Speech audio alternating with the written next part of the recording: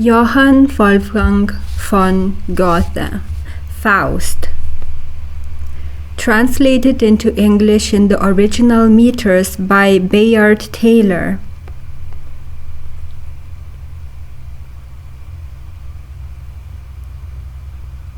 Preface. It is 20 years since I first determined to attempt the translation of Faust in the original meters. At that time, although more than a score of English translations of the first part and 3 or 4 of the second part were in existence, the experiment had not yet been made. The prose version of Hayward seemed to have been accepted as the standard, in default of anything more satisfactory. The English critics, generally sustaining the translator in his views concerning the secondary importance of form in poetry, practically discouraged any further attempt, and no one familiar with rhythmical expression through the needs of his own nature had devoted the necessary love and patience to an adequate reproduction of the great work of Goethe's life. Mr. Brooks was the first to undertake the task, and the publication of his translation of the first part in 1856 induced me for a time to give up my own design. No previous English versions exhibited such abnegation of the translator's own tastes and habits of thought, such reverent desire to present the original in its purest form. The care and conscience with which the work had been performed were so apparent that I now state with reluctance what then seemed to me to be its only deficiencies: a lack of the lyrical fire and fluency of the original in some passages, and an occasional lowering of the tone through the use of words which are literal but not equivalent. The plan of translation adopted by Mr. Brooks was so entirely my own that when further residence in Germany and a more careful study of both parts of Faust had satisfied me that the field was still open, that the means furnished by the poetical affinity of the two languages had not yet been exhausted, nothing remained for me but to follow him in all essential particulars. His example confirmed me in the belief that there were few difficulties in the way of a nearly literal yet thoroughly rhythmical version of Faust, which might not be overcome by loving labor. A comparison of 17 English translations in the arbitrary meters adopted by the translators sufficiently showed the danger of allowing license in this respect. The white light of Goethe's thought was thereby passed through the tinted glass of other minds, and assumed the coloring of each. Moreover, the plea of selecting different meters in the hope of producing a similar effect is unreasonable, where the identical meters are possible. The value of form in a poetical work is the first question to be considered. No poet ever understood this question more thoroughly than Goethe himself, or expressed a more positive opinion in regard to it. The alternative modes of translation which he presents, reported by Riemer, quoted by Mrs. Austen in her Characteristics of Goethe, and accepted by Mr. Hayward, are quite independent of his views concerning the value of form, which we find given elsewhere in the clearest and most emphatic manner. Poetry is not simply a fashion of expression, it is the form of expression absolutely required by a certain class of ideas.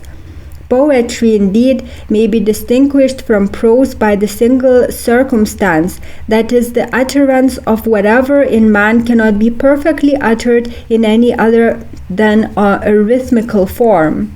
It is useless to say that the naked meaning is independent of the form. On the contrary, the form contributes essentially to the fullness of the meaning. In poetry, which endures through its own inherent vitality, there is no forced union of these two elements. They are as intimately blended and with the same mysterious beauty as the sexes in the ancient Hermaphroditus. To attempt to represent poetry in prose is very much like attempting to translate music into speech. The various theories of translation from the Greek and Latin poets have been admirably stated by Dryden in his preface to the translations from Ovid's epistles.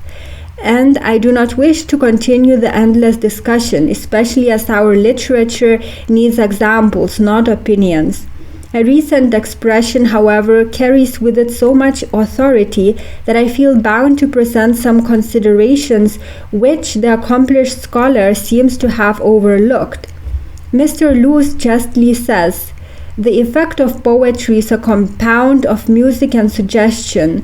This music and this suggestion are intermingled in words, which to alter is to alter the effect. For words in poetry are not, as in prose, simple representatives of objects and ideas. They are parts of an organic whole. They are tones in the harmony." He thereupon illustrates the effect of translation by changing certain well-known English stanzas into others, equivalent in meaning, but lacking their felicity of words, their grace and melody.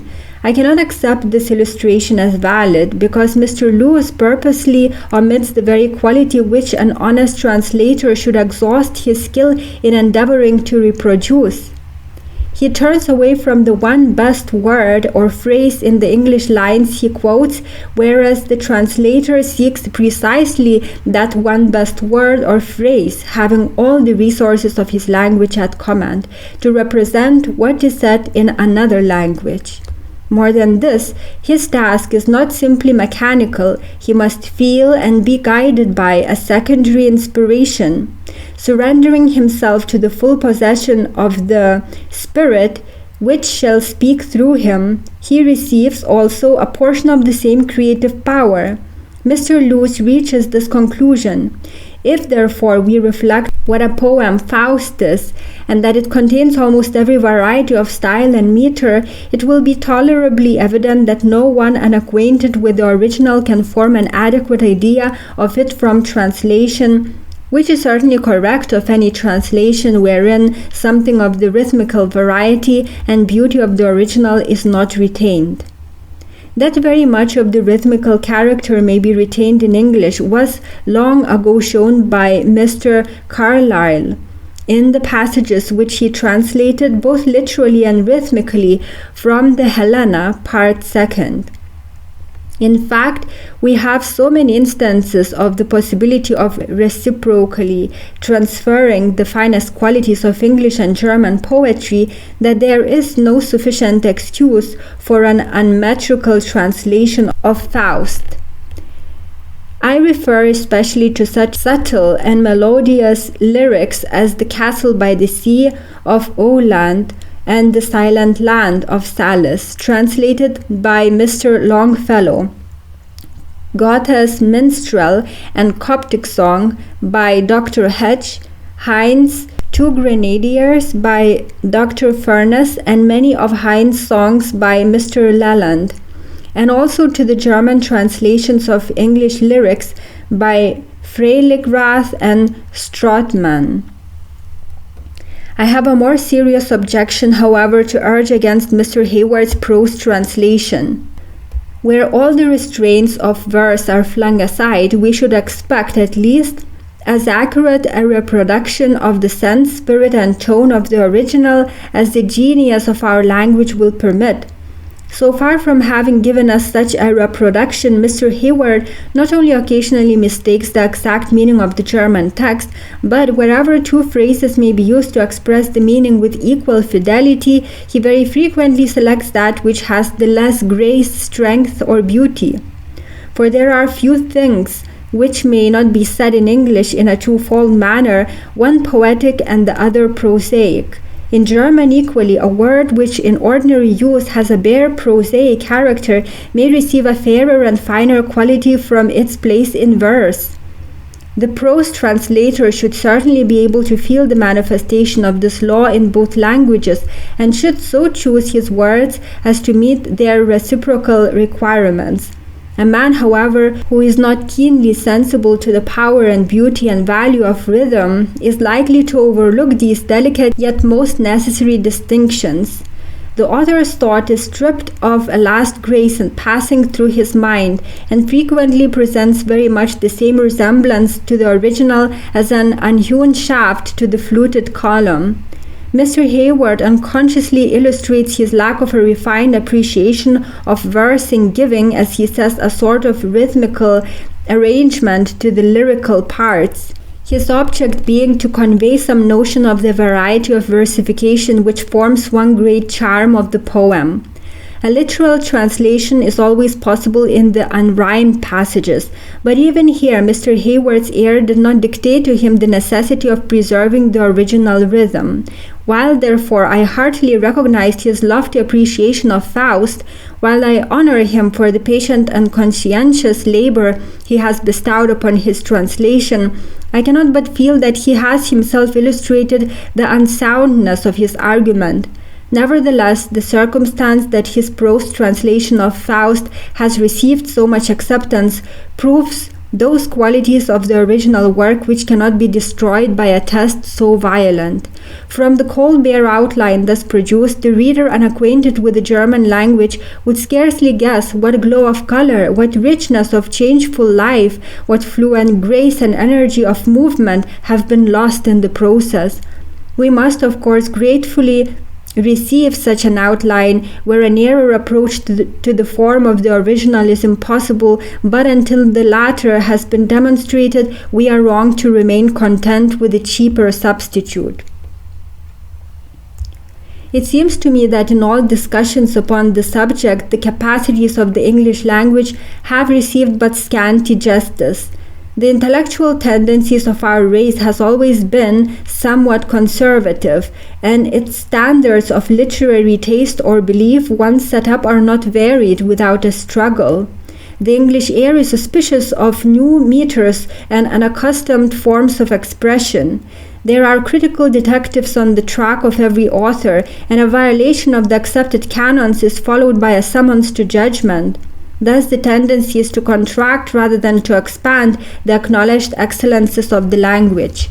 The difficulties in the way of a nearly literal translation of Faust in the original meters have been exaggerated because certain affinities between the two languages have not been properly considered. With all the splendor of versification in the work, it contains but few meters of which the English tongue is not equally capable.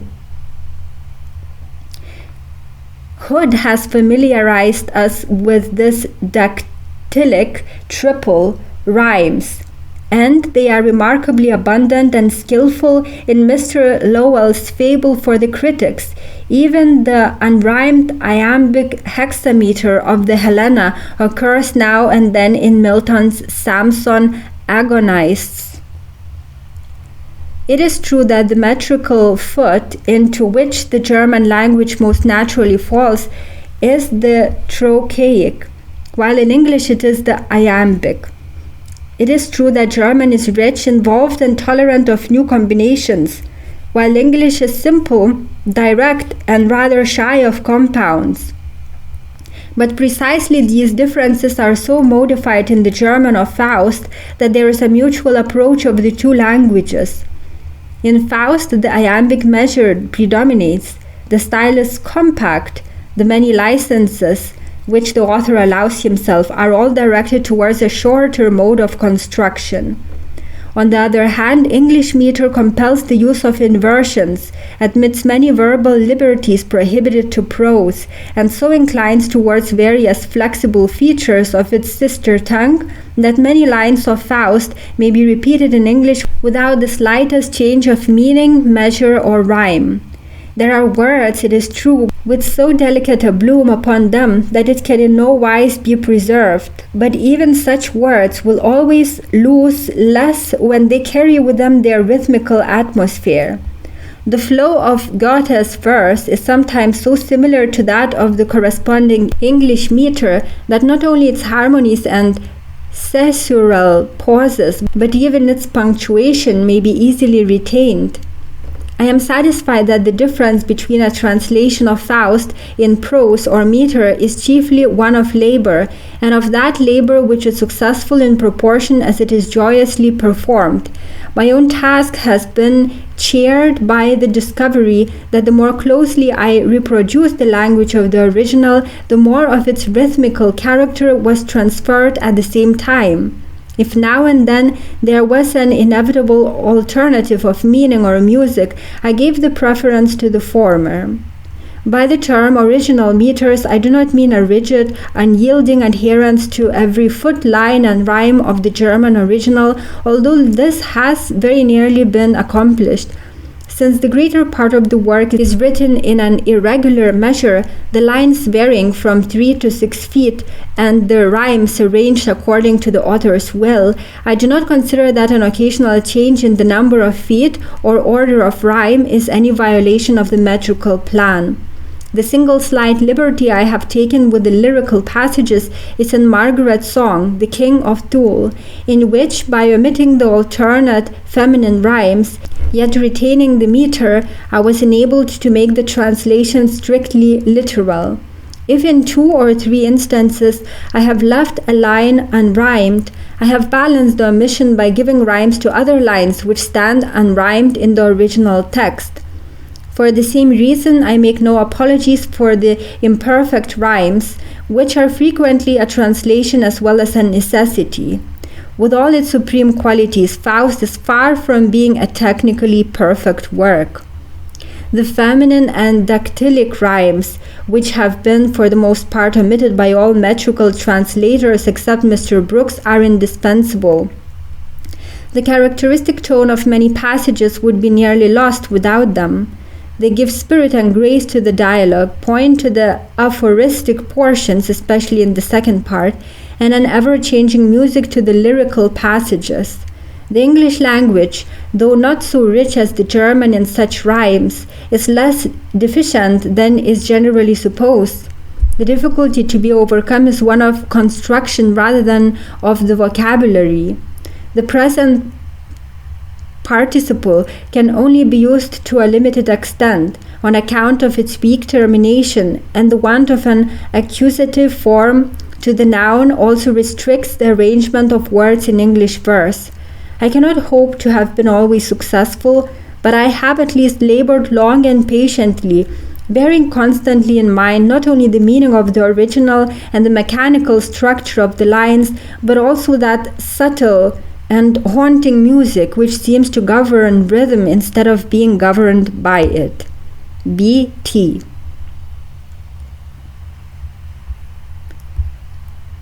Dedication.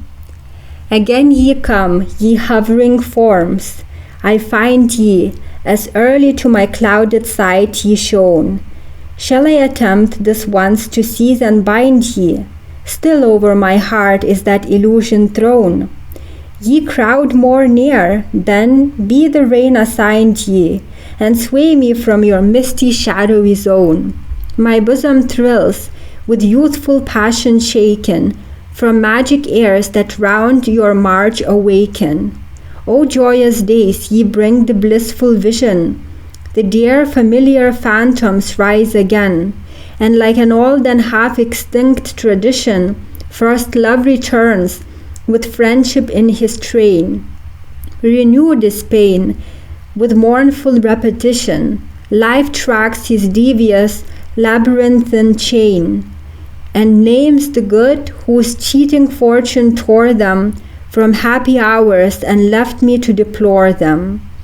They hear no longer these succeeding measures, the souls to whom my earliest songs I sang, dispersed the friendly troop with all its pleasures, and still, alas, the echoes first that rang.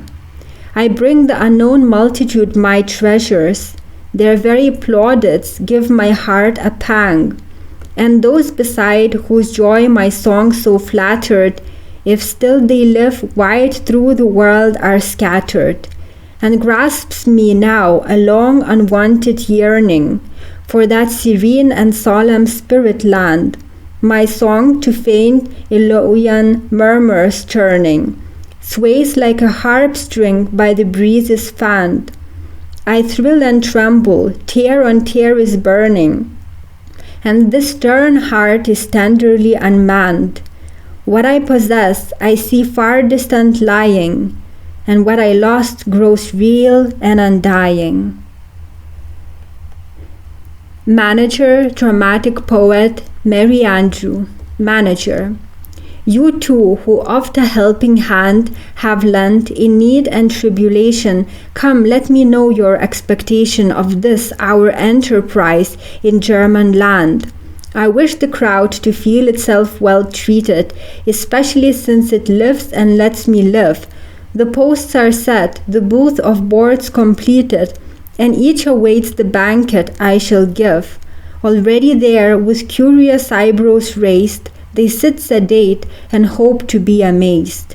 I know how one the people's taste may flatter, yet here a huge embarrassment I feel. What they're accustomed to is no great matter, but then, alas, they've read an awful deal.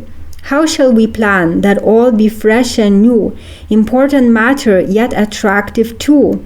For 'tis my pleasure to behold them surging, when to our booth the current sets apace, and with tremendous, oft-repeated urging, squeeze onward through the narrow gate of grace. By daylight even, they push and cram in, to reach the cellar's box, a fighting host, and as for bread, around a baker's door in famine, to get a ticket break their necks almost. This miracle alone can work the poet on men so various. Now, my friend, pray show it. Poet. Speak not to me of yonder motley masses, whom but to see puts out the fire of song. Hide from my view the surging crowd that passes, and in its whirlpool forces us along. No, lead me where some heavenly silence glasses the purer joys that round the poet throng, where love and friendship still divinely fashion the bonds that bless, the wreaths that crown his passion. Ah, every utterance from the depths of feeling the timid lips have stammeringly expressed, now failing, now perchance success revealing, gulps the wild moment in its greedy breast, or oft reluctant years its warrant sealing. Its perfect stature stands at least confessed. What dazzles for the moment spends its spirit, what's genuine shall posterity inherit. Mary Andrew. Posterity, don't name the word to me. If I should choose to preach posterity, where would you get contemporary fun?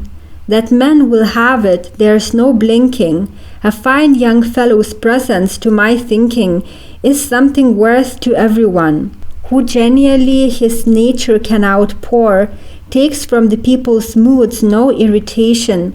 The wider circle he acquires, the more securely works his inspiration. Then pluck up heart and give us sterling coin. Let fancy be with her attendants fitted, sense, reason, sentiment, and passion join, but have a care lest folly be omitted. Manager. Chiefly enough of incident prepare. They come to look, and they prefer to stare. Reel off a host of threads before their faces, so that they gape in stupid wonder. Then, by sheer diffuseness, you have won their graces, and are at once most popular of men. Only by mass you touch the mass, for any will finally himself his bit select. Who offers much brings something unto many, and each goes home content with the effect. If you've a piece, why just in pieces give it. A hash, a stew will bring success, believe it. 'Tis easily displayed and easy to invent. What use a whole compactly to present? Your hearers pick and pluck as soon as they receive it. Poet. You do not feel how such a trade debases how ill it suits the artist proud and true. The botching work each fine pretender traces is, I perceive, a principle with you. Manager. Such a reproach not in the least offence. A man who some result intends must use the tools that best are fitting. Reflect, soft wood is given to you for splitting, and then observe for whom you write. If one comes bored, exhausted quite, another, satiate, leaves the banquet's tapers, and worst of all, full many a wight is fresh from reading of the daily papers. Idly to us they come, as to a masquerade, mere curiosity their spirits warming, the ladies with themselves and with their finery aid, without a salary their parts performing. What dreams are yours in high poetic places?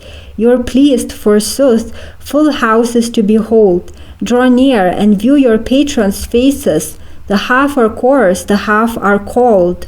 One, when the play is out, goes home to cards. A wild knight on a wench's breast another chooses. Why should you rack, poor foolish bards, for ends like these the gracious muses? I tell you, give but more, more, ever more they ask. Thus shall you hit the mark of gain and glory. Seek to confound your auditory. To satisfy them is a task. What ails you now? Isn't suffering or pleasure? Poet. Go, find yourself a more obedient slave. What? Shall the poet that which nature gave the highest right, supreme humanity, forfeit so wantonly to swell your treasure? Whence over the heart his empire free? The elements of life how conquers he? Is't not his heart's accord urged outward far and dim, to wind the world in unison with him? When on the spindle spun to endless distance by nature's listless hand, the thread is twirled, and the discordant tones of all existence in sullen jangle are together hurled. Who then the changeless orders of creation divides and kindles into rhythmic dance? Who brings the one to join the general ordination, where it may throb in grandest consonance? Who bids the storm to passion stir the bosom, in brooding souls the sunset burn above? Who scatters every fairest April blossom along the shining path of love? Who braids the noteless leaves to crowns, requiting, deserted with fame in action's every field? Who makes Olympus sure, the gods uniting, the might of man as in the bard revealed? Mary Andrew. So these fine forces in conjunction propel the high poetic function, as in a love adventure they might play. You meet by accident, you feel, you stay, and by degrees your heart is tangled. Bliss grows apace, and then its course is jangled. You're ravished quite, then comes a touch of woe, and there's the neat romance, completed ere you know. Let us then such a drama give, grasp the exhaustless life that all men live, each shares therein, though few may comprehend. Wherever you touch, there's interest without end. In motley pictures little light, much error, and of truth a glimmering might. Thus the best beverage is supplied, whence all the world is cheered and edified. Then at your play behold the fairest flower of youth collect to hear the revelation. Each tender soul with sentimental power sucks melancholy food from your creation. And now in this, now that, the leaven works, for each beholds what in his bosom lurks. They still are moved at once to weeping or to laughter, still wonder at your flights, enjoy the show they see. A mind once formed is never suited after, one yet in growth will ever grateful be. Poet. Then give me back that time of pleasures, while yet in joyous growth I sang, when like a fount the crowding measures uninterrupted gushed and sprang. Then bright mist veiled the world before me, in opening buds a marvel woke. As I the thousand blossoms broke, which every valley richly bore me. I nothing had, and yet enough for youth, joy in illusion, ardent thirst for truth. Give unrestrained the old emotion, the bliss that touched the verge of pain, the strength of hate, love's deep devotion. Oh, give me back my youth again. Mary Andrew. Youth, good my friend, you certainly require, when foes in combat surely press you, when lovely mates in fond desire hang on your bosom and caress you, when from the hard-won gold the wreath beckons afar, the race awaiting, when after dancing out your breath you pass the night in dissipating, but that familiar harp with soul to play with grace and bold expression, and towards a self-erected goal to walk with many a sweet digression. This aged sirs belongs to you, and we no less revere you for that reason. Age childish makes, they say, but 'tis not true. We're only genuine children still in age's season. Manager. The words you've banded are sufficient. 'Tis deeds that I prefer to see. In compliments you're both proficient, but might the while more useful be. What need to talk of inspiration? 'Tis no companion of delay. If poetry be your vocation, let poetry your will obey. Full well you know what here is wanting. The crowd for strongest drink is panting, and such forthwith I'd have you brew. What's left undone today, tomorrow will not do. Waste not a day in vain digression. With resolute, courageous trust, seize every possible courageous trust, seize every possible impression, and make it firmly your possession. You'll then work on, because you must. Upon our German stage, you know it, each tries his hand at what he will. So take off traps and scenes your fill, and all you find be sure to show it. Use both the great and lesser heavenly light.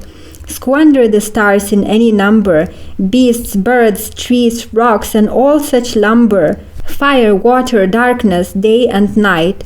Thus in our booth's contracted sphere, the circle of creation will appear and move as we deliberately impel from heaven across the world to hell. Prologue in heaven. The Lord, the heavenly host, afterwards Mephistopheles. 3 angels come forward. Raphael. The sun orb sinks in emulation, mid brother spheres his ancient round, his path predestined through creation, he ends with step of thunder sound. The angels from his visage splendid draw power whose measure none can say. The lofty works uncomprehended are bright as on the earliest day. Gabriel. And swift beyond conceiving, the splendor of the world goes round, day's Eden brightness still relieving the awful night's intense profound.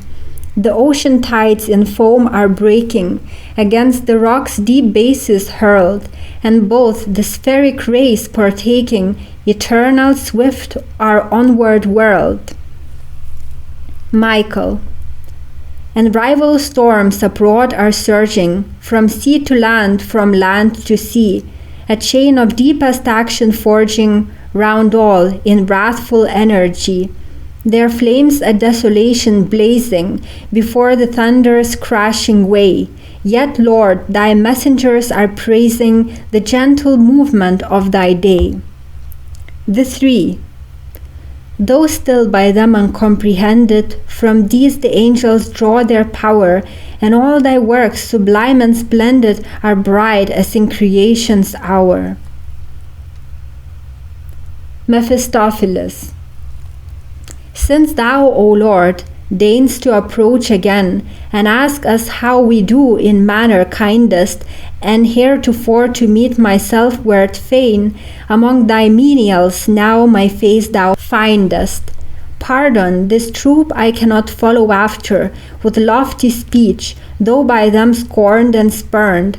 My pathos certainly would move thy laughter, if thou hadst not all merriment unlearned. Of suns and worlds I've nothing to be quoted. How men torment themselves is all I've noted. The little god o' the world sticks to the same old way, and is as whimsical as on creation's day. Life somewhat better might content him, but for the gleam of heavenly light which thou hast lent him. He calls it reason, thence his powers increased, to be far beastlier than any beast. Saving thy gracious presence, he to me a long-legged grasshopper appears to be, that springing flies and flying springs, and in the grass the same old ditty sings. Would he still lay among the grass he grows in, each bit of dung he seeks to stick his nose in. The Lord. Hast thou then nothing more to mention? Comest ever thus with ill intention? Find'st nothing right on earth eternally? Mephistopheles. No, Lord, I find things there still bad as they can be. Man's misery even to pity moves my nature. I've scarce the heart to plague the wretched creature. The Lord. Knows Faust? Mephistopheles. The doctor Faust. The Lord. My servant he. Mephistopheles. Forsooth, he serves you after strange devices. No earthly meat or drink the fool suffices. His spirits ferment far aspireth, half conscious of his frenzied crazed unrest. The fairest stars from heaven he requireth, from earth the highest raptures and the best, and all the near and far that he desireth fails to subdue the tumult of his breast. The Lord. Though still confused his service unto me, I soon shall lead him to a clearer morning. Sees not the gardener, even while buds his tree, both flower and fruit the future years adorning? Mephistopheles. What will you bet? There's still a chance to gain him, if unto me full leave you give, gently upon my road to train him. The Lord. As long as he on earth shall live, so long I make no prohibition. While man's desires and aspirations stir, he cannot choose but err. Mephistopheles. My thanks. I find the dead no acquisition. I never cared to have them in my keeping. I much prefer the cheeks where ruddy blood is leaping. And when a corpse approaches close my house, it goes with me as with the cat the mouse. The Lord. Enough. What thou hast asked is granted. Turn off the spirit from his fountainhead. To trap him, let thy snares be planted, and him with thee be downward led.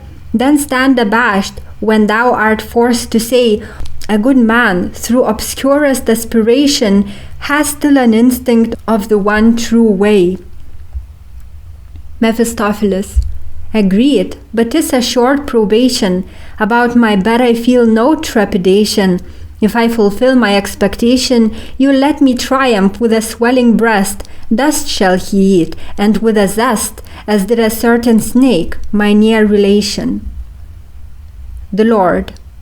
Therein thou'rt free, according to thy merits. The like of thee have never moved my hate.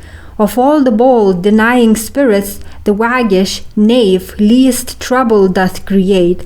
Man's active nature, flagging, seeks too soon the level. Unqualified repose he learns to crave, whence willingly the comrade him I gave, who works, excites, and must create as devil. But he, God's sons in love and duty, enjoy the rich, the ever-living beauty. Creative power that works eternal schemes, clasp you in bonds of love, relaxing never, and what in wavering apparition gleams, fixed in its place with thoughts that stand forever. Heaven closes. The archangels separate. Mephistopheles, Solace. I like at times to hear the ancients' word, and have a care to be most civil. It's really kind of such a noble lord, so humanly to gossip with the devil. First part of the tragedy. Night. A lofty arched, narrow Gothic chamber, Faust in a chair at his desk, restless. Faust. I've studied now philosophy and jurisprudence, medicine, and even, alas, theology, from end to end, with labor keen, and here, poor fool, with all my lore I stand, no wiser than before. I'm magister, yea, doctor, hight, and straight or crosswise, wrong or right, these 10 years long, with many woes, I've led my scholars by the nose, and see that nothing can be known. That knowledge cuts me to the bone. I'm cleverer, true, than those fops of teachers, doctors and magisters, scribes and preachers. Neither scruples nor doubts come now to smite me, nor hell nor devil can longer affright me. For this all pleasure am I foregoing. I do not pretend to aught worth knowing. I do not pretend I could be a teacher to help or convert a fellow creature. Then too I've neither lands nor gold, nor the world's least pomp or honor hold.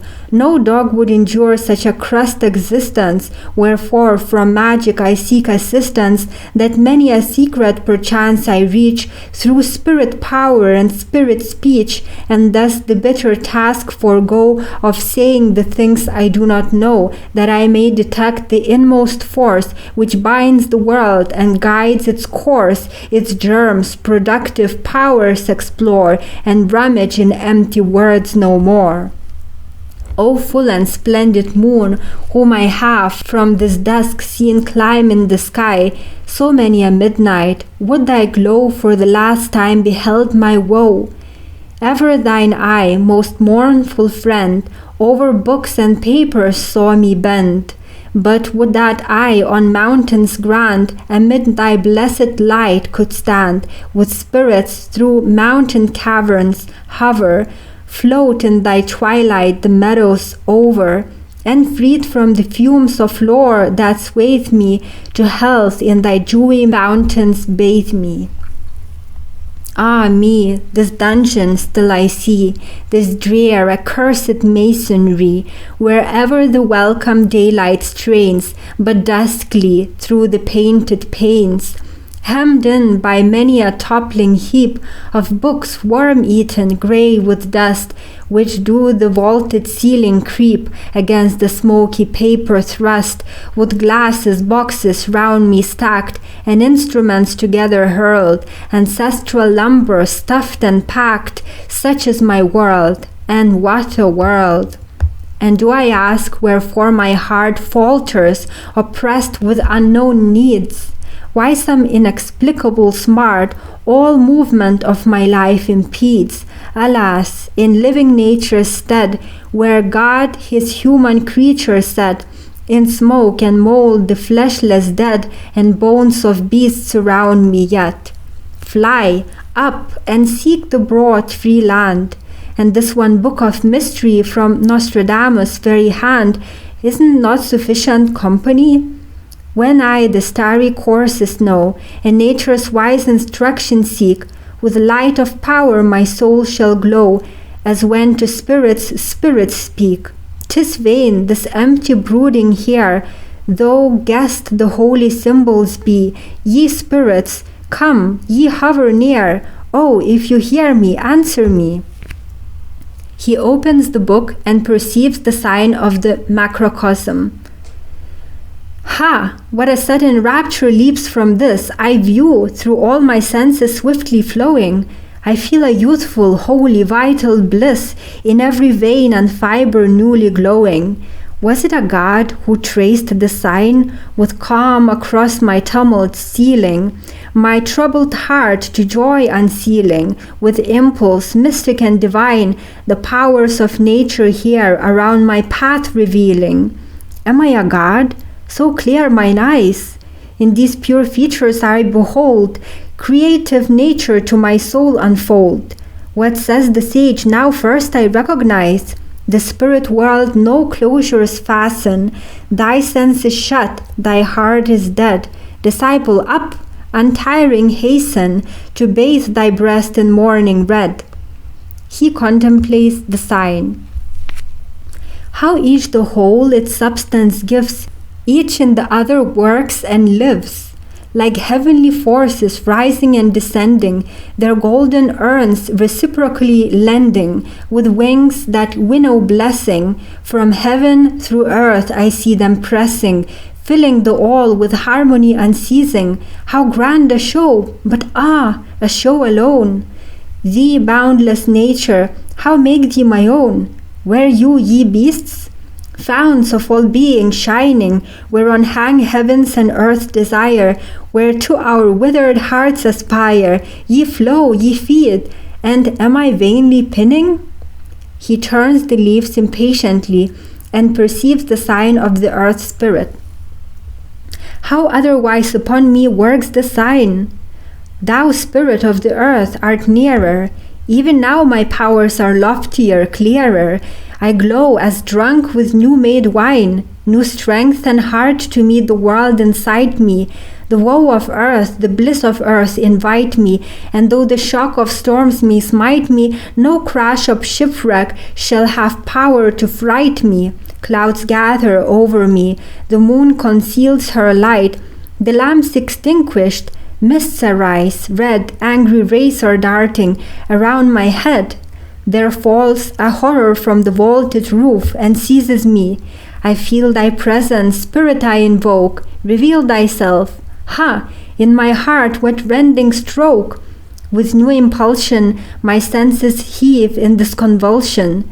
I feel thee draw my heart, absorb, exhaust me. Thou must, and though my life it cost me. He seizes the book and mysteriously pronounces the sign of the spirit. A ruddy flame flashes. The spirit appears in the flame. Spirit, who calls me? Faust, with averted head. Terrible to see. Spirit, me hast thou long with might attracted, long from my sphere thy food exacted, and now, Faust, woe, I endure not thee. Spirit, to view me is thine aspiration, my voice to hear, my countenance to see. Thy powerful yearning moveth me. Here am I. What mean perturbation thee superhuman shakes? Thy soul's high calling, where? Where is the breast, which from itself a world did bear, and shaped and cherished, which with joy expanded, to be our peer, with us the spirits banded? Where art thou, Faust, whose voice has pierced to me, who towards me pressed with all thine energy? He art thou, who my presence breathing, seeing, trembles through all the depths of being, and writhing worm, a terror-stricken form. Faust, thee, form of flame, shall I then fear? Yes, I am Faust, I am thy peer. Spirit, in the tides of life, in action storm, a fluctuant wave, a shuttle free, birth and the grave, an eternal sea, a weaving, flowing life, all glowing, thus at times humming loom, 'tis my hand prepares the garment of life which the deity wears. Faust, thou who around the wide world wendest, thou busy spirit, how near I feel to thee. Spirit, thou'rt like the spirit which thou comprehendest, not me. Disappears. Faust, overwhelmed. Not thee. Whom then? I, image of the Godhead, not even like thee. A knock. O death, I know it, 'tis my famulus. My fairest luck finds no fruition. In all the fullness of my vision, the soulless sneak disturbs me thus. Enter Wagner, in dressing gown and nightcap, a lamp in his hand. Faust turns impatiently. Wagner, pardon, I heard your declamation. 'Twas sure an old Greek tragedy you read. In such an art I crave some preparation, since now it stands one in good stead. I've often heard it said a preacher might learn with a comedian for a teacher. Faust, yes, when the priest comedian is by nature, as haply now and then the case may be. Wagner, when one studies thus, a prisoned creature that scarce the world on holidays can see, scarce through a glass by rare occasion, how shall one lead it by persuasion? Faust, You will never attain, save you know the feeling, save from the soul that rises clear, serene and primal strength, compelling the hearts and minds of all who hear. You sit forever gluing, patching, you cook the scraps from others' fare, and from your heap of ashes hatching a starveling flame, ye blow it bare. Take children's, monkeys gaze admiring, if such your taste, and be content, but never from heart to heart you'll speak inspiring, save your own heart is eloquent. Wagner. Yet through delivery orators succeed, I feel that I am far behind indeed. Faust. Seek thou the honest recompense, beware a tinkling fool to be, with little art, clear wit and sense, suggest their own delivery, and if thou'rt moved to speak in earnest, what need that after words thou yearnest? Yes, your discourses, with their glittering show, where ye for men twist shredded thought like paper, are unrefreshing as the winds that blow the rustling leaves through chill autumnal vapor. Wagner. O God, but art is long, and life, alas, is fleeting, and oft with zeal my critic duties meeting, in head and breast there's something wrong. How hard it is to compass the assistance whereby one rises to the source, and haply ere one travels half the course must the poor devil quit existence. Faust. Is parchment then the holy found before thee, a draught wherefrom thy thirst forever slakes? No true refreshment can restore thee, save what from thine own soul spontaneous breaks. Wagner. Pardon, a great delight is granted, when in the spirit of the ages planted, we mark how ere our times a sage has thought, and then how far his work and grandly we have brought. Faust. Oh yes, up to the stars at last. Listen, my friend, the ages that are past are now a book with 7 seals protected. What you, the spirit of the ages, call is nothing but the spirit of you all, wherein the ages are reflected. So oftentimes you miserably mar it. At the first glance who sees it runs away. An offal barrel and a lumber garret, or at the best a Punch and Judy play, with maxims most pragmatical and hitting, as in the mouths of puppets are befitting. Wagner. But then the world, the human heart and brain, of these one covets some slight apprehension. Faust. Yes, of the kind which men attain. Who dares the child's true name in public mention? The few who thereof something really learned, unwisely frank, with hearts that spurned concealing, and to the mob let bare each thought and feeling, have evermore been crucified and burned. I pray you, friend, 'tis now the dead of night, our converse here must be suspended. Wagner. I would have shared your watches with delight, that so our learned talk might be extended. Tomorrow, though, I'll ask in Easter leisure this and the other question at your pleasure. Most zealously I seek for erudition. Much do I know, but to know all is my ambition. Exit. Faust, solace. That brain alone not loses hope, whose choice is to stick in shallow trash forevermore, which digs with eager hand for buried ore, and when it finds an angle-worm rejoices.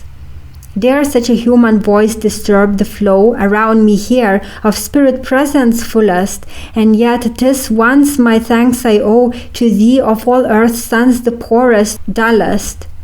For thou hast torn me from that desperate state which threatened soon to overwhelm my senses. The apparition was so giant, great, it dwarfed and withered all my soul's pretenses.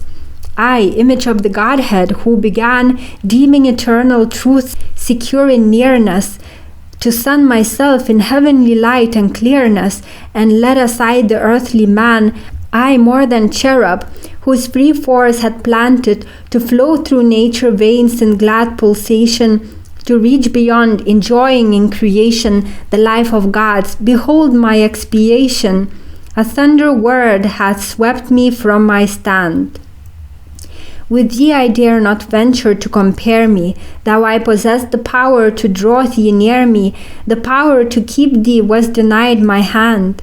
When that ecstatic moment held me, I felt myself so small, so great, but thou hast ruthlessly repelled me back upon man's uncertain fate. What shall I shun? Whose guidance borrow? Shall I accept distress and strife? Ah, every deed of ours, no less than every sorrow, impedes the onward march of life. Some alien substance more and more is cleaving to all the mind conceives of grand and fair. When this world's good is won by our achieving, the better then is named a cheat and snare. The fine emotions whence our lives we mold lie in the earthly tumult dumb and cold. If hopeful fancy once in daring flight her longings to the infinite expanded, yet now a narrow space contents her quite, since time's wild wave so many of fortune stranded. Care at the bottom of the heart is lurking, her secret pangs in silence working. She restless rocks herself, disturbing joy and rest.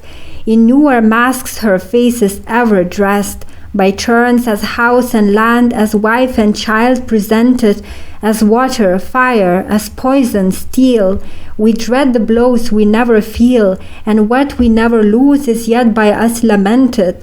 I am not like the gods, that truth is felt too deep. The worm am I, that in the dust doth creep, that while in dust it lives and seeks its bread, is crushed and buried by the wanderer's tread.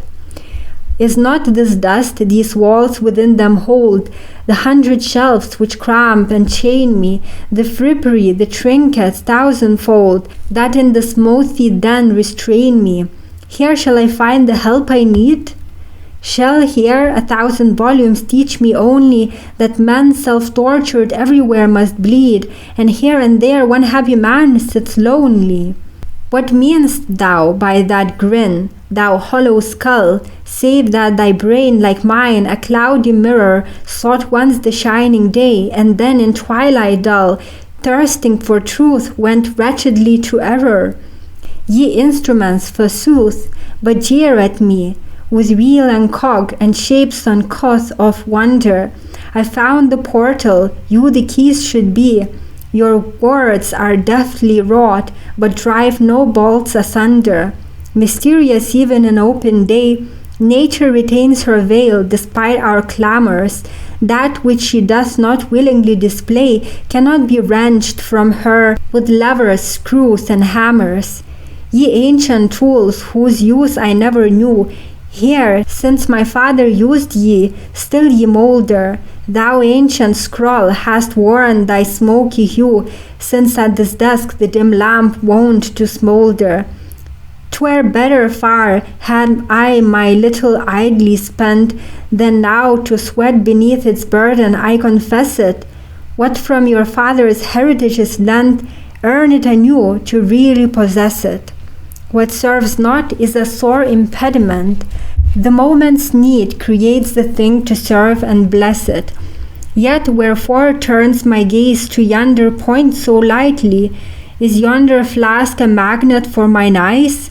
Whence all around me glows the air so brightly, as when in woods at night the yellow moonbeam lies? I hail thee, wondrous, rarest vial. I take thee down devoutly for the trial. Man's art and wit I venerate in thee. Thou summary of gentle slumber juices, essence of deadly finest powers and uses, unto thy master show thy favor free. I see thee, and the strings of pain diminish. I grasp thee, and my struggle slowly finish. My spirit's flood tide ebbeth more and more. Out on the open ocean speeds my dreaming. The glassy flood before my feet is gleaming. A new day beckons to a newer shore. A fiery chariot borne on buoyant pinions sweeps near me now. I soon shall ready be to pierce the ether's high, unknown dominions, to reach new spheres of pure activity. This godlike rapture, the supreme existence, do I, but now a worm, deserve to track? Yes, resolute to reach some brighter distance, on earth's fair sun I turn my back. Yes, let me dare those gates to fling asunder, which every man would fain go slinking by. 'Tis time, through deeds, this word of truth to thunder, that with the height of God's man's dignity may vie. Nor from that gloomy gulf to shrink affrighted, where fancy doth herself to self-born pangs compel, to struggle toward that path benighted, around whose narrow mouth flame all the fires of hell, to take the step with cheerful resolution, though nothingness should be the certain swift conclusion. And now come down, thou cup of crystal clearest, fresh from thine ancient cover thou appearest, so many years forgotten to my thought, thou shunst at old ancestral banquets cheery, the solemn guests thou madest merry, when one thy wassail to the other brought. The rich and skilful figures over thee wrought, the drinker's duty rhyme-wise to explain them, or in one breath below the mark to drain them, from many a night of youth my memory caught. Now to a neighbor shall I pass thee never, nor on thy curious art to test my wit endeavor. Here is a juice whence sleep is swiftly born, it fills with browner flood thy crystal hollow. I chose, prepared it, thus I follow, with all my soul the final drink I swallow, a solemn festal cup, a greeting to the morn. He sets the goblet to his mouth, chime of bells and choral song. Chorus of angels. Christ is arisen, joy to the mortal one, whom the unmerited, clinging, inherited needs did imprison. Faust. What hollow humming, what a sharp clear stroke drives from my lip the goblets at their meeting.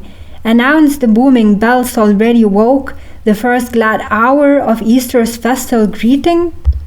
Ye choirs, have ye begun the sweet consoling chant, which through the night of death the angels ministrant sang, God's new covenant repeating?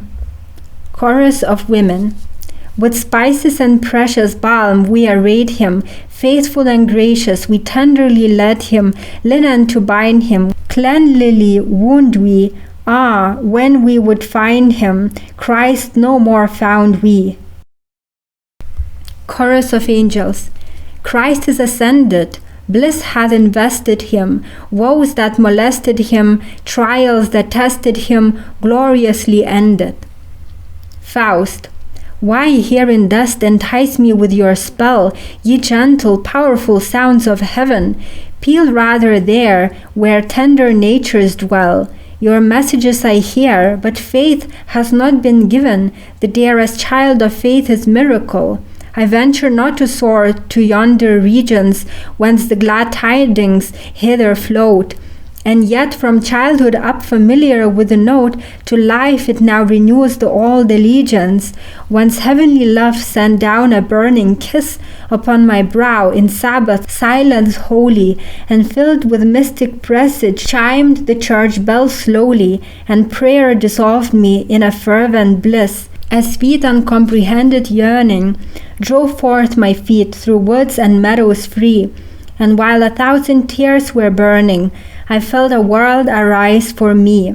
These chants, to youth and all its sports appealing, proclaimed the spring's rejoicing holiday, and memory holds me now with childish feeling back from the last the solemn way. Sound on, ye hymns of heaven, so sweet and mild.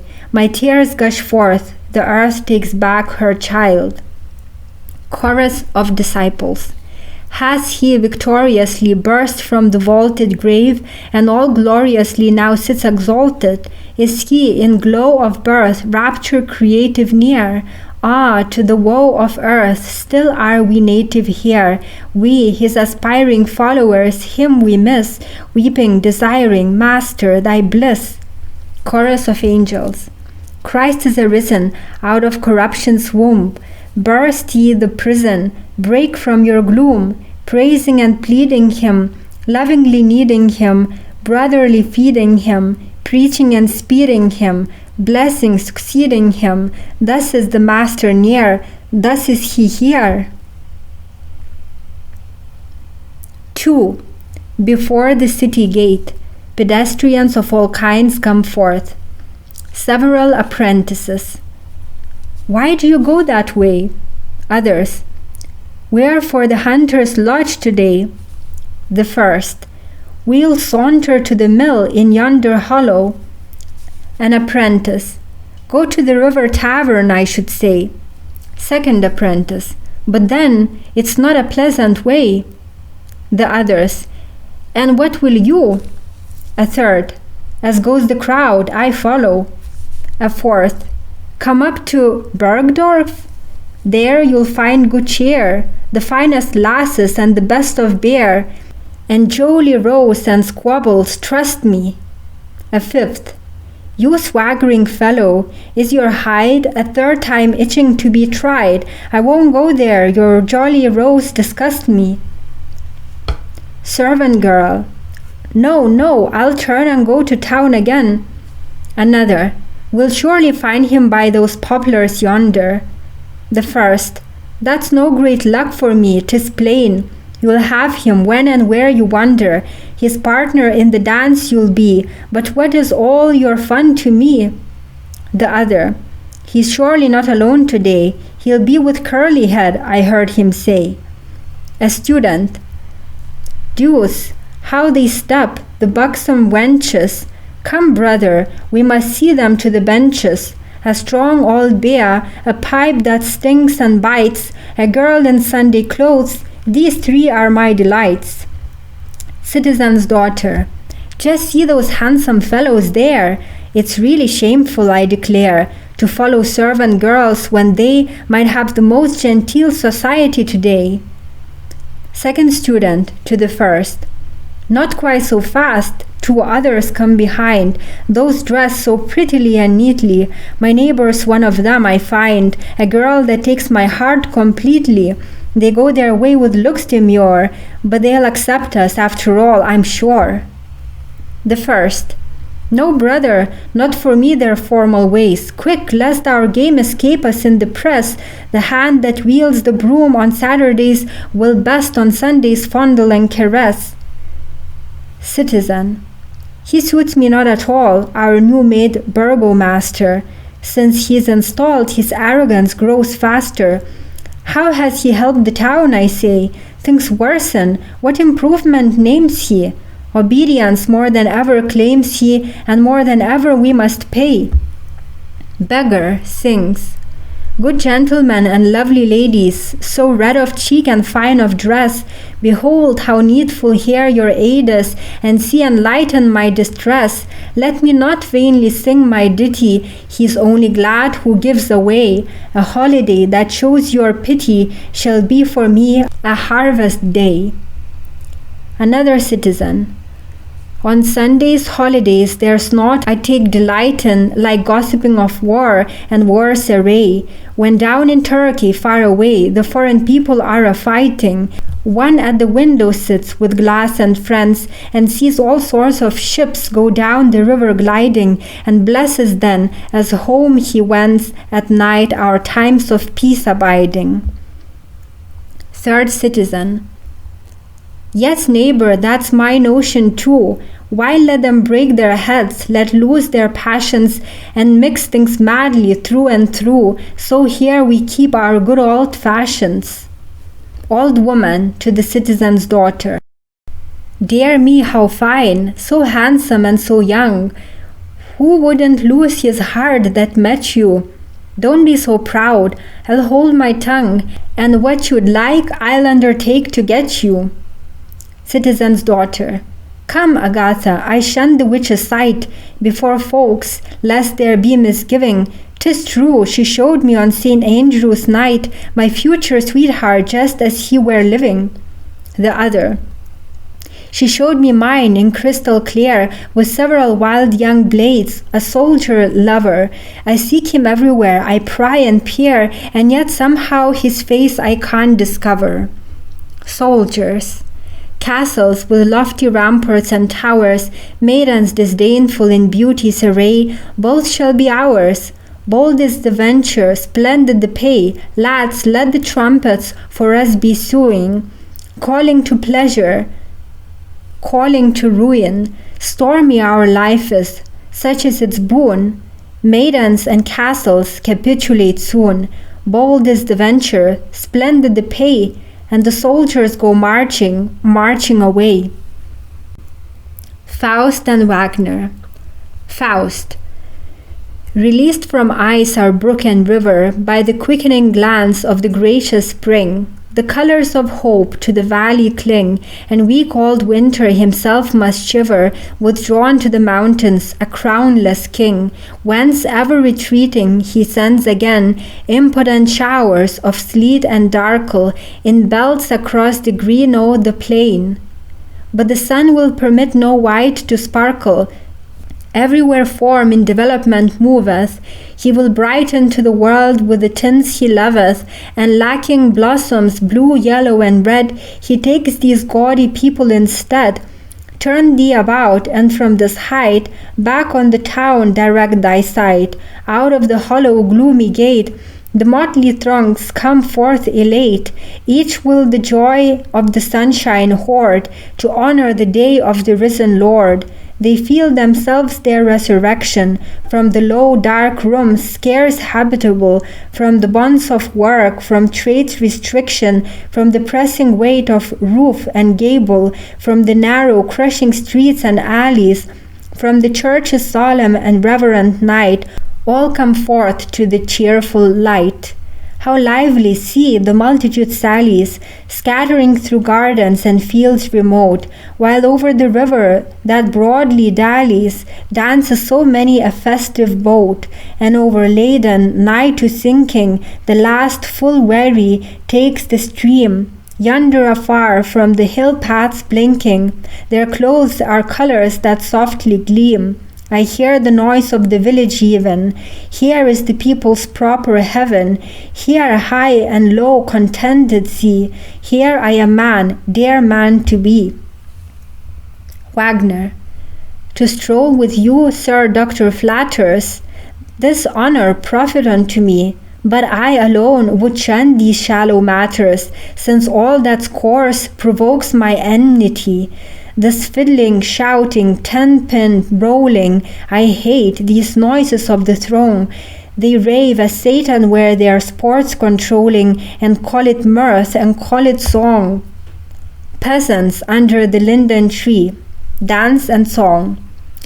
All for the dance the shepherd dressed, in ribbons, wreath, and gayest vest, himself with care arraying.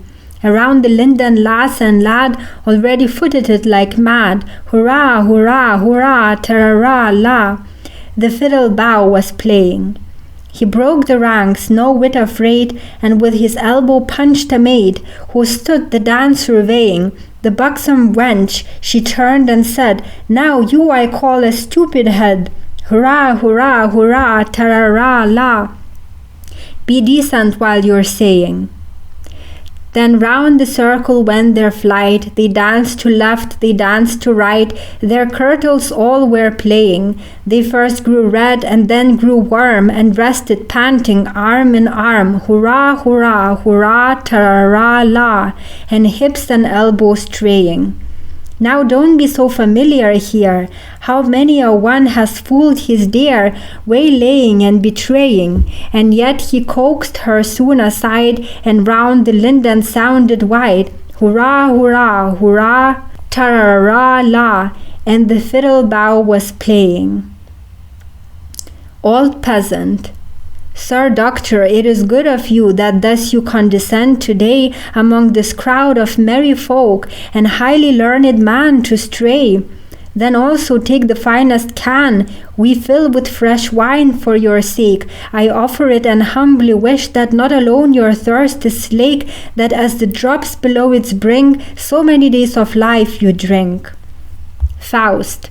I take the cup you kindly reach, with thanks and health to all and each. The people gather in a circle about him. Old Peasant. In truth, 'tis well and fitly timed that now our day of joy you share, who heretofore in evil days gave us so much of helping care. Still many a man stands living here, saved by your father's skilful hand, that snatched him from the fever's rage, and stayed the plague in all the land. Then also you, though but a youth, went into every house of pain. Many the corpses carried forth, but you in health came out again. No test or trial you evaded, and helping God the helper aided. All. Health to the man so skilled and tried, that for our help he long may abide. Faust. To him above bow down, my friends, who teaches help and succor sends. He goes on with Wagner. Wagner.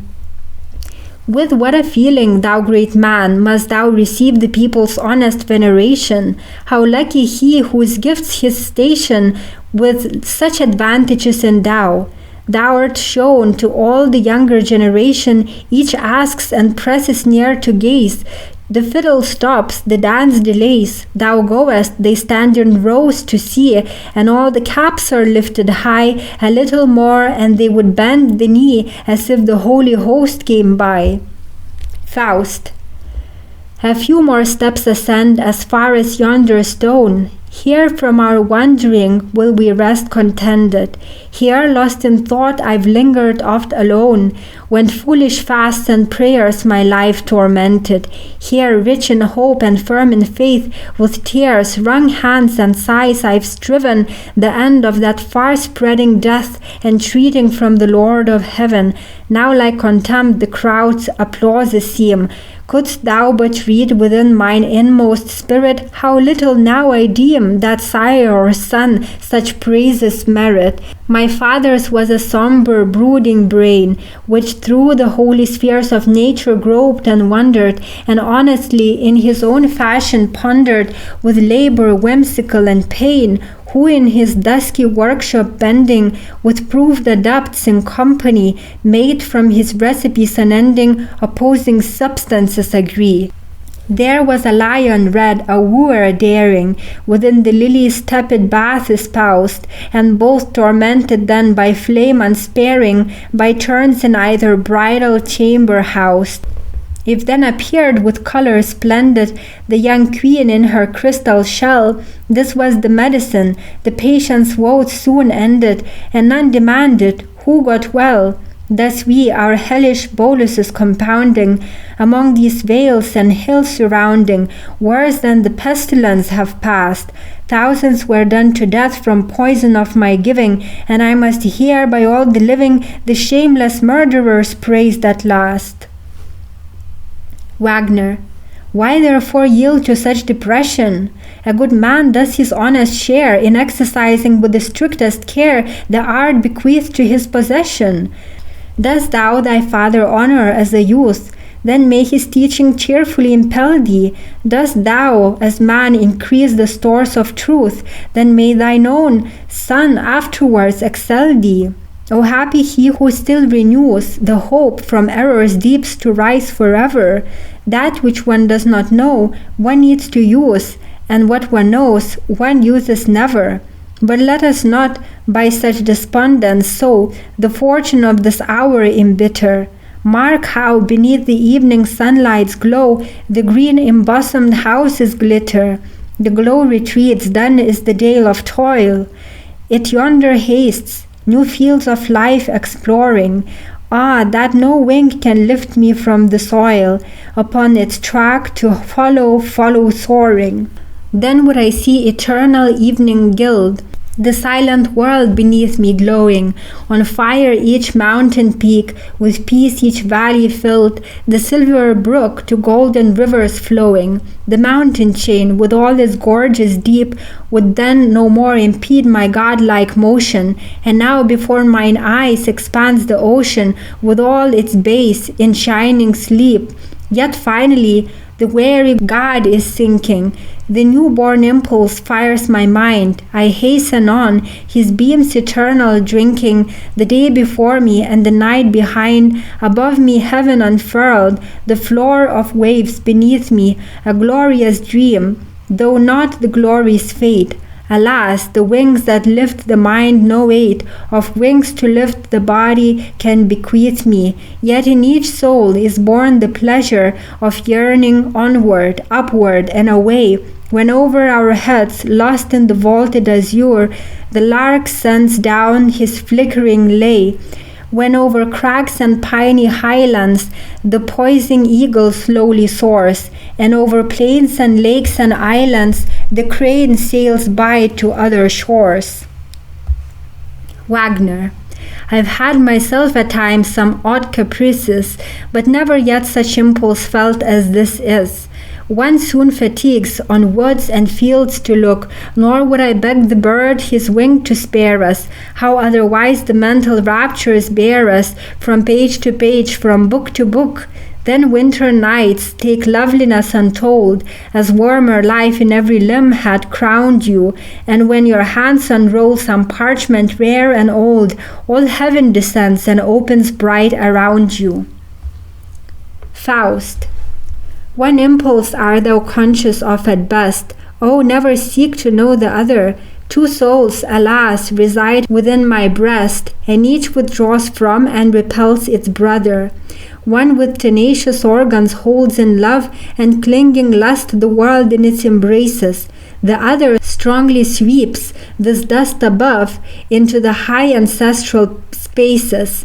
If there be airy spirits near, 'twixt heaven and earth on potent errands fleeing, let them drop down the golden atmosphere and bear me forth to new and varied being. Yea, if a magic mantle once were mine, to waft me over the world at pleasure, I would not for the costliest stores of treasure, not for a monarch's robe, the gift resign. Wagner. Invoke not thus the well-known throng, which through the firmament diffused is faring, and danger thousandfold our race to wrong in every quarter is preparing.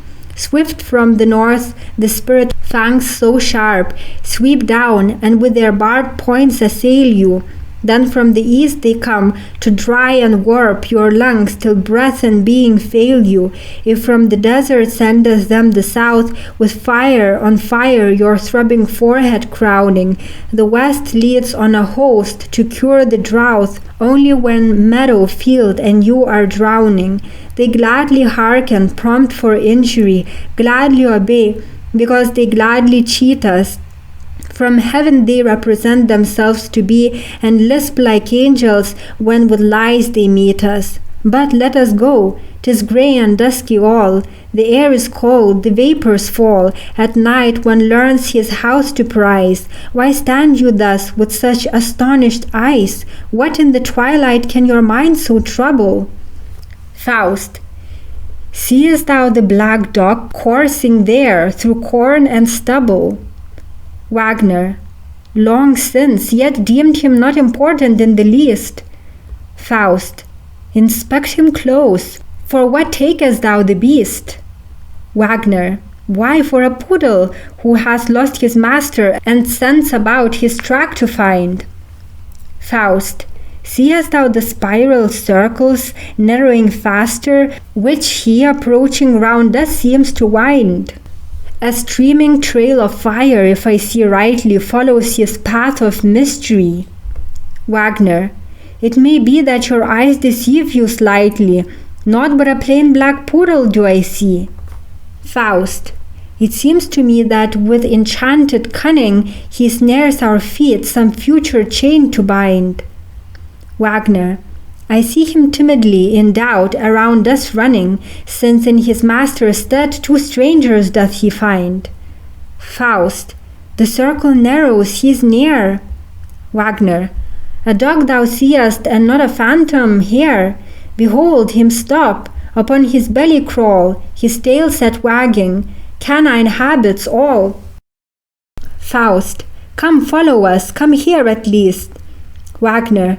'Tis the absurdest, drollest beast. Stand still, and you will see him wait. Address him, and he gambols straight. If something's lost, he'll quickly bring it. Your cane, if in the stream you fling it. Faust. No doubt you're right. No trace of mind, I own, is in the beast. I see but drill alone. Wagner. The dog, when he is well educated, is by the wisest tolerated. Yes, he deserves your favor thoroughly. The clever scholar of the students he. They pass in the city gate. 3. The study. Faust. Entering with a poodle. Behind me, field and meadow sleeping, I live in deep prophetic night, within whose dread and holy keeping the better soul awakes to light.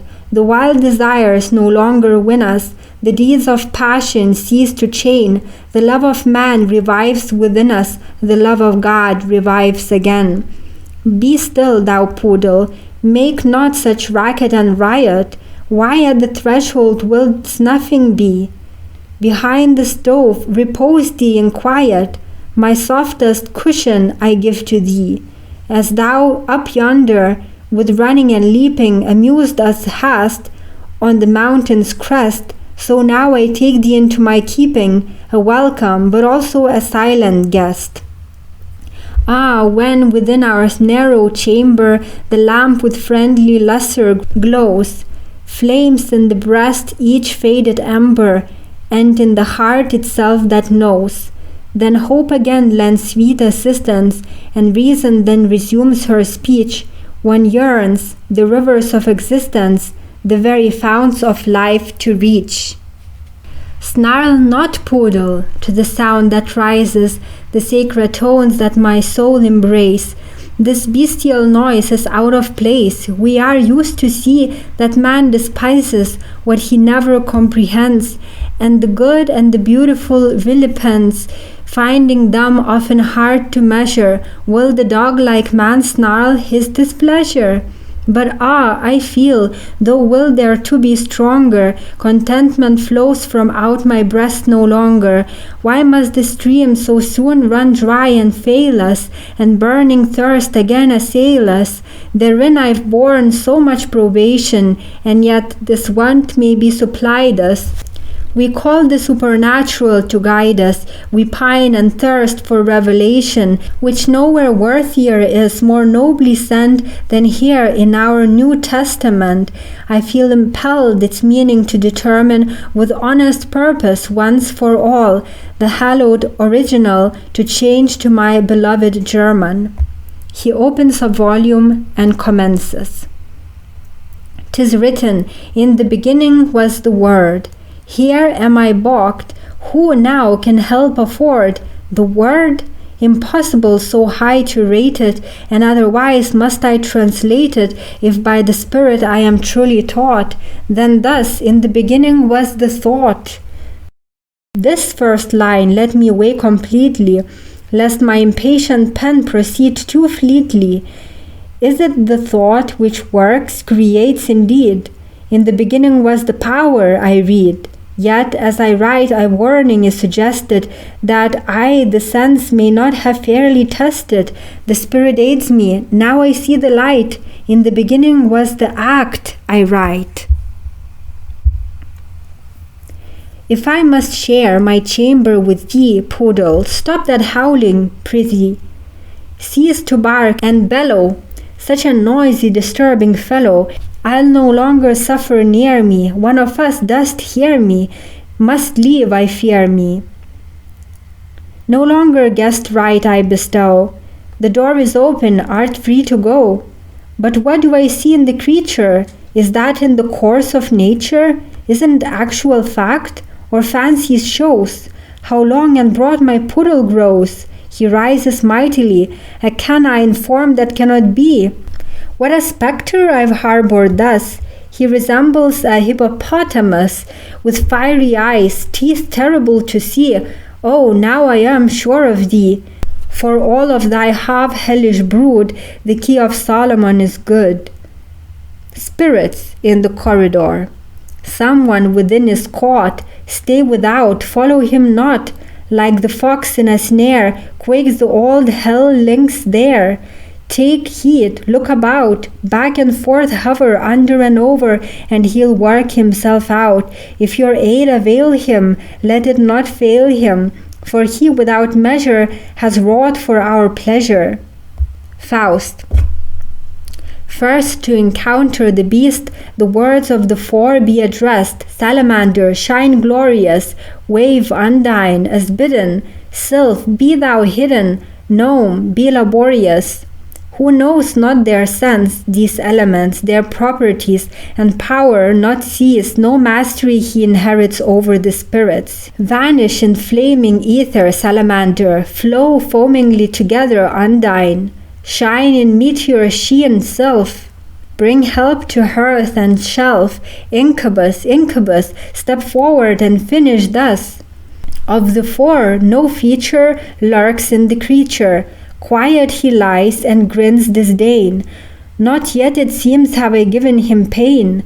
Now to undisguise thee, hear me exercise thee. Art thou my gay one, hell's fugitive stray one? The sign witness now, before which they bow, the cohorts of hell. With hair all bristling, it begins to swell. Base being, hearest thou? Knowest and fearest thou the one unoriginate, named inexpressibly, through all heaven impermeate, pierced irredressibly? Behind the stove still band, see it, an elephant expand. It fills the space entire, mist-like, melting, ever faster. 'Tis enough, ascend no higher. Lay thyself at the feet of the Master. Thou seest not vain the threats I bring thee. With holy fire I'll scorch and sting thee. Wait not to know the threefold dazzling glow. Wait not to know the strongest art within my hands. Mephistopheles, while the vapor is dissipating, steps forth from behind the stove in the costume of a traveling scholar. Why such a noise? What are my lord's commands? Faust. 'Tis was the poodle's real core, a traveling scholar then? The casus is diverting. Mephistopheles. The learned gentleman I bow before, you've made me roundly sweat, that's certain. Faust. What is thy name? Mephistopheles. A question small, it seems, for one whose mind the word so much despises, who, scorning all external gleams, the depths of being only prizes. Faust. With all you gentlemen, the names attest, whereby the nature usually is expressed. Clearly the latter it implies in names like Beelzebub, destroyer, father of lies. Who art thou then? Mephistopheles. Part of that power not understood, which always wills the bad and always works the good. Faust. What hidden sense in this enigma lies? Mephistopheles. I am the spirit that denies, and justly so, for all things from the void called forth deserve to be destroyed. 'Twere better then were not created, thus all which you as sin have rated, destruction, aught with evil blent, that is my proper element. Faust. Thou namest thyself apart, yet showest complete to me? Mephistopheles. The modest truth I speak to thee. If man, that microcosmic fool, can see himself a whole so frequently, part of the part am I, once all in primal night, part of the darkness which brought forth the light, the haughty light which now disputes the space and claims of Mother Night her ancient place, and yet the struggle fails, since light, however it weaves, still fettered onto bodies cleaves. It flows from bodies, bodies beautifies, by bodies is its course impeded, and so but little time is needed, I hope, ere as the bodies die, it dies. Faust. I see the plan thou art pursuing. Thou canst not compass general ruin, and hast on smaller scale begun. Mephistopheles. And truly 'tis not much when all is done. That which to naught is in resistance set, The something of this clumsy world has yet, with all that I have undertaken, not been by me disturbed or shaken from earthquake, tempest, wave, volcanoes, brand, back into quiet, settled sea and land. And that damned stuff, the bestial human brood, what use in having that to play with? How many have I made away with? And ever circulates a newer, fresher blood. It makes me furious, such things beholding, from water, earth, and air unfolding. 1,000 germs break forth and grow, in dry and wet and warm and chilly. And had I not the flame reserved, why really there's nothing special of my own to show. Faust. So to the actively eternal creative force in cold disdain you now oppose the fist infernal, whose wicked clench is all in vain. Some other labor seek thou rather, queer son of chaos, to begin. Mephistopheles. Well, we'll consider. Thou canst gather my views when next I venture in. Might I perhaps depart at present? Faust. Why thou shouldst ask, I don't perceive. Though our acquaintance is so recent, for further visits thou hast leave. The window's here, the door is yonder, a chimney also you behold. Mephistopheles. I must confess that forth I may not wander, my steps by one slight obstacle controlled, the wizard's foot that on your threshold made us. Faust. The pentagram prohibits thee. Why, tell me now, thou son of Hades, if that prevents, how comest thou in to me? Could such a spirit be so cheated? Mephistopheles. Inspect the thing, the drawing's not completed. The outer angle you may see is open left, the lines don't fit in. Faust. Well, chance this time has fairly hit it, and thus thou'rt prisoner to me. It seems the business has succeeded. Mephistopheles.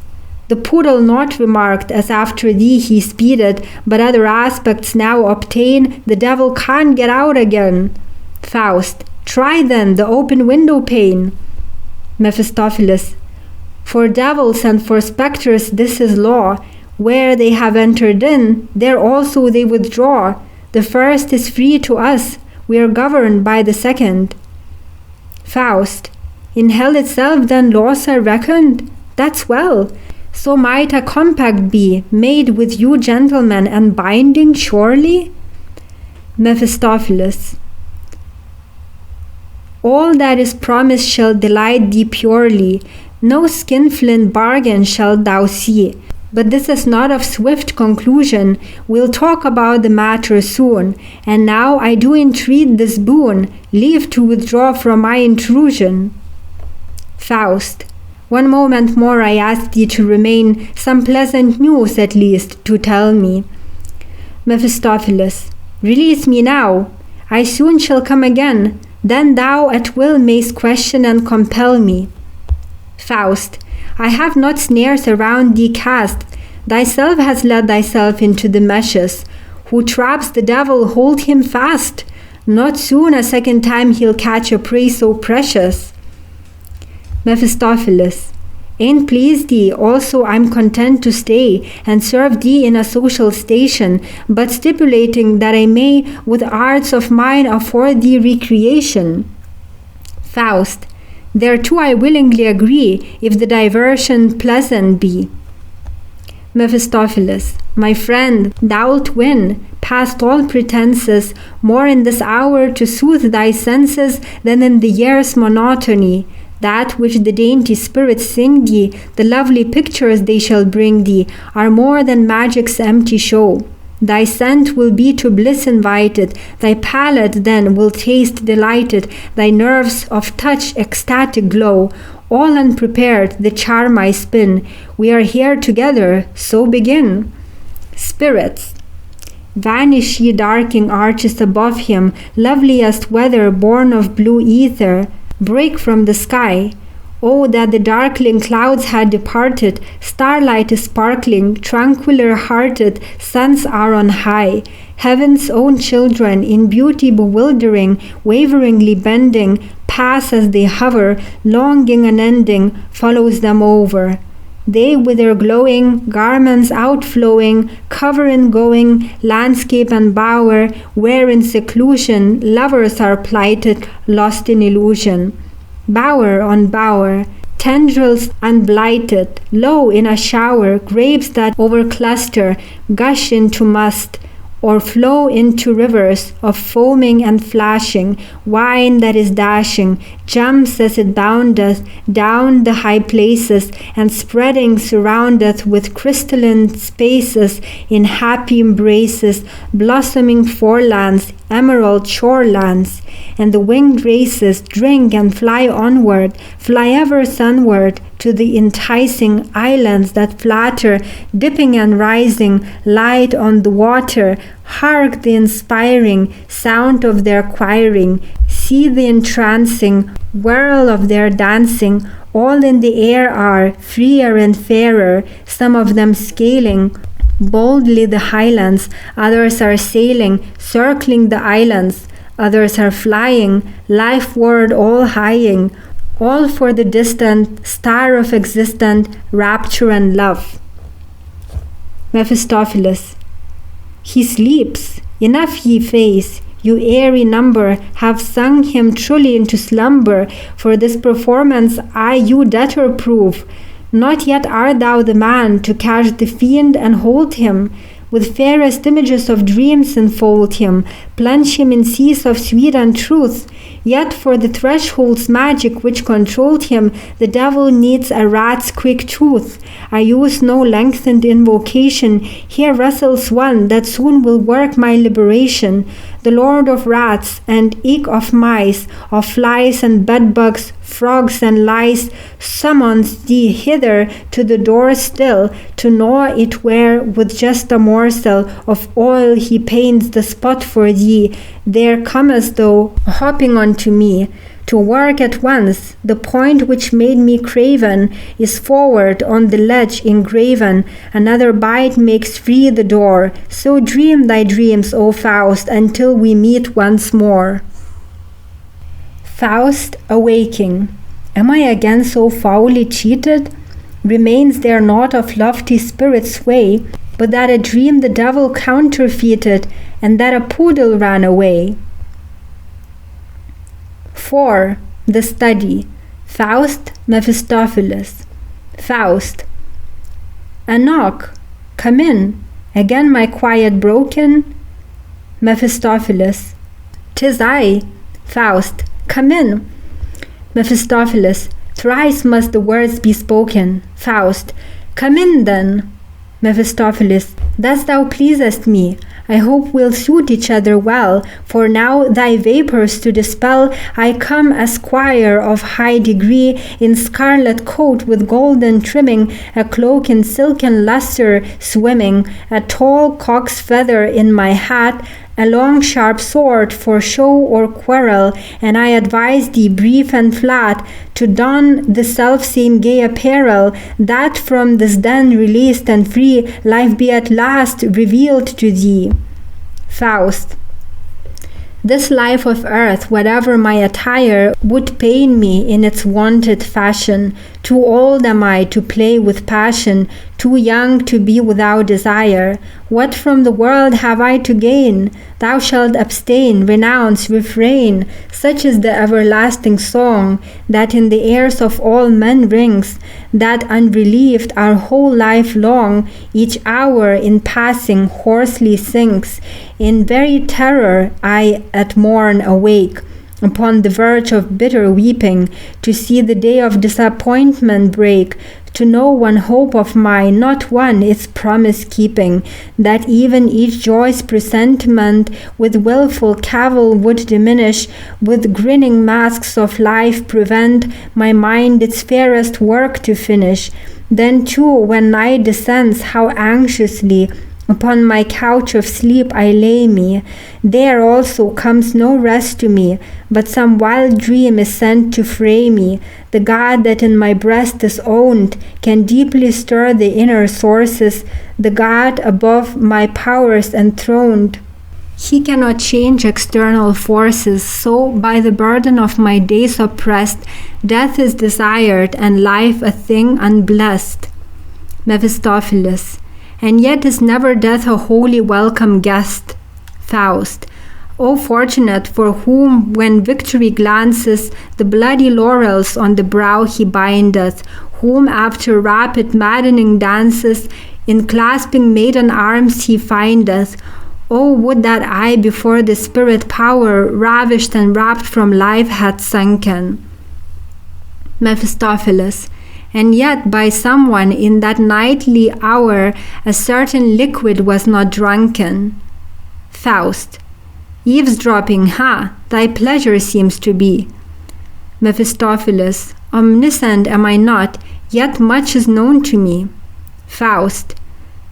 Though some familiar tone, retrieving, my thoughts from torment led me on, and sweet clear echoes came deceiving a faith bequeathed from childhood's dawn, yet now I curse whatever entices and snares the soul with visions vain, with dazzling cheats and dare devices, confines it in this cave of pain.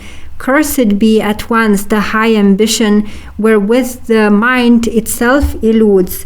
Cursed be the glare of apparition that on the finer sense intrudes. Cursed be the lying dream's impression of name and fame and laureled brow. Cursed all that flatters as a possession, as wife and child, as knave and plough.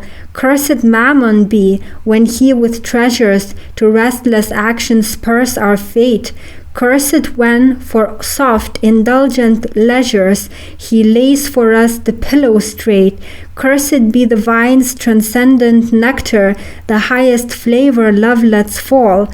Cursed also hope, cursed faith, the spectre, and cursed the patience most of all. Chorus of spirits invisible. Woe, woe! Thou hast destroyed the beautiful world with powerful fist, in ruins 'tis hurled, by the blow of demigod shattered. The scattered fragments into the void we carry, deploring the beauty perished beyond restoring. Mightier for the children of men, brightlier build it again, in thine own bosom build it anew, bid the new career commence with clearer sense, and the new songs of cheer be sung thereto. Mephistopheles. These are all the small dependents who give me attendance. Hear them to deeds and passion, counsel in shrewd old fashion, into the world of strife, out of this lonely life, that of senses and sap has betrayed thee, they would persuade thee. This nursing of the pain forego thee, that like a vulture feeds upon thy breast. The worst society thou find'st will show thee, thou art a man among the rest, but 'tis not meant to thrust thee into the mob thou hatest.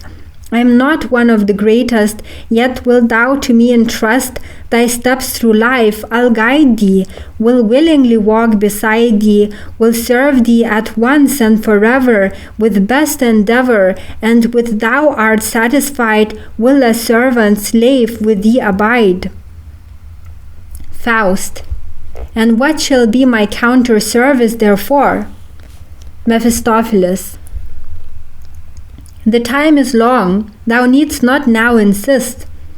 Faust. No, no, the devil is an egotist, and is not apt without a why or wherefore, for God's sake, others to assist. Speak thy conditions plain and clear, with such a servant danger comes I fear. Mephistopheles. Here an unwearied slave I'll wear thy tether, and to thine every nod obedient be. When there again we come together, then shalt thou do the same for me. Faust. There my scruples not increases, when thou hast dashed this world to pieces, the other than its place may fill. Here on this earth my pleasures have their sources, yon sun beholds my sorrows in his courses, and when from these my life itself divorces, let happen all that can or will. I'll hear no more, 'tis vain to ponder, if there we cherish love or hate, or in the spheres we dream of yonder, a high and low our souls await. Mephistopheles.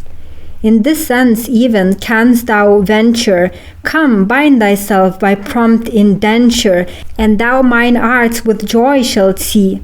What no man ever saw, I'll give to thee. Faust. Canst thou, poor devil, give me whatsoever? When was a human soul, in its supreme endeavor, ever understood by such as thou? Yet hast thou food which never satiates now, the restless ruddy gold hast thou, that runs quicksilver-like one's fingers through, a game whose winnings no man ever knew, a maid that even from my breast beckons my neighbor with her wanton glances, and honor's godlike zest, the meteor that a moment dances, show me the fruits that ere they're gathered brought, and trees that daily with new leafage clothe them. Mephistopheles. Such a demand alarms me not, such treasures have I, and can show them. But still the time may reach us, good my friend, when peace we crave and more luxurious diet. Faust. When on an idler's bed I stretch myself in quiet, there let at once my record end. Canst thou with lying flattery rule me, until self-pleased myself I see? Canst thou with rich enjoyment fool me? Let that day be the last for me, the bet I offer. Mephistopheles. Done. Faust. And heartily. When thus I hail the moment flying, ah, still delay, thou art so fair, then bind me in thy bonds undying, my final ruin then declare. Then let the death bell chime the token, then art thou from thy service free. The clock may stop, the hand be broken, then time be finished unto me. Mephistopheles. Consider well, my memory good is rated. Faust. Thou hast a perfect right thereto. My powers I have not rashly estimated. A slave am I, whatever I do. If thine or whose, 'tis needless to debate it. Mephistopheles. Then at the doctor's banquet I today will as a servant wait behind thee. But one thing more, beyond all risk to bind thee, give me a line or two, I pray. Faust.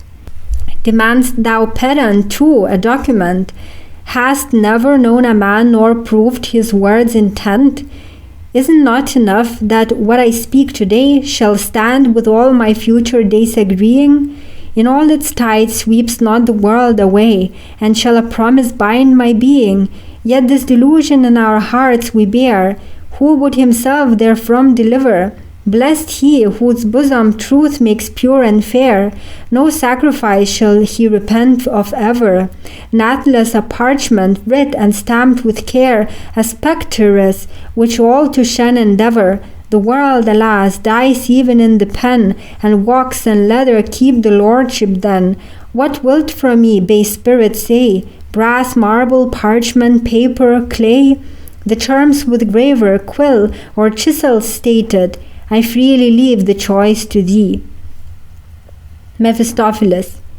Why heat thyself thus instantly with eloquence exaggerated? Each leaf for such a pact is good, and to subscribe thy name thou'lt take a drop of blood. Faust. If thou therewith art fully satisfied, so let us by the farce abide. Mephistopheles. Blood is a juice of rarest quality. Faust. Fear not that I this pact shall seek to sever. The promise that I make to thee is just the sum of my endeavor. I have myself inflated all too high. My proper place is thy estate. The mighty spirit deigns me no reply, and nature shuts on me her gate. The thread of thought at last is broken, and knowledge brings disgust unspoken. Let us the sensual deeps explore, to quench the fervors of glowing passion. Let every marvel take form and fashion through the impervious veil it wore. Plunge we in time's tumultuous dance, in the rush and roll of circumstance. Then may delight and distress, and worry and success alternately follow as best as they can. Restless activity proves the man. Mephistopheles. For you no bound, no term is set, whether you everywhere be trying, or snatch a rapid bliss in flying, may it agree with you what you get, only fall to and show no timid balking. Faust. But thou hast heard, 'tis not of joy we're talking. I take the wildering whirl, enjoyment's keenest pain, enamored hate, exhilarant disdain. My bosom, of its thirst for knowledge sated, shall not henceforth from any pang be rested, and all of life for all mankind created shall be within mine inmost being tested. The highest, lowest forms my soul shall borrow, shall heap upon itself their bliss and sorrow, and thus my own sole self to all their selves expanded, I too at last shall with them all be stranded. Mephistopheles. Believe me, who for many a thousand year the same tough meat have chewed and tested, that from the cradle to the bier no man the ancient leaven has digested. Trust one of us, this whole supernal is made but for a God's delight. He dwells in splendor single and eternal, but us he thrusts in darkness out of sight, and you he dowers with day and night. Faust. Nay, but I will. Mephistopheles. A good reply.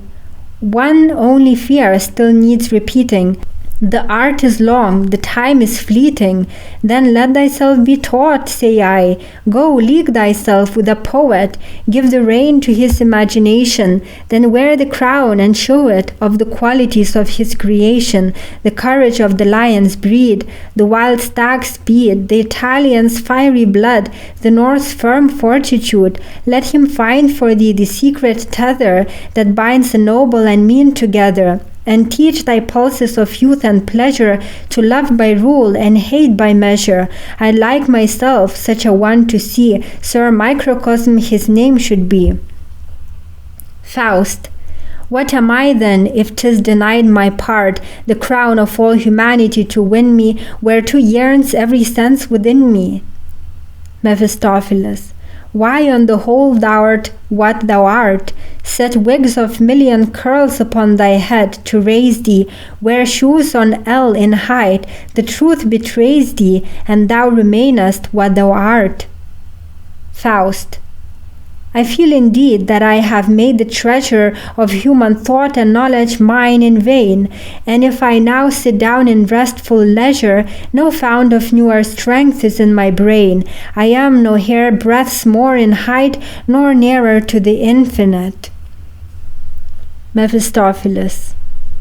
Good sir, you see the facts precisely, as they are seen by each and all. We must arrange them now more wisely, before the joys of life shall pall. Why zounds, both hands and feet are truly, and head and virile force is thine, yet all that I indulge in newly isn't thence less wholly mine? If I've 6 stallions in my stall, are not their forces also lent me? I speed along, completest man of all, as though my legs were 24. Take hold then, let reflection rest, and plunge into the world with zest. I say to thee, a speculative wight is like a beast on moorlands lean, that round and round some fiend misleads to evil plight, while all about lie pastures fresh and green. Faust. Then how shall we begin? Mephistopheles. We'll try a wider sphere. What place of martyrdom is here? Isn't life, I ask, is't even prudence, to bore thyself and bore the students? Let neighbor paunch to that attend. Why plague thyself with threshing straw forever? The best thou learnest in the end, thou darst not tell the youngsters, never. I hear one's footsteps hither steering. Faust. To see him now I have no heart. Mephistopheles. So long the poor boy waits a hearing, he must not unconsoled depart. Thy cap and mantle straightway lend me, I'll play the comedy with art. He disguises himself. My wits, be certain, will befriend me. But 15 minutes' time is all I need. For our fine trip, meanwhile, prepare thyself with speed. Exit Faust. Mephistopheles. In Faust's long mantle. Reason and knowledge only thou despise, the highest strength in man that lies, led by the lying spirit bind thee with magic works and shows that blind thee, and I shall have thee fast and sure. Fate such a bold, untrammeled spirit gave him, as forwards, onwards ever must endure, whose over hasty impulse drave him, past earthly joys he might secure. Dragged through the wildest life will I enslave him, through flat and stale indifference, with struggling, chilling, checking, so deprave him, that to his hot, insatiate sense the dream of drink shall mock, but never leave him. Refreshment shall his lips in vain implore. Had he not made himself the devil's, naught could save him, still were he lost forevermore. A student enters. Student. A short time only am I here, and come devoted and sincere to greet and know the man of fame, who meant to me with a reverence name. Mephistopheles. Your courtesy doth flatter me. You see a man, as others be. Have you perchance elsewhere begun? Student. Receive me now, I pray, as one who comes to you with courage good, somewhat of cash and healthy blood. My mother was hardly willing to let me, but knowledge worth having I fain would get me. Mephistopheles.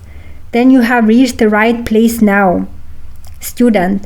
I'd like to leave it, I must avow. I find these walls, these vaulted spaces, are anything but pleasant places. 'Tis all so cramped and close and mean.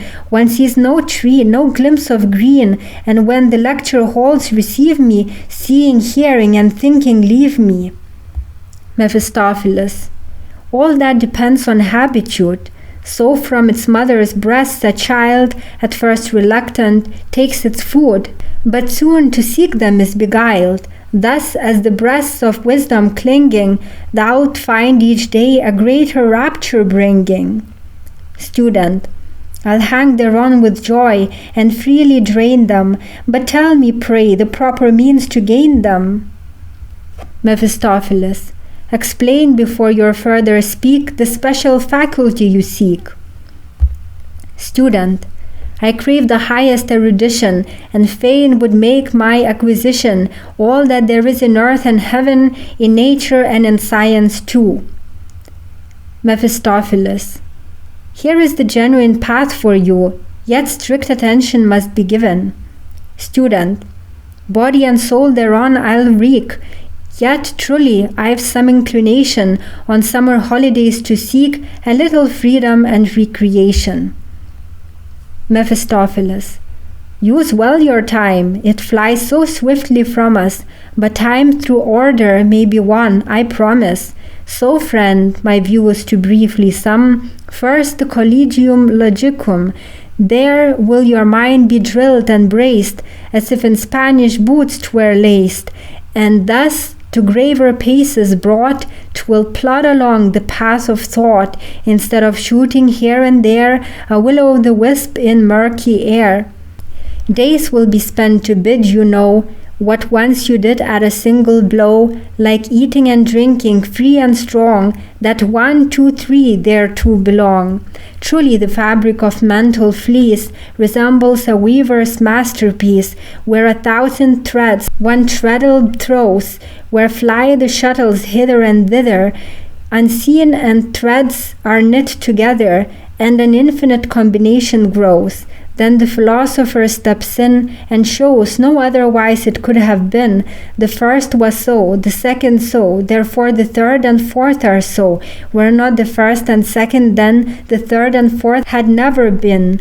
The scholars are everywhere believers, but never succeed in being weavers. He who would study organic existence first drives out the soul with rigid persistence, then the parts in his hand he may hold and clasp, but the spiritual link is lost, alas.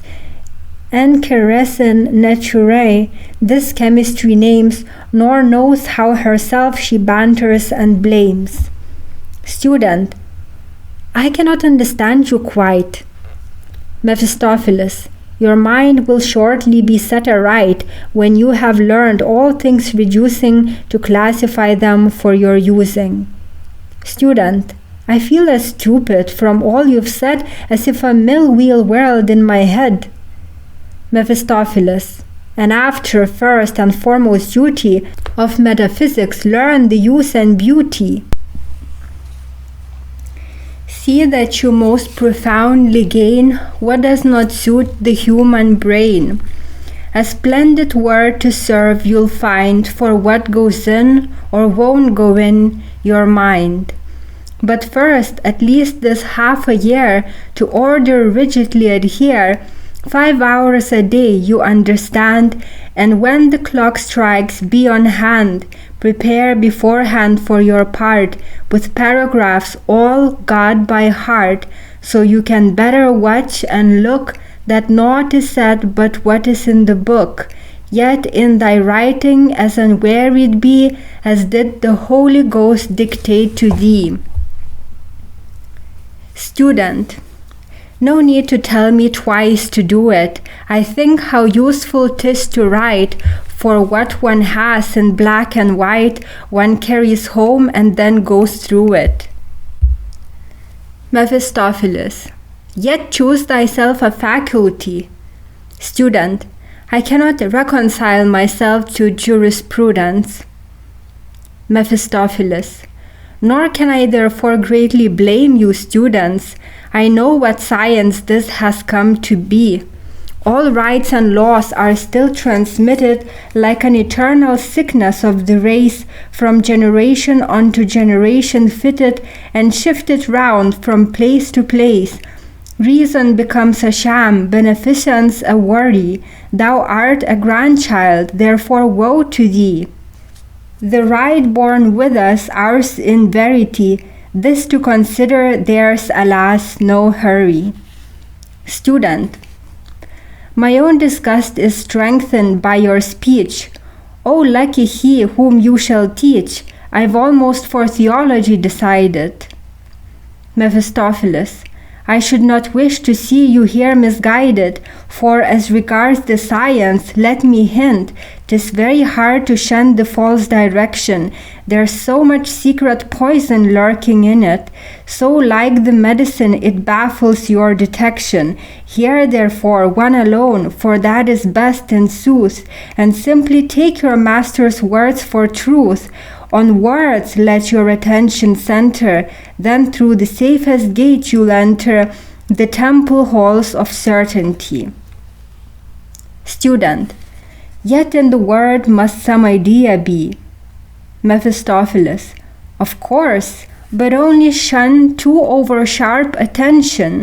For just where fails the comprehension, a word steps promptly in as deputy.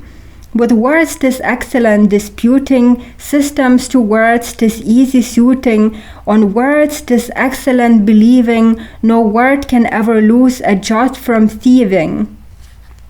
Student: Pardon, with many questions I detain you, yet must I trouble you again. Of medicine I still would fain hear one strong word that might explain you. 3 years is but a little space, and God, who can the field embrace? If once some index could be shown, 'twere easier groping forward truly. Mephistopheles (aside): I'm tired enough of this dry tone, must play the devil again and fully. Aloud: To grasp the spirit of medicine is easy. Learn of the great and little world your fill, to let it go at last, so please ye, just as God will. In vain that through the realms of science you may drift, each one learns only just what learn he can. Yet he who grasps the moment's gift, he is the proper man. Well made you are, 'tis not to be denied. The rest a bold address will win you, if you but in yourself confide, at once confide all others in you. To lead the women learn the special feeling, their everlasting aches and groans, in thousand tones, have all one source, one mode of healing, and if your acts are half discreet, you'll always have them at your feet. A title first must draw and interest them, and show that yours all other arts exceeds. Then as a greeting, you are free to touch and test them, while thus to do for years another pleads. You press and count the pulse's dances, and then with burning sidelong glances, you clasp the swelling hips to see if tightly laced her corsets be. Student: that's better now, the how and where one sees. Mephistopheles: my worthy friend, grey are all theories, and green alone life's golden tree. Student: I swear to you 'tis like a dream to me. Might I again presume, with trust unbounded, to hear your wisdom thoroughly expounded? Mephistopheles: most willingly, to what extent I may. Student: I cannot really go away. Allow me that my album first I reach you. Grant me this favor, I beseech you. Mephistopheles: assuredly. He writes and returns the book. Student reads: Editis sicut Deus scientas bonum et malum. Closes the book with reverence and withdraws. Mephistopheles: follow the ancient text, and the snake thou wast ordered to trample. With all thy likeness to God, thou'lt yet be a sorry example. Faust enters. Faust: now whither shall we go? Mephistopheles: as best it pleases thee. The little world, and then the great we'll see. With what delight, what profit winning, shalt thou sponge through the term beginning? Faust: yet with a flowing beard I swear, both ease and grace will fail me there. The attempt indeed were a futile strife. I never could learn the ways of life. I feel so small before others, and thence should always find embarrassments. Mephistopheles: my friend, thou soon shalt lose all such misgiving. Be thou but self-possessed, thou hast the art of living. Faust: how shall we leave the house and start? Where hast thou servant, coach, and horses? Mephistopheles: we'll spread this cloak with proper art, then through the air direct our courses, but only on so bold a flight be sure to have thy luggage light. A little burning air, which I shall soon prepare us, above the earth will nimbly bear us, and if we are light, will travel swift and clear. I gratulate thee on thy new career. 5. Auerbach Cellar in Leipzig. Carousel of jolly companions. Frosch: is no one laughing, no one drinking? I'll teach you how to grin, I'm thinking. Today you're like wet straw, so tame, and usually you are all aflame. Brander: now that's your fault, from you we nothing see, no beastliness and no stupidity. Frosch pours a glass of wine over Brander's head. There's both together. Brander: twice as wine. Frosch: you wanted them, I've given you mine. Siebel: turn out who quarrels, out the door. With open throats sing chorus, drink and roar. Up holla ho. Altmayer: woe's me, the fearful bellow. Bring cotton, quick, he split my ears, that fellow. Siebel: when the vault echoes to the song, one first perceives the bass is deep and strong. Frosch: Well said, and out with him that takes the least offence. Ah, tara, lara, da. Altmayer. Ah, tara, lara, da. Frush. The throats are tuned, commence, sings. The dear old holy Roman realm, how does it hold together? Brander. A nasty song, fie, a political song, a most offensive song. Thank God each morning, therefore, that you have not the Roman realm to care for. At least I hold it so much gain for me, that I nor chancellor nor Kaiser be. Yet also we must have a ruling head, I hope, and so we'll choose ourselves a pope. You know the quality that can decide the choice and elevate the man. Frush sings. Soar up, Dame Nightingale, 10,000 times my sweetheart hail. Sibyl. No, greet my sweetheart not, I tell you I'll resent it. Frush. My sweetheart greet and kiss, I dare you to prevent it, sings. Draw the latch, the darkness makes. Draw the latch, the lover wakes. Shut the latch, the morning breaks. Sibyl. Yes, sing away, sing on, and praise and brag of her. I'll wait my proper time for laughter. Me by the nose she led, and now she'll lead you after. Her paramour should be an ugly gnome, where 4 roads cross in wanton play to meet her, and old he-goat from Blocksberg coming home. Should his good night and lustful gallop bleed her, a fellow made of genuine flesh and blood is for the wench a deal too good. Greet her, not I, unless when meeting to smash her windows be a greeting. Brander, pounding on the table. Attention, hearken now to me. Confessors, I know how to live. Enamored persons here have we, and I, as suits their quality, must something fresh for their advantage give. Take heed, 'tis of the latest cut, my strain, and all strike in at each refrain. He sings. There was a rat in the cellar nest, whom fat and butter made smoother. He had a paunch beneath his vest, like that of Dr. Luther. The cook let poison cunningly, and then as sore oppressed was he, as if he had love in his bosom. Chorus, shouting, as if he had love in his bosom. Brander. He ran around, he ran about, his thirst in puddles laving.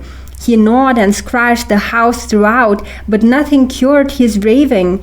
He whirled and jumped with torment mad, and soon enough the poor beast had, as if he had love in his bosom. Chorus, as if he had love in his bosom. Brander. And driven at last in open day, he ran into the kitchen, fell on the hearth, and squirming lay, in the last convulsion twitching. Then laughed the murderess in her glee. Ha ha, he's at his last gasp, said she, as if he had love in his bosom. Chorus, as if he had love in his bosom. Sibyl. How the dull fools enjoy the matter! To me it is a proper art, poison for such poor rats to scatter. Brander. Perhaps you'll warmly take their part?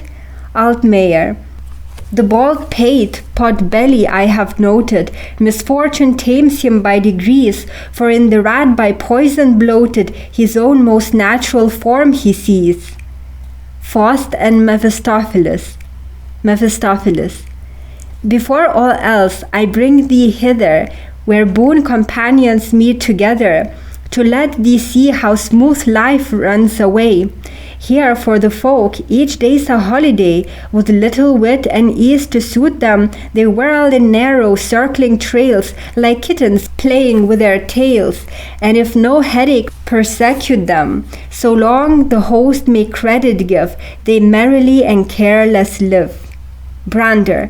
The fact is easy to unravel, their air's so odd, they've just returned from travel, a single hour they've not been here. Frush. You've verily hit the truth, Leipzig to me's dear, Paris in miniature, how it refines its people. Sibyl. Who are the strangers? Should you guess? Frosh. Let me alone, I'll set them first to drinking, and then, as one child's tooth draws, with cleverness, I'll worm their secret out, I'm thinking. They're of a noble house, that's very clear. Haughty and discontented they appear. Brander. They're mountebanks upon a revel. Altmayer. Perhaps. Frosh. Look out, I'll smoke them now. Mephistopheles. To Faust. Not if he had them by the neck, I vow, would ever these people send the devil. Faust. Fair greeting, gentlemen. Sibyl. Our thanks, we give the same. Murmurs, inspecting Mephistopheles from the side. In one foot is the fellow lame? Mephistopheles. Is it permitted that we share your leisure? In place of cheering drink, which one seeks vainly here, your company shall give us pleasure. Altmayer.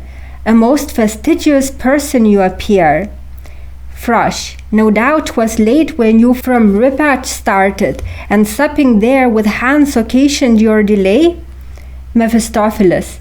We passed without a call today. At our last interview before we parted, much of his cousins did he speak, entreating that we should give to each his kindly greeting. He bows to Frosh. Altmayer, aside. You have it now, he understands. Sibyl. A knave sharp set. Frosh. Just wait a while, I'll have him yet. Mephistopheles. If I am right, we heard the sound of well-trained voices singing chorus, and truly song must here rebound superbly from the arches over us. Frosh. Are you perhaps a virtuoso? Mephistopheles. Oh no, my wish is great, my power is only so-so. Altmayer. Give us a song. Mephistopheles. If you desire a number. Sibyl. So that it be a brand new strain. Mephistopheles. We've just retraced our way from Spain, the lovely land of wine and song and slumber. Sings. There was a king once reigning, who had a big black flea. Frosh. Here, here, a flea. D'ye rightly take the jest? I call a flea a tidy guest. Mephistopheles sings. There was a king once reigning, who had a big black flea, and loved him past explaining, as his own son were he. He called his man of stitches, the tailor came straightway. Here measure the lad for breeches, and measure his coat, I say. Brander. But mind, allow the tailor no caprices, enjoin upon him as his head is dear, to most exactly measure, sew and shear, so that the breeches have no creases. Mephistopheles. In silk and velvet gleaming, he now was wholly dressed. He had a coat with ribbons streaming, a cross upon his breast. He had the first of stations, a minister's star and name, and also all his relations great lords at court became. And the lords and ladies of honor were plagued awake in bed.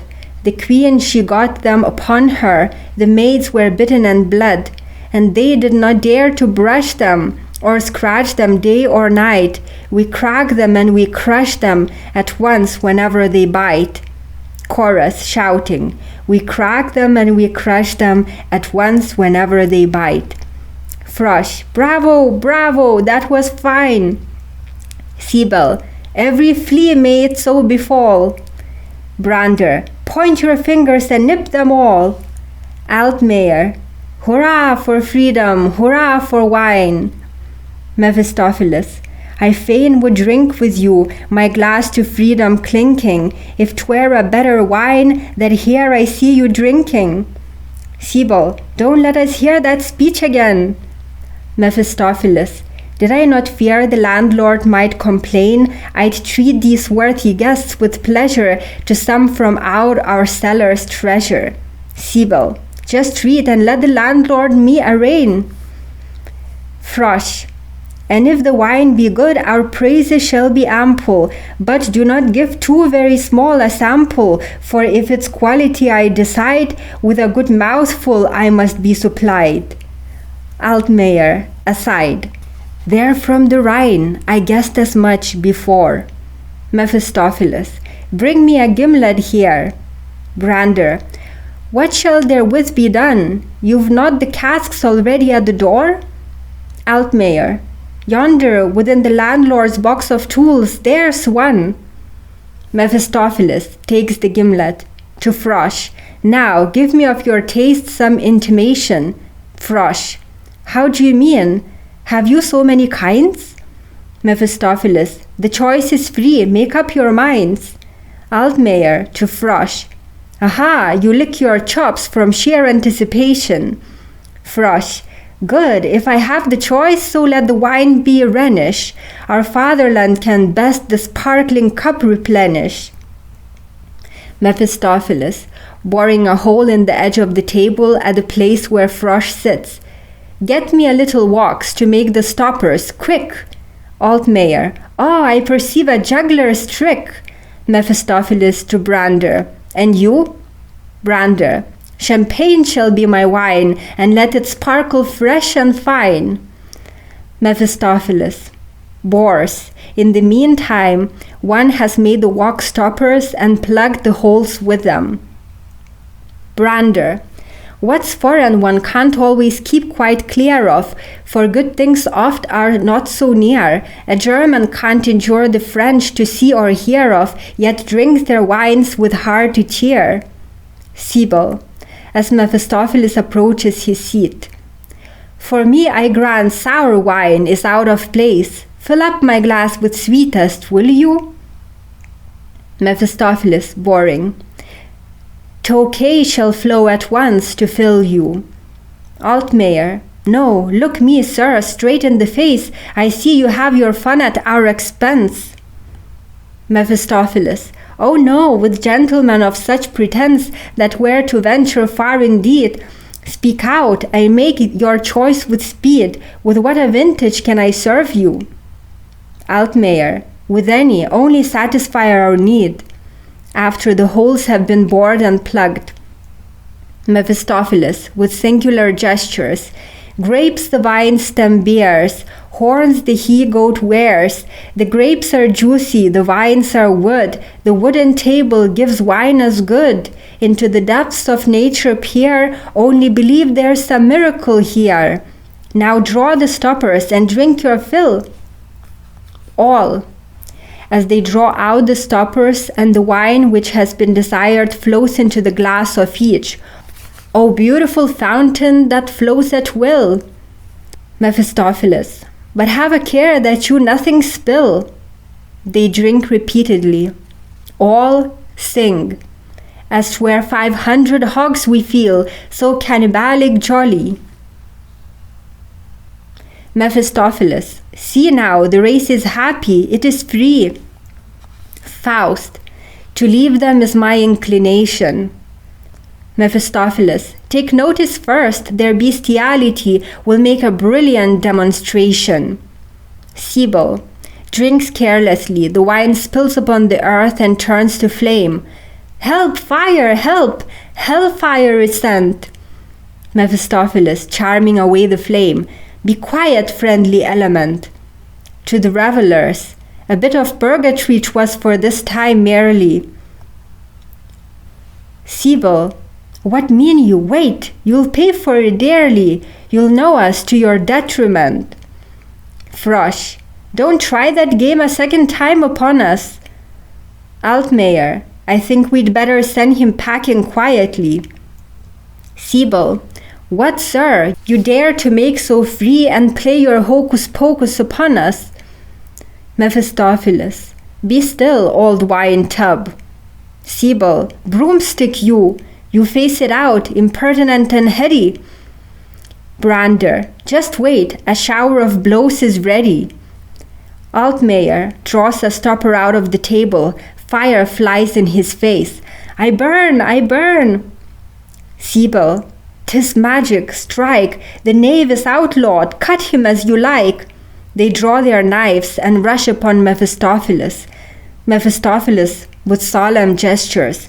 False word and form of air, change place and sense ensnare, be here and there. They stand amazed and look at each other. Altmayer, where am I? What a lovely land. Frosch, vines? Can I trust my eyes? Sibyl, and purple grapes at hand. Brander, here over this green arbor bending, see what a vine, what grapes depending. He takes Sibyl by the nose. The others do the same reciprocally and raise their knives. Mephistopheles, as above. Lose error from their eyes the band, and how the devil jests be now enlightened. He disappears with Faust. The revelers start and separate. Sibyl, what happened? Altmayer, how? Frosch, was that your nose I tightened? Brander, to Sibyl, and yours that still I have in hand? Altmayer, it was a blow that went through every limb. Give me a chair, I sink, my senses swim. Frosch, but what has happened? Tell me now. Sibyl, where is he? If I catch the scoundrel hiding, he shall not leave alive, I vow. Altmayer, I saw him with his eyes upon a wine cask riding out of the cellar door just now, still in my feet the fright like lettuce weighing. He turns towards the table. Why, if the fount of wine should still be playing? Sibyl, 'twas all deceit and lying, false design. Frosch, and yet it seemed as I were drinking wine. Brander, but with the grapes how was it, pray? Altmayer, shall one believe no miracles? Just say. 6. Witch's Kitchen. Upon a low hearth stands a great cauldron, under which a fire is burning. Various figures appear in the vapors which rise from the cauldron. An ape sits beside it, skims it, and watches lest it boil over. The he-ape, with the young ones, sits near and warms himself. Ceiling and walls are covered with the most fantastic witch implements. Faust, Mephistopheles. Faust, these crazy signs of witches' craft repel me. I shall recover, dost thou tell me, through this insane, chaotic play? From an old hag shall I demand assistance, and will her foul mess take away full 30 years from my existence? Woe's me, canst thou not better find? Another baffled hope must be lamented. Has nature then, and has a noble mind, not any potent balsam yet invented? Mephistopheles, once more, my friend, thou talkest sensibly. There is to make thee young a simpler mode and apter, but in another book 'tis writ for thee, and is a most eccentric chapter. Faust, yet will I know it. Mephistopheles, good, the method is revealed, without or gold or magic or physician. Betake thyself to yonder field, there hoe and dig, as thy condition. Restrain thyself, thy sense and will, within a narrow sphere to flourish. With unmixed food thy body nourish. Live with the ox as ox, and think it not a theft that thou manurest the acre which thou reapest. That, trust me, is the best mode left, whereby for 80 years thy youth thou keepest. Faust, I am not used to that. I cannot stoop to try it, to take the spade in hand and ply it. The narrow being suits me not at all. Mephistopheles, then to thine aid the witch must call. Faust, wherefore the hag, and her alone? Canst thou thyself not brew the potion? Mephistopheles, that were a charming sport, I own. I'd build 1,000 bridges meanwhile, I've a notion. No art and science serve alone. Patience must in the work be shown. Long is the calm brain active in creation. Time only strengthens the fine fermentation, and all belonging thereunto is rare and strange however you take it. The devil taught the thing 'tis true, and yet the devil cannot make it. Perceiving the animals, see what a delicate race they be. That is the maid, the man is he. To the animals. It seems the mistress has gone away. The animals. Carousing today, off and about, by the chimney out. Mephistopheles. What time takes she for dissipating? The animals. While we to warm our paws are waiting. Mephistopheles to Faust. How findest thou the tender creatures? Faust. Absurder than I ever yet did see. Mephistopheles. Why, just such talk as this for me is that which has the most attractive features. To the animals. But tell me now, ye cursed puppets, why do ye stir the porridge so? The animals. We are cooking watery soup for beggars. Mephistopheles. Then a great public you can show. The he-ape comes up and fawns on Mephistopheles. Oh, cast thou the dice, make me rich in a trice, let me win in good season, things are badly controlled, and had I but gold, so had I my reason. Mephistopheles. How would the ape be sure his luck enhances, could he but try the lottery's chances? In the meantime, the young apes have been playing with a large ball, which they now roll forward. The he-ape. The world's the ball, doth rise and fall, and roll incessant, like glass doth ring, a hollow thing, how soon wilt spring, and drop quiescent.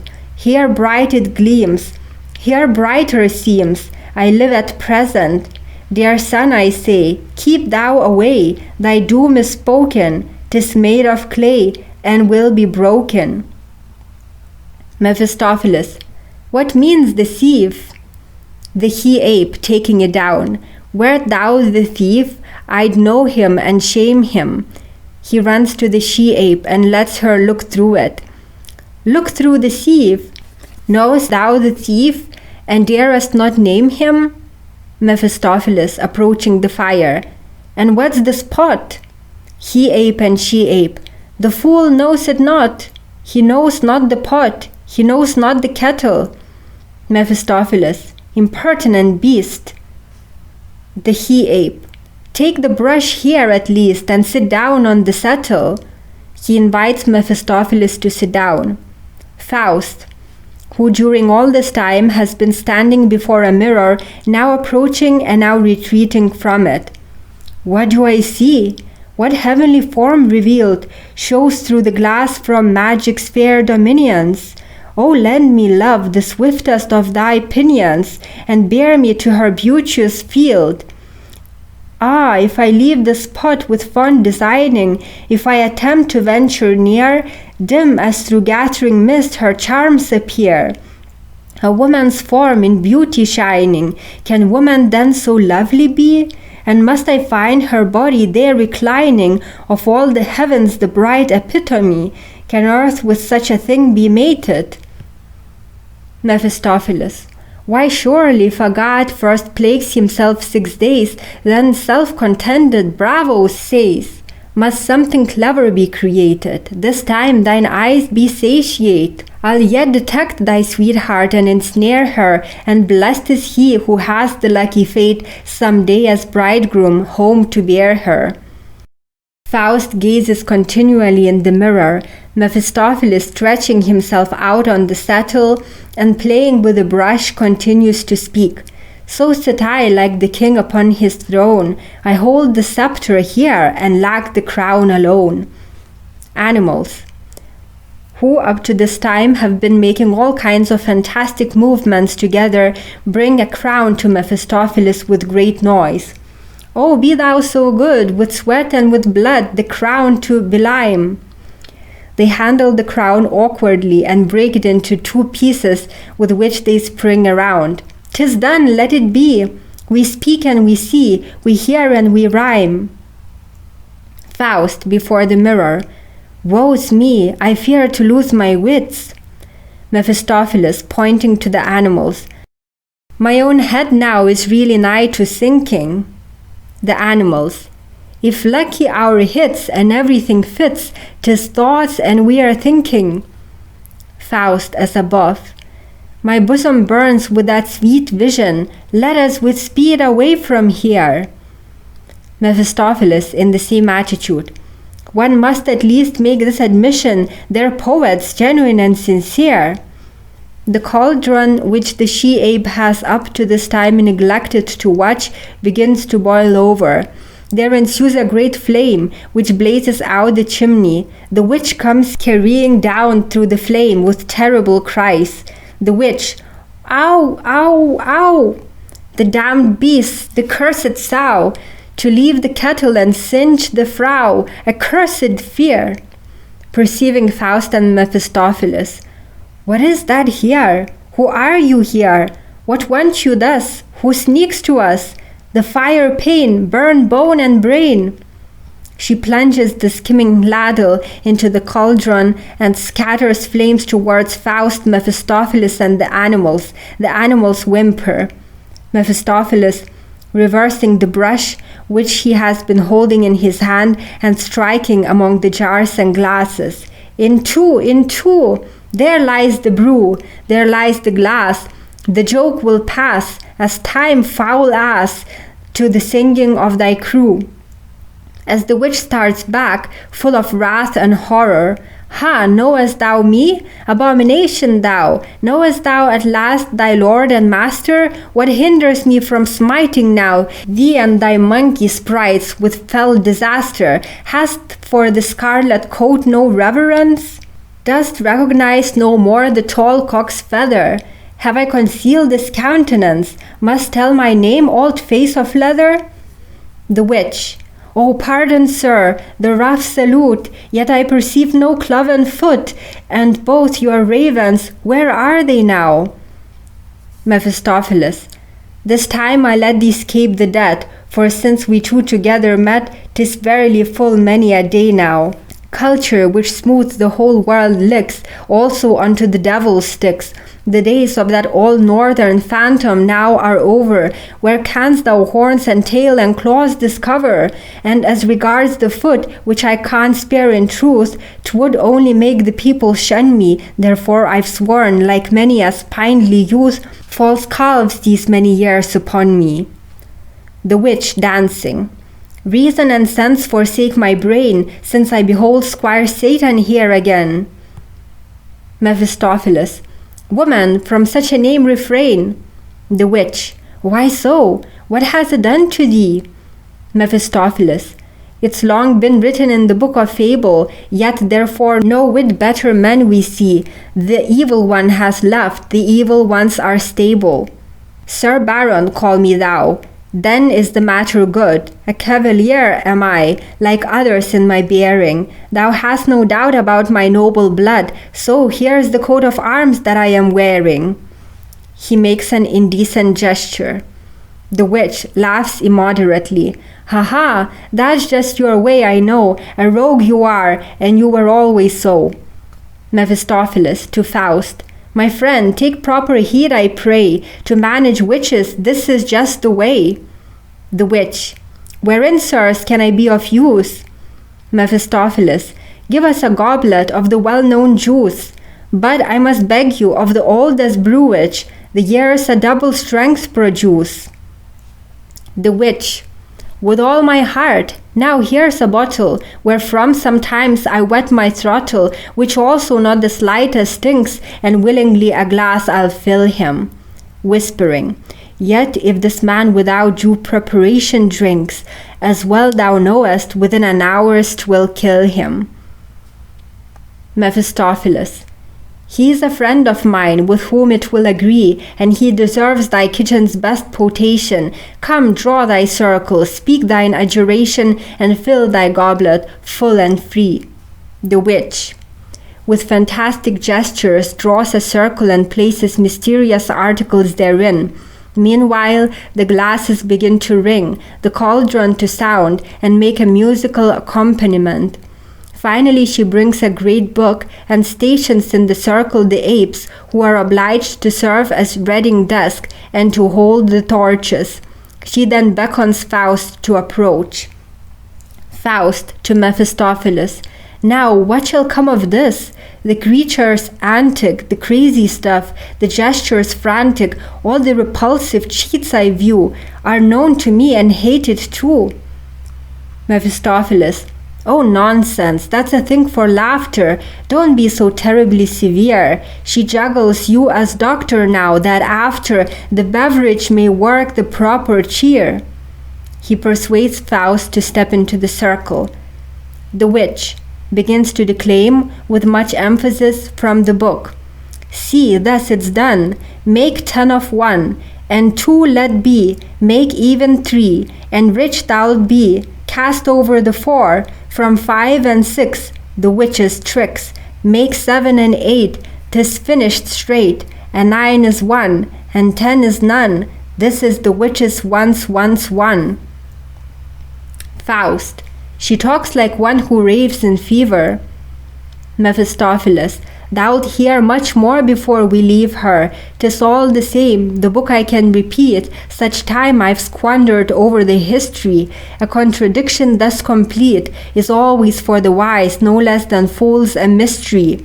The art is old and new, for verily all ages have been taught the matter, by 3 and 1, and 1 and 3, error instead of truth to scatter. They prate and teach, and no one interferes.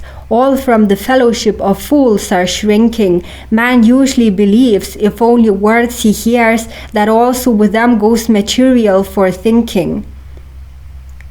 The witch continues. The lofty skill, O science still, from all men deeply hidden, who takes no thought, to him 'tis brought, 'tis given unsought, unbidden. Faust. What nonsense she declaims before us. My head is nigh to split, I fear. It seems to me as if I hear 100,000 fools in chorus. Mephistopheles. O Sibyl excellent, enough of adjuration, but hither bring us thy potation, and quickly fill the beaker to the brim. This drink will bring my friend no injuries. He is a man of manifold degrees, and many draughts are known to him. The witch, with many ceremonies, pours the drink into a cup. As Faust sets it to his lips, a light flame arises. Down with it quickly, drain it off. 'Twill warm thy heart with new desire. Art with the devil hand and glove, and wilt thou be afraid of fire? The witch breaks the circle. Faust steps forth. Mephistopheles. And now, away, thou darst not rest. The witch. And much good may the liquor do thee. Mephistopheles to the witch. Thy wish be on Walpurgis-Night expressed. What boon I have shall then be given unto thee. The witch. Here is a song, which if you sometimes sing, you'll find it of peculiar operation. Mephistopheles to Faust. Come, walk at once, a rapid occupation must start the needful perspiration, and through thy frame the liquor's potence fling. The noble indolence I'll teach thee then to treasure, and soon thou'lt be aware, with keenest thrills of pleasure, how Cupid stirs and leaps on light and restless wing. Faust. One rapid glance within the mirror give me, how beautiful that woman form. Mephistopheles. No, no, the paragon of all, believe me, thou soon shalt see alive and warm. Aside. Thou'lt find this drink thy blood compelling, each woman beautiful as Helen. 7. Street. Faust, Margaret, passing by. Faust. Fair lady, let it not offend you, that arm and escort I would lend you. Margaret. I'm neither lady, neither fair, and home I can go without your care. She releases herself and exit. Faust. By heaven, the girl is wondrous fair, of all I've seen beyond compare, so sweetly virtuous and pure, and yet a little pert, be sure. The lips so red, the cheeks clear dawn, I'll not forget while the world rolls on. How she cast down her timid eyes, deep in my heart imprinted lies. How short and sharp of speech was she! Why, 'twas a real ecstasy. Mephistopheles enters. Faust. Here, of that girl I'd have possession. Mephistopheles. Which then? Faust. The one who just went by. Mephistopheles. She there. She's coming from confession, of every sin absolved, for I, behind her chair, was listening nigh. So innocent is she indeed, that to confess she had no need. I have no power over soul so green. Faust. And yet she's older than 14. Mephistopheles. How now? You're talking like Jack Rake, who every flower for himself would take, and fancies there no favours more, nor honour save for him in store, yet always doesn't the thing succeed. Faust. Most worthy pedagogue, take heed, let not a word of moral law be spoken. I claim, I tell thee, all my right, and if that image of delight rest not within mine arms tonight, at midnight is our compact broken. Mephistopheles. But think the chances of the case. I need at least a fortnight's space to find an opportune occasion. Faust. Had I but 7 hours for all, I should not on the devil's call, but win her by my own persuasion. Mephistopheles. You almost like a Frenchman prate, yet pray don't take it as annoyance. Why all at once exhaust the joyance? Your bliss is by no means so great, as if you'd use to get control all sorts of tender rigmarole, and knead and shape her to your thought, as in Italian tales 'tis taught. Faust. Without that I have appetite. Mephistopheles. But now leave jesting out of sight. I tell you once for all that speed with this fair girl will not succeed. By storm she cannot captured be. We must make use of strategy. Faust. Get me something the angel keeps. Lead me thither where she sleeps. Get me a kerchief from her breast, a garter that her knee has pressed. Mephistopheles. That you may see how much I'd fain further and satisfy your pain, we will no longer lose a minute. I'll find her room today and take you in it. Faust. And shall I see, possess her? Mephistopheles. No, unto a neighbour she must go, and meanwhile thou alone mayst glow with every hope of future pleasure, breathing her atmosphere in fullest measure. Faust. Can we go thither? Mephistopheles. 'Tis too early yet. Faust. A gift for her I bid thee get. Exit. Mephistopheles. Presents at once. That's good. He's certain to get at her. Full many a pleasant place I know, and treasures buried long ago. I must perforce look up the matter. Exit.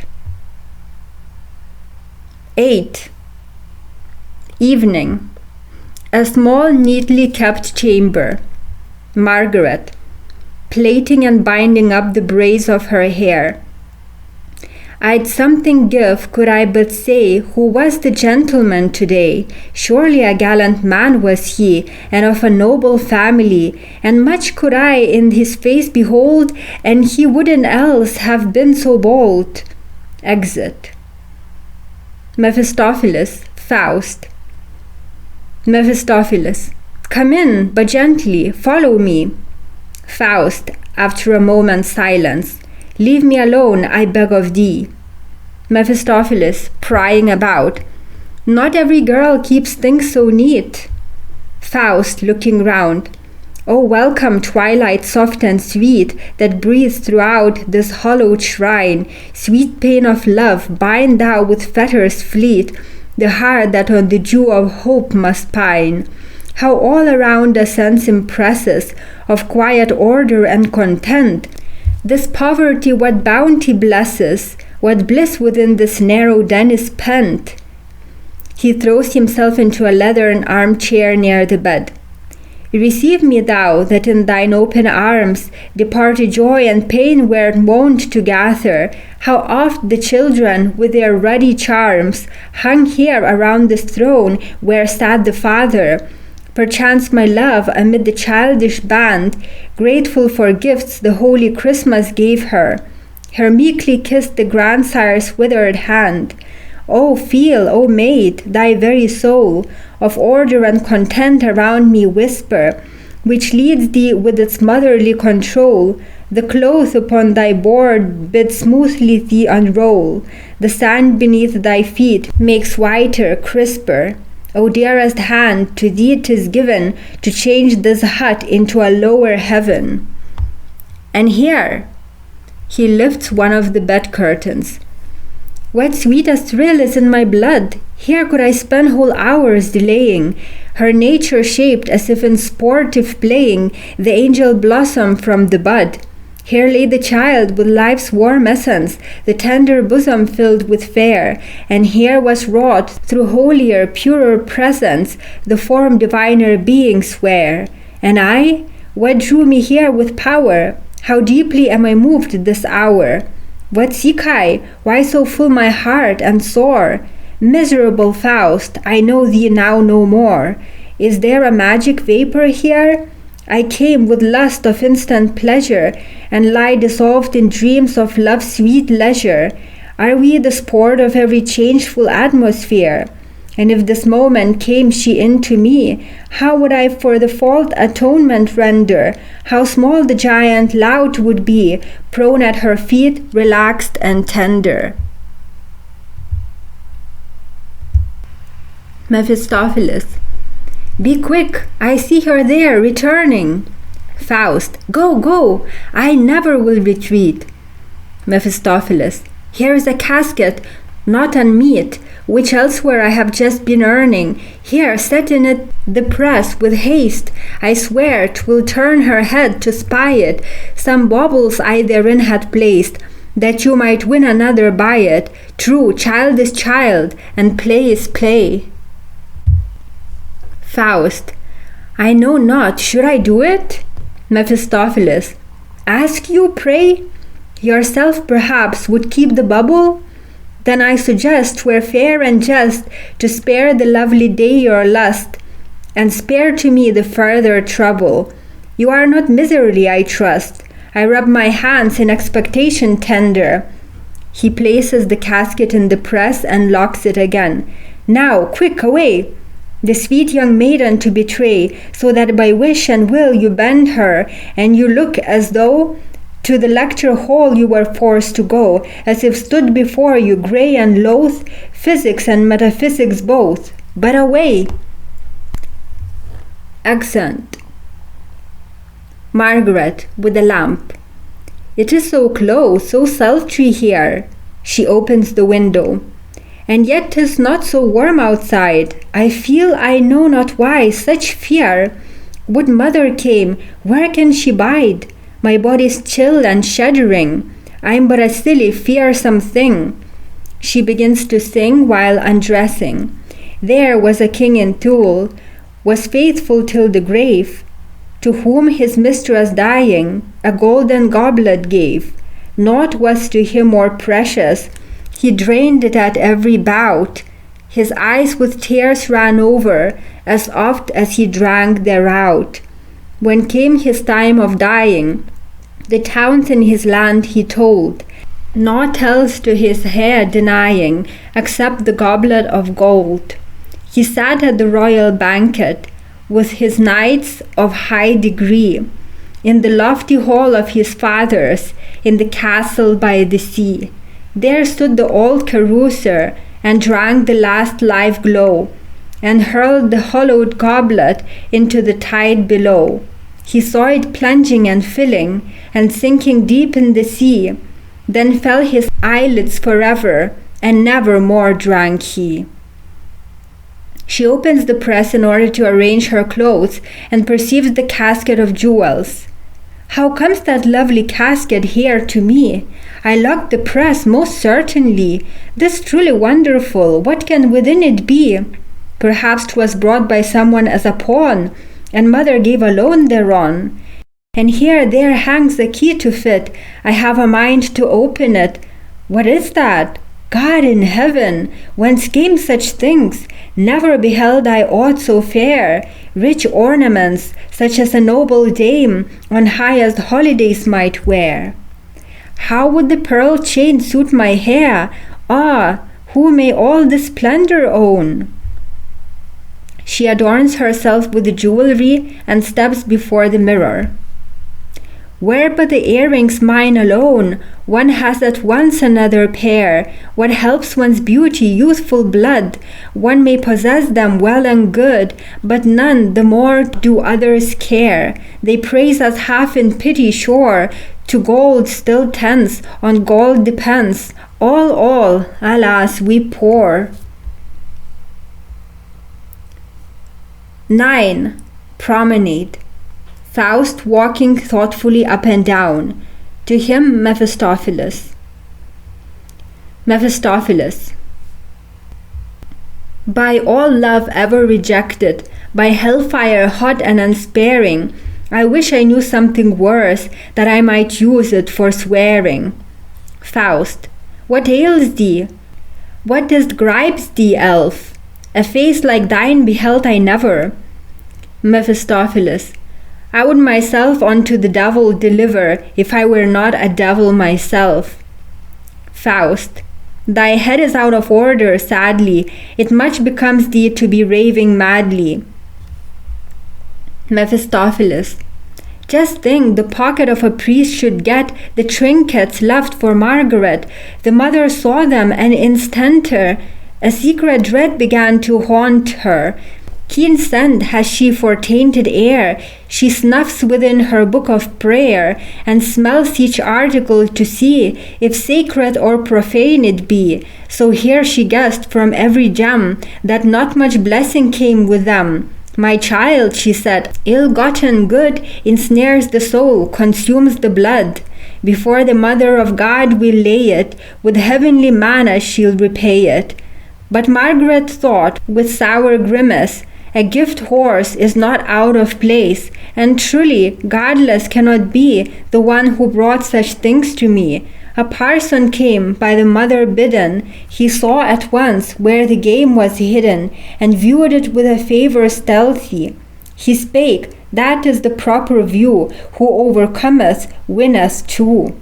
The Holy Church has a stomach healthy, hath eaten many a land as forfeit, and never yet complained of surfeit. The Church alone, beyond all question, has for ill-gotten goods the right digestion. Faust. A general practice is the same, which Jew and king may also claim. Mephistopheles. Then bagged the spangles, chains, and rings, as if but toadstools were the things, and thanked no less and thanked no more than if a sack of nuts he bore, promised them fullest heavenly pay, and deeply edified were they. Faust. And Margaret? Mephistopheles. Sits unrestful still, and knows not what she should or will, thinks on the jewels day and night, but more on him who gave her such delight.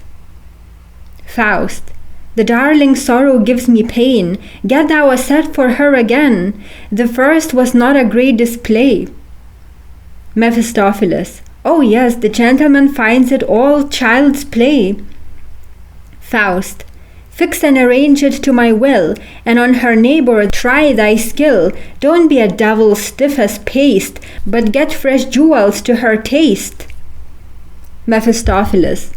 Yes, gracious sir, in all obedience. Exit Faust.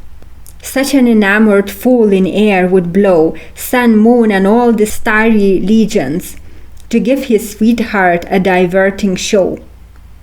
Exit. 10. The neighbor's house. Martha, Solace. God forgive my husband, yet he hasn't done his duty by me. Off in the world he went straightway, left me lie in the straw where I lay. And truly I did not to fret him. God knows I loved and can't forget him. She weeps. Perhaps he's even dead. Oh, woe! Had I certificate to show. Margaret comes. Dame Martha. Martha. Margaret, what's happened thee? Margaret. I scarce can stand, my knees are trembling. I find a box, the first resembling, within my press of ebony, and things all splendid to behold, and richer far than were the old. Martha. You mustn't tell it to your mother. 'Twould go to the priest, as did the other. Margaret. Ah, look and see, just look and see. Martha, adorning her. Oh, what a blessed luck for thee. Margaret. But in the streets I dare not bear them, nor in the church be seen to wear them. Martha.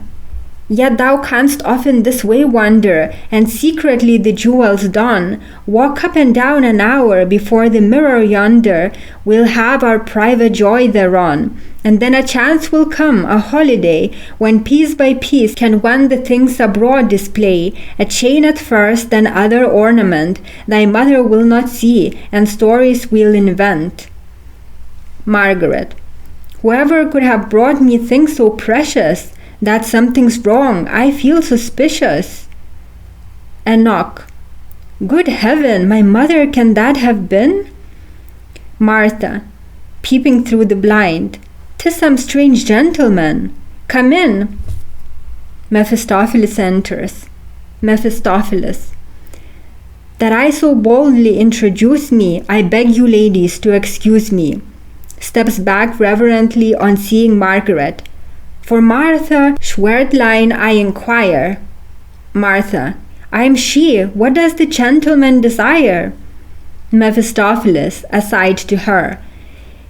It is enough that you are she. You have a visitor of high degree. Pardon the freedom I have taken. Will afternoon return again? Martha aloud.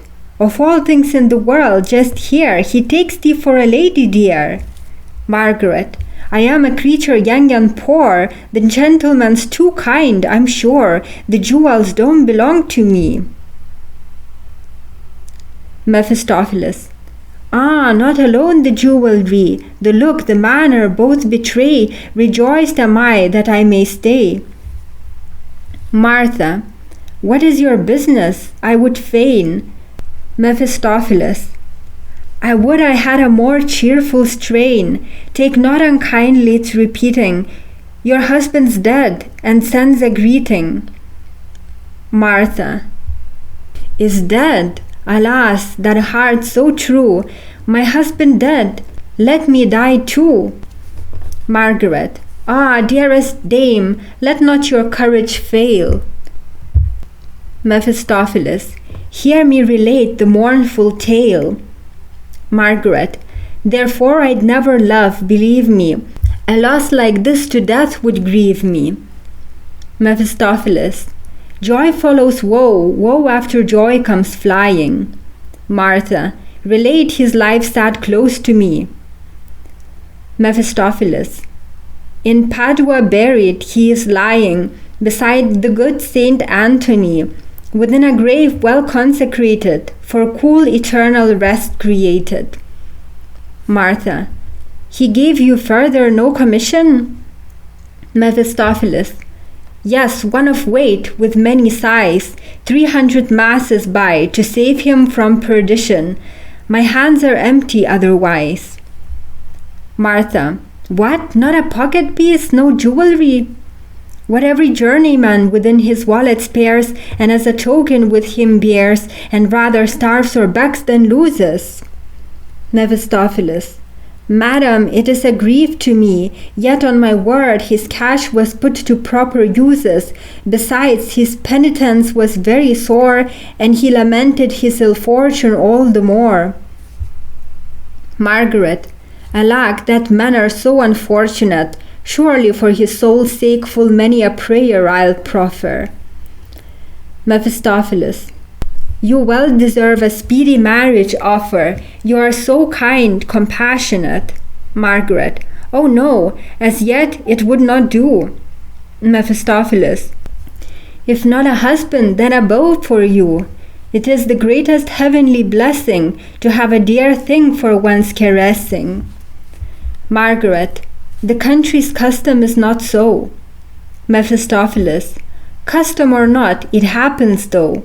Martha. Continue, pray. Mephistopheles. I stood beside his bed of dying. 'Twas something better than manure, half-rotten straw, and yet he died a Christian, sure, and found that heavier scores to his account were lying. He cried, I find my conduct wholly hateful, to leave my wife, my trade, in manner so ungrateful. Ah, the remembrance makes me die. Would of my wrong to her I might be shriven. Martha, weeping. The dear good man, long since was he forgiven. Mephistopheles. Yet she, God knows, was more to blame than I. Martha. He lied, what? On the brink of death he slandered? Mephistopheles. In the last throes his senses wandered. If I such things but half can judge, he said I had no time for play, for gaping freedom. First children, then work for bread to feed them. For bread in the widest sense to drudge, and could not even eat my share in peace and quiet. Martha. Had he all love, all faith forgotten in his riot? My work and worry, day and night? Mephistopheles. Not so, the memory of it touched him quite. Said he, when I from Malta went away, my prayers for wife and little ones were zealous, and such a luck from heaven befell us, we made a Turkish merchantman our prey, that to the Soldan bore a mighty treasure. Then I received, as was most fit, since bravery was paid in fullest measure, my well-appointed share of it. Martha. Say how, say where, if buried, did he own it? Mephistopheles. Who knows now whither the four winds have blown it? A fair young damsel took him in her care, as he in Naples wandered round, unfriended, and she much love, much faith to him did bear, so that he felt it till his days were ended. Martha. The villain, from his children thieving, even all the misery on him cast could not prevent his shameful way of living. Mephistopheles. But see, he is dead therefrom at last. Were I in your place, do not doubt me, I'd mourn him decently a year, and for another keep meanwhile my eyes about me. Martha. Ah, God, another one so dear as was my first, this world will hardly give me. There never was a sweeter fool than mine, only he loved to roam and leave me, and foreign wenches and foreign wine, and the damned throw of dice indeed. Mephistopheles. Well, well, that might have done, however, if he had only been as clever, and treated your slips with a little heed. I swear, with this condition too, I would myself change rings with you. Martha. The gentleman is pleased to jest. Mephistopheles aside. I'll cut away, betimes, from here. She take the devil at his word, I fear. To Margaret. How fares the heart within your breast? Margaret. What means the gentleman? Mephistopheles aside. Sweet innocent thou art. Aloud. Ladies, farewell. Margaret. Farewell. Martha. A moment ere we part. I'd like to have a legal witness, where, how, and when he died, to certify his fitness. Irregular ways I've always hated. I want his death in the weekly paper stated. Mephistopheles. Yes, my good day, my pair of witnesses always the truth establishes. I have a friend of high condition, who'll also add his deposition. I'll bring him here. Martha. Good sir, pray do. Mephistopheles. And this young lady will be present too? A gallant youth has travelled far, ladies with him delighted are. Margaret. Before him I should blush ashamed. Mephistopheles. Before no king that could be named. Martha. Behind the house in my garden then, this eve we will expect the gentleman. 11. A street. Faust, Mephistopheles. Faust. How is it? Under way and soon complete? Mephistopheles. Ah, bravo! Do I find you burning? Well, Margaret soon will still your yearning. At neighbour Martha's you will this evening meet. A fitter woman never was made to ply the pimp and gypsy trade. Faust. 'Tis well. Mephistopheles. Yet something is required from us. Faust. One service pays the other thus. Mephistopheles. We've but to make a deposition valid, that now her husband's limbs outstretched and pallid at Padua rest in consecrated soil. Faust. Most wise, and first, of course, will make the journey thither. Mephistopheles. Sancta simplicitas, no need of such a toil, depose with knowledge or without it either. Faust. If you've naught better then, I'll tear your pretty plan. Mephistopheles. Now there you are, O holy man! Is it the first time in your life you've driven to bear false witness in a case? Of God, the world, and all that in it has a place, of man and all that moves the being of his race, have you not terms and definitions given with brazen forehead, daring breast? And if you'll probe the thing profoundly, knew you so much, and you'll confess it roundly, as here of Schwerdlein's death and place of rest. Faust. Thou art, and thou remainst, a sophist liar. Mephistopheles. Yes, knew I not more deeply thy desire, for wilt thou not, no lover fairer, poor Margaret flatter and ensnare her, and all thy soul's devotion swear her? Faust. And from my heart. Mephistopheles. 'Tis very fine, thine endless love, thy faith assuring, the one almighty force enduring, will that too prompt this heart of thine? Faust. Hold, hold, it will, if such my flame, and for the sense and power intense, I seek and cannot find a name, then range with all my senses through creation, craving the speech of inspiration, and call this ardor so supernal, endless, eternal, and eternal. Is that a devilish lying game? Mephistopheles. And yet I'm right. Faust. Mark this, I beg thee, and spare my lungs hereforth whoever intends to have the right, if but his tongue be clever, will have it certainly. But come, the further talking brings disgust, for thou art right, especially since I must. 12. Garden.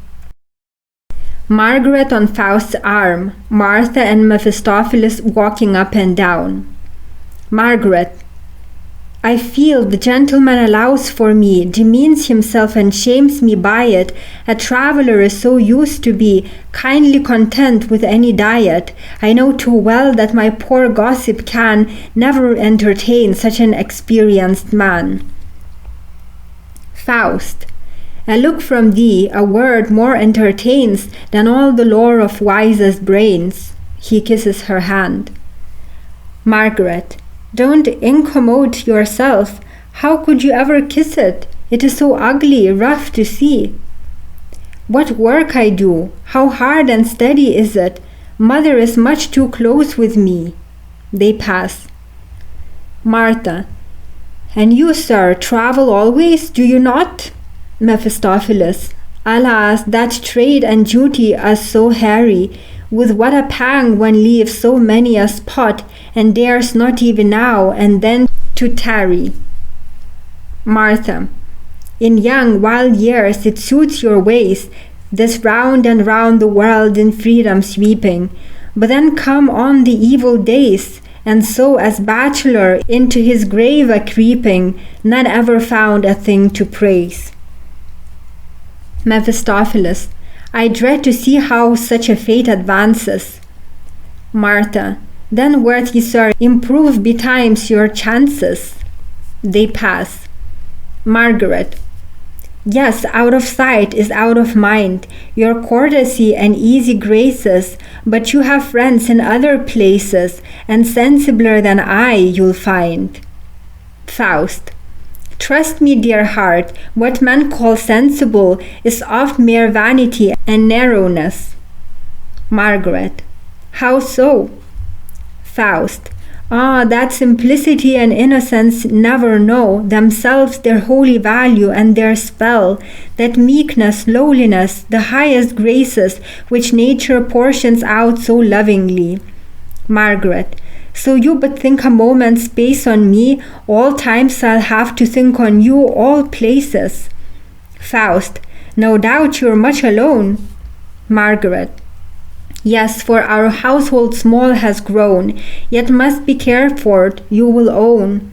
We have no maid. I do the knitting, sewing, sweeping, the cooking, early work and late in fact, and mother in her notions of housekeeping is so exact. Not that she needs so much to keep expenses down. We more than others might take comfort rather. A nice estate was left us by my father, a house, a little garden near the town. But now my days have less of noise and hurry. My brother is a soldier, my little sister is dead. True, with a child a troubled life I led, yet I would take again and willing all the worry, so very dear was she. Faust. An angel, if like thee. Margaret. I brought it up, and it was fond of me. Father had died before it saw the light, and mother's case seemed hopeless quite, so weak and miserable she lay, and she recovered then so slowly day by day. She could not think herself of giving the poor wee thing its natural living, and so I nursed it all alone, with milk and water 'twas my own. Lulled in my lap with many a song, it smiled and tumbled and grew strong. Faust. The purest bliss was surely then thy dower. Margaret. But surely also many a weary hour I kept the baby's cradle near my bed at night. If it even stirred, I'd guess it, and waking hear. And I must nurse it, warm beside me press it, and oft to quiet it my bed forsake, and dandling back and forth the restless creature take, then at the washtub stand at morning's break, and then the marketing and kitchen tending, day after day, the same thing never ending. One's spirits, sir, are thus not always good, but then one learns to relish rest and food. They pass. Martha. Yes, the poor women are bad off, 'tis true. A stubborn bachelor there's no converting. Mephistopheles. It but depends upon the like of you, and I should turn to better ways than flirting. Martha. Speak plainly, sir. Have you no one detected? Has not your heart been anywhere subjected? Mephistopheles. The proverb says, one's own warm hearth and a good wife are gold and jewels worth. Martha. I mean, have you not felt desire, though never so slightly? Mephistopheles. I've everywhere in fact been entertained politely. Martha. I meant to say, were you not touched in earnest ever? Mephistopheles. One should allow oneself to jest with ladies never. Martha. Ah, you don't understand. Mephistopheles. I'm sorry I'm so blind, but I am sure that you are very kind. They pass. Faust. And me, thou angel, didst thou recognize, as through the garden gate I came? Margaret. Did you not see it? I cast down my eyes. Faust. and thou forgivest my freedom, and the blame to my impertinence befitting, as the cathedral thou wert quitting. Margaret. I was confused. The like never happened me. No one could ever speak to my discredit. Ah, thought I, in my conduct has he read it, something immodest or unseemly free. He seemed to have the sudden feeling that with this wench 'twere very easy dealing. I will confess I knew not what appeal on your behalf here in my bosom grew, but I was angry with myself to feel that I could not be angrier with you. Faust. Sweet darling. Margaret. Wait a while. She plucks a star flower and pulls off the leaves, one after the other. Faust. Shall that a nosegay be? Margaret. No, it is just in play. Faust. How? Margaret. Go, you laugh at me. She pulls off the leaves and murmurs. Faust. What murmurest thou? Margaret, half aloud. He loves me not. Faust. Thou sweet angelic soul. Margaret continues. Loves me not. Plucking the last leaf, she cries with frank delight. He loves me. Faust. Yes, child, and let this blossom word for thee be speech divine. He loves thee. Ah, knowest thou what it means? He loves thee. He grasps both her hands. Margaret. I'm all a tremble. Faust. Oh, tremble not, but let this look, let this warm clasp of hands declare thee what is unspeakable, to yield one wholly, and to feel a rapture in yielding that must be eternal. Eternal, for the end would be despair. No, no ending. Martha, coming forward. The night is falling. Mephistopheles. Ay, we must away. Martha. I'd ask you longer here to tarry, but evil tongues in this town have full play. It's as if nobody had nothing to fetch and carry, nor other labor, but spying all the doings of one's neighbor, and one becomes the talk, do whatsoever one may. Where is our couple now? Mephistopheles. Flown up the alley yonder, the wilful summer birds. Martha. He seems of her still fonder. Mephistopheles. And she of him, so runs the world away. 13. A Garden-Arbor. Margaret comes in, conceals herself behind the door, puts her finger to her lips, and peeps through the crack. Margaret. He comes. Faust entering. Ah, rogue, a tease thou art, I have thee. He kisses her. Margaret. Clasping him and returning the kiss. Dearest man, I love thee from my heart. Mephistopheles knocks. Faust, stamping his foot. Who's there? Mephistopheles. A friend. Faust. A beast. Mephistopheles. 'Tis time to separate. Martha coming. Yes, sir, 'tis late. Faust. May I not then upon you wait? Margaret. My mother would farewell. Faust. Ah, can I not remain? Farewell. Martha. Adieu. Margaret. And soon to meet again. Exit Faust and Mephistopheles. Margaret. Dear God, however is it such a man can think and know so much? I stand ashamed and in amaze, and answer yes to all he says. A poor unknowing child, and I can't think what he finds in me. 14. Forest and Cavern. Faust. Solus. Spirit sublime, thou gavest me all, for which I prayed. Not unto me in vain hast thou thy countenance revealed in fire. Thou gavest me nature as a kingdom grand, with power to feel and to enjoy it. Thou, not only cold, amazed acquaintance yieldest, but grantest that in her profoundest breast I gaze as in the bosom of a friend. The ranks of living creatures thou dost lead before me, teaching me to know my brothers in air and water and the silent wood. And when the storm in forest roars and grinds, the giant firs in falling neighbor boughs, and neighbor trunks with crushing weight bear down, and falling fill the hills with hollow thunders, then to the cave secure thou leadest me.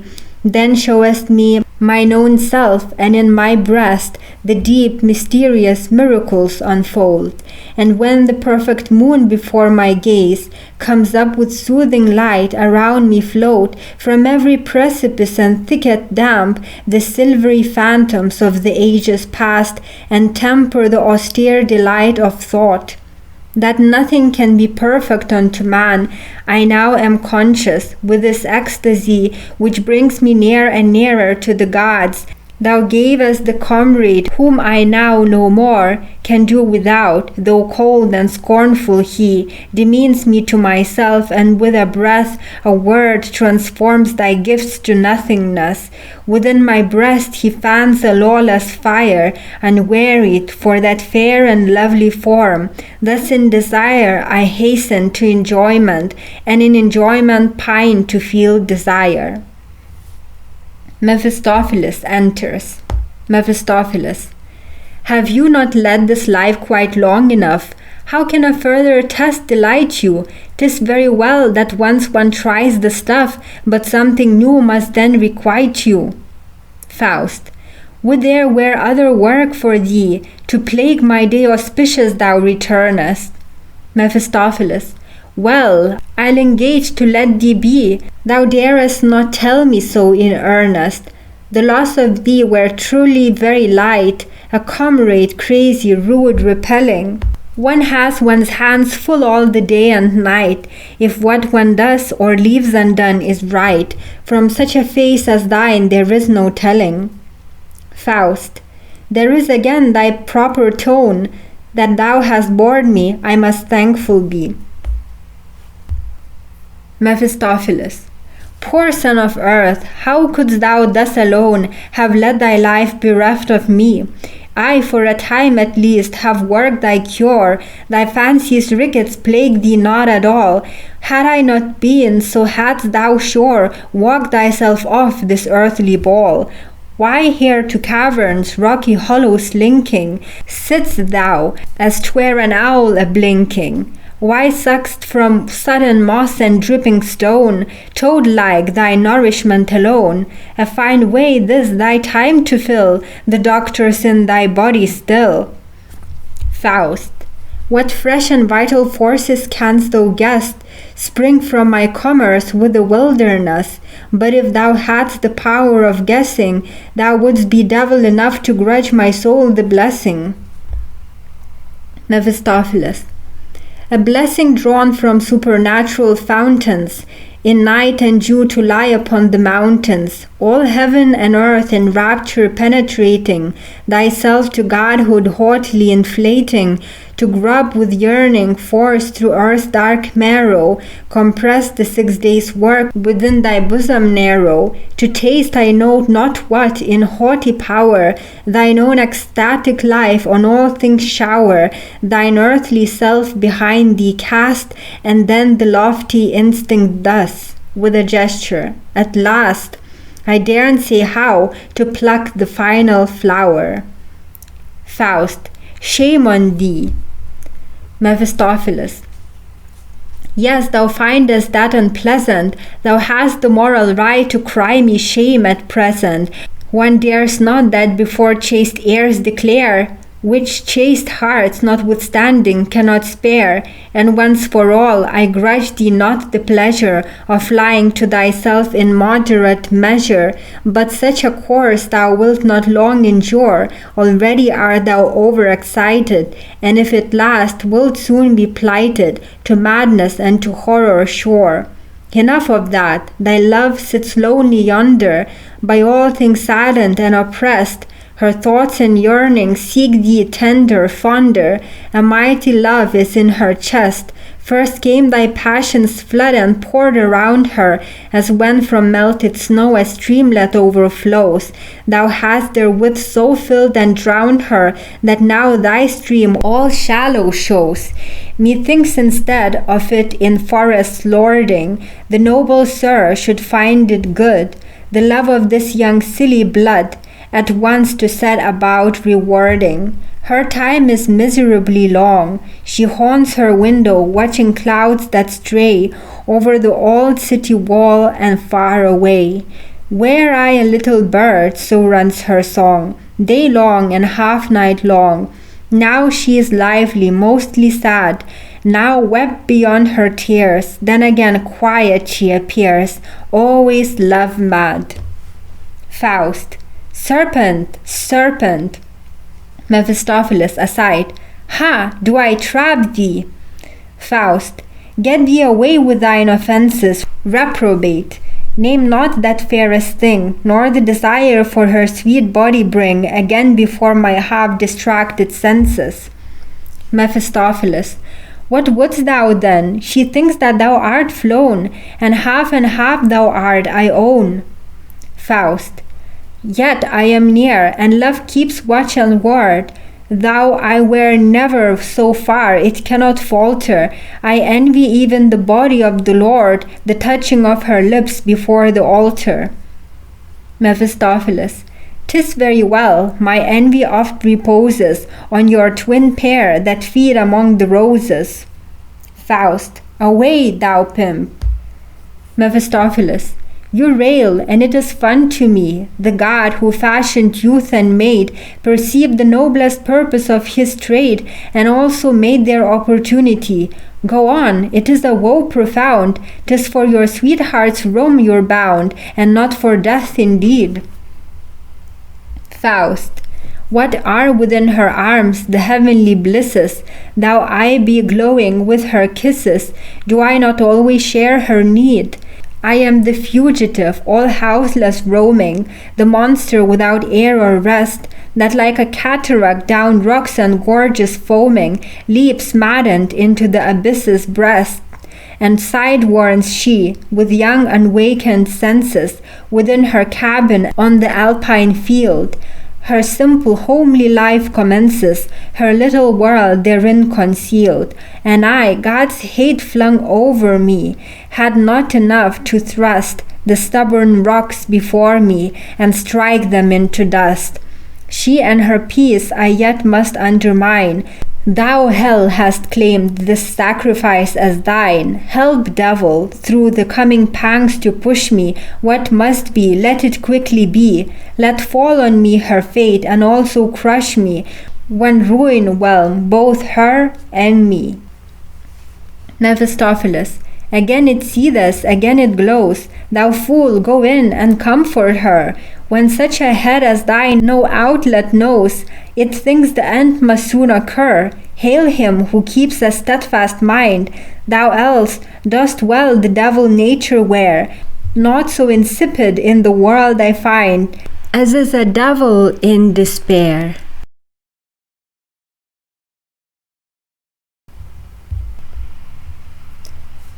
XV. Margaret's room. Margaret. At the spinning wheel alone. My peace is gone, my heart is sore, I never shall find it, ah, never more. Save I have him near, the grave is here, the world is gall, and bitterness all. My poor weak head is cracked and crazed, my thought is lost, my sense is mazed. My peace is gone, my heart is sore, I never shall find it, ah, never more. To see him, him only, at the pane I sit, to meet him, him only, the house I quit. His lofty gait, his noble size, the smile of his mouth, the power of his eyes, and the magic flow of his talk, the bliss in the clasp of his hand, and ah, his kiss. My peace is gone, my heart is sore, I never shall find it, ah, never more. My bosom yearns for him alone, Ah, dared I clasp him, and hold and own, and kiss his mouth to heart's desire, and on his kisses at last expire. 16. Martha's Garden. Margaret, Faust. Margaret, promise me, Henry. Faust, what I can. Margaret, how is it with thy religion, pray? Thou art a dear, good-hearted man, and yet I think dost not incline that way. Faust, leave that, my child. Thou know'st my love is tender. For love my blood and life would I surrender, and as for faith and church I grant to each his own. Margaret, that's not enough. We must believe thereon. Faust, must we? Margaret, would that I had some influence. Then too thou honourest not the holy sacraments. Faust, I honour them. Margaret, desiring no possession, 'tis long since thou hast been to mass or to confession. Believest thou in God? Faust, my darling, who shall dare, I believe in God, to say? Ask priest or sage the answer to declare, and it will seem a mocking play, a sarcasm on the asker. Margaret, then thou believest not. Faust, hear me not falsely, sweetest countenance. Who dare express him, and who profess him, saying I believe in him? Who feeling, seeing, deny his being, saying I believe him not? The all-enfolding, the all-upholding, folds and upholds he not thee, me, himself? Arches not there the sky above us? Lies not beneath us firm the earth? And rise not on us shining, friendly the everlasting stars? Look I not eye to eye on thee, and feel'st not, thronging to head and heart, the force, still weaving its eternal secret, invisible, visible, round thy life? Vast as it is, fill with that force thy heart, and when thou in the feeling wholly blessed art, call it then what thou wilt, call it bliss, heart, love, God. I have no name to give it. Feeling is all in all, the name is sound and smoke, obscuring heaven's clear glow. Margaret, all that is fine and good to hear it so, much the same way the preacher spoke, only with slightly different phrases. Faust, the same thing in all places, all hearts that beat beneath the heavenly day, each in its language say, then why not I in mine as well? Margaret, to hear it thus it may seem passable, and yet some hitch in there must be, for thou hast no Christianity. Faust, dear love. Margaret, I've long been grieved to see that thou art in such company. Faust, how so? Margaret, the man who with ye goes, thy mate, within my deepest inmost soul I hate. In all my life there's nothing has given my heart so keen a pang of loathing as his repulsive face has done. Faust, nay, fear him not, my sweetest one. Margaret, I feel his presence like something ill. I've else for all a kindly will, but much as my heart to see thee yearneth, the secret horror of him returneth, and I think the man a knave as I live. If I do him wrong, may God forgive. Faust, there must be such queer birds, however. Margaret, live with the like of him may I never. When once inside the door comes he looks around so sneeringly, and half in wrath. One sees that in nothing no interest he hath. 'Tis written on his very forehead that love to him is a thing abhorred. I am so happy on thine arm, so free, so yielding, and so warm, and in his presence stifled seems my heart. Faust, foreboding angel that thou art. Margaret, It overcomes me in such degree that wheresoever he meets us even, I feel as though I'd lost my love for thee. When he is by, I could not pray to heaven, that burns within me like a flame, and surely, Henry, 'tis with thee the same. Faust. There now is thine antipathy. Margaret. But I must go. Faust. Ah, shall there never be a quiet hour to see us fondly plighted, with breast to breast and soul to soul united? Margaret. Ah, if I only slept alone, I'd draw the bolts tonight for thy desire, but my mother's sleep so light has grown, and if we were discovered by her, 'twould be my death upon the spot. Faust. Thou angel, fear it not, here is a phial, in her drink, but 3 drops of it measure, and deepest sleep will on her senses sink. Margaret. What would I not to give thee pleasure? It will not harm her when one tries it. Faust. If 'twould, my love, would I advise it? Margaret. Ah, dearest man, if but thy face I see, I know not what compels me to thy will. So much have I already done for thee, that scarcely more is left me to fulfill. Exit. Enters Mephistopheles. Mephistopheles. The monkey, is she gone? Faust. Hast played the spy again? Mephistopheles. I've heard most fully how she drew thee. The doctor has been catechized, 'tis plain. Great good, I hope, the thing will do thee. The girls have much desire to ascertain if one is prim and good, as ancient rules compel. If there he's led, they think he'll follow them as well. Faust. Thou monster wilt nor see nor own how this pure soul of faith so lowly, so loving and ineffable, the faith alone, that her salvation is with scruples holy, pines, lest she hold as lost the man she loves so well. Mephistopheles. Thou, full of sensual, supersensual desire, a girl by the nose is leading thee. Faust. Abortion thou of filth and fire. Mephistopheles. And then how masterly she reads physiognomy. When I am present, she's impressed, she knows not how.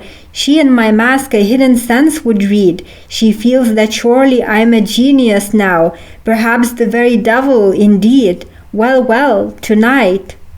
Faust. What's that to thee? Mephistopheles. Yet my delight 'twill also be. 17. At the fountain. Margaret and Lisbeth with pitchers. Lisbeth. Hast nothing heard of Barbara? Margaret. No, not a word. I go so little out. Lisbeth. It's true, Sibylla said today. She's played the fool at last, there's not a doubt. Such taking on of airs. Margaret. How so? Lisbeth. It stinks. She's feeding too whenever she eats and drinks. Margaret. Ah. Lisbeth. And so at last it serves her rightly. She clung to the fellow so long and tightly, that was a promenading, at village and dance parading. As the first they must everywhere shine, and he treated her always to pies and wine, and she made a to-do with her face so fine. So mean and shameless was her behavior, she took all the presents the fellow gave her, 'twas kissing and coddling on and on. So now at the end the flower is gone. Margaret. The poor, poor thing. Lisbeth. Dost pity her at that?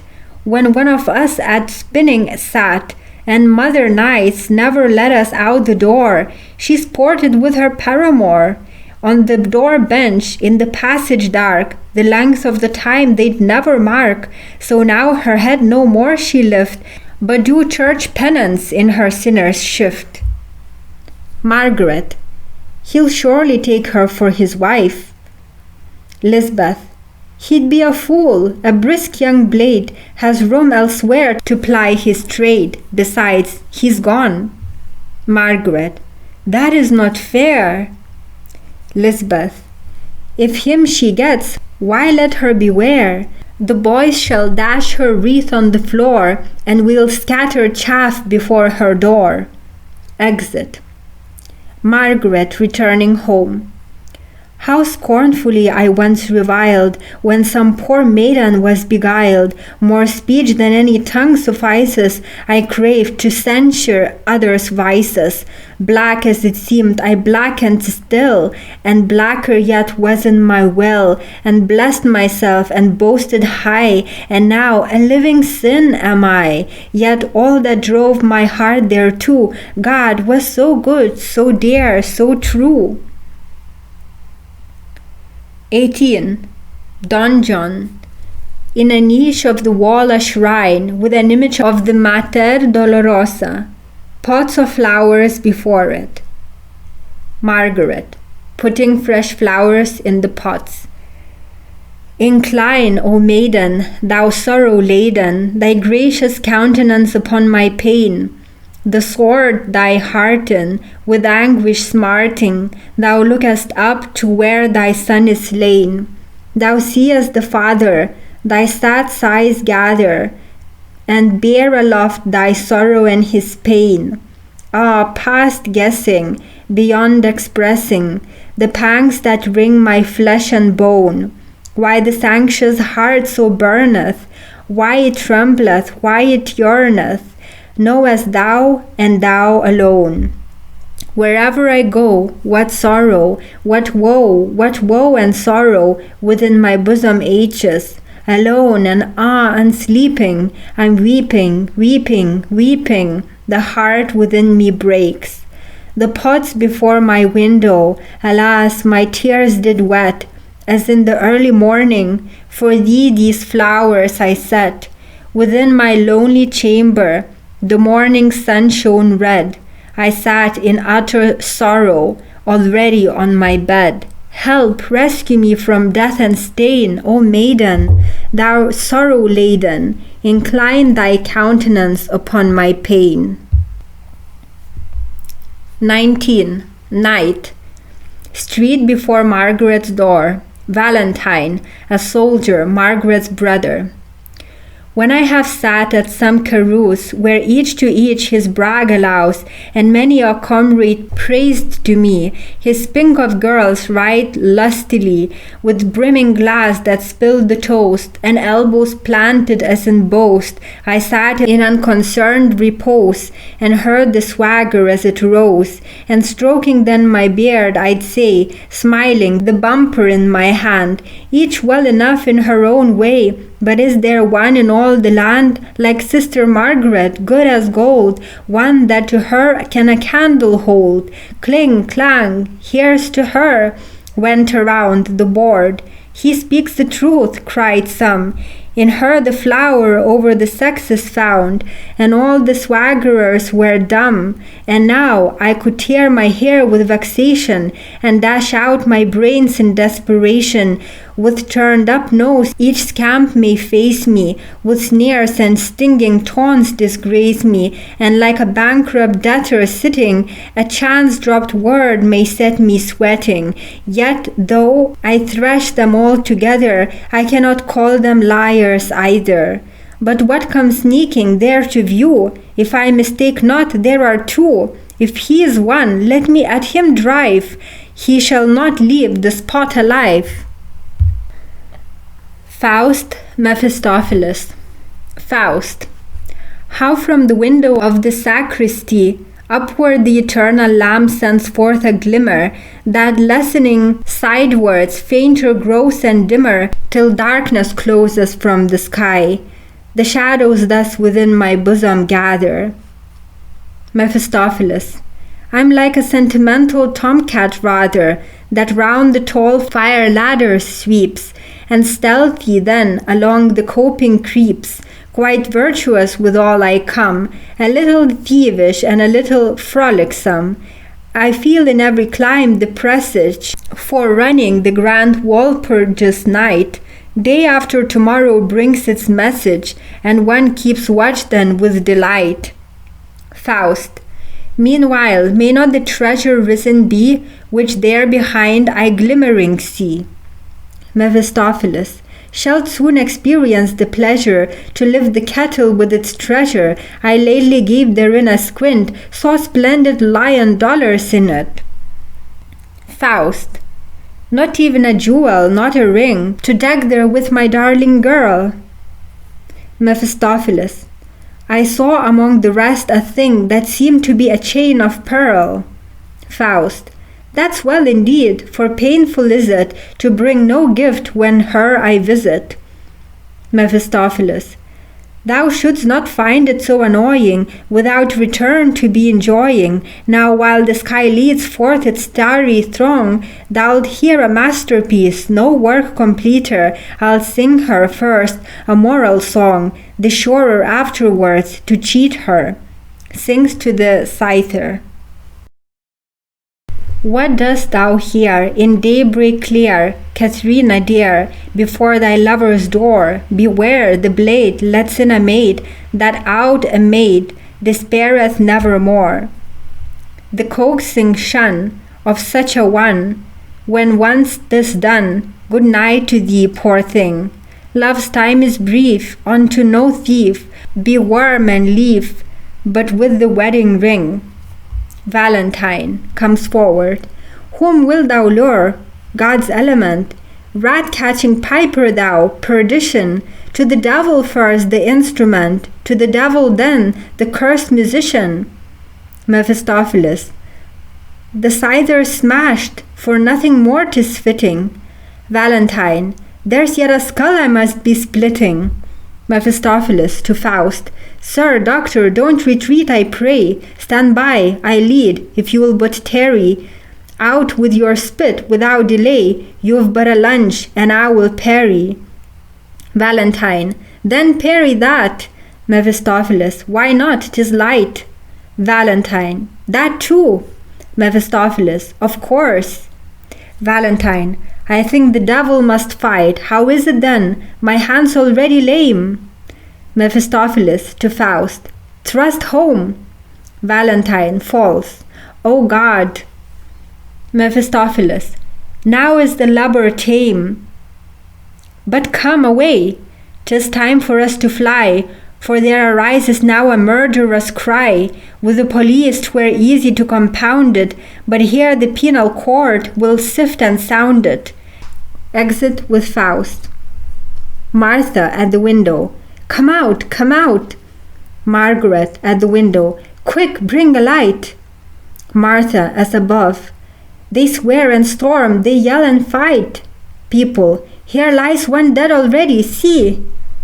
Martha coming from the house. The murderers, whither have they run? Margaret coming out. Who lies here? People. 'Tis thy mother's son. Margaret. Almighty God, what misery! Valentine. I'm dying, that is quickly said, and quicker yet 'tis done. Why howl you women there instead? Come here and listen, everyone. All gather around him. My Margaret, see, still young thou art, but not the least bit shrewd or smart. Thy business thus so slight, so this advice I bid thee heed. Now that thou art a whore indeed, why be one then outright? Margaret. My brother, God, such words to me? Valentine. In this game let our Lord God be. What's done's already done, alas, what follows it must come to pass. With one beginst thou secretly, then soon will others come to thee, and when a dozen thee have known, thou'rt also free to all the town. When shame is born and first appears, she is in secret brought to light, and then they draw the veil of night over her head and ears. Her life, in fact, they're loath to spare her, but let her growth and strength display. She walks abroad unveiled by day, yet is not grown a whit the fairer. The uglier she is to sight, the more she seeks the day's broad light.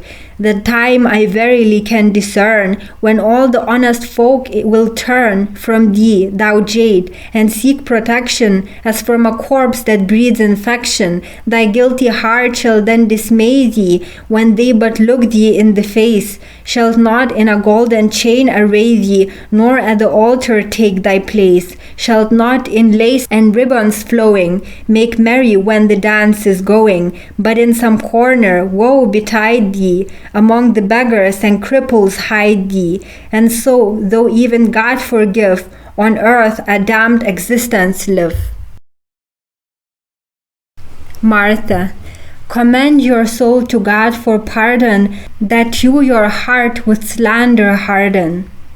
Valentine, thou pimp most infamous, be still, could I thy withered body kill, 'twould bring, for all my sinful pleasure, forgiveness in the richest measure. Margaret, my brother, this is hell's own pain.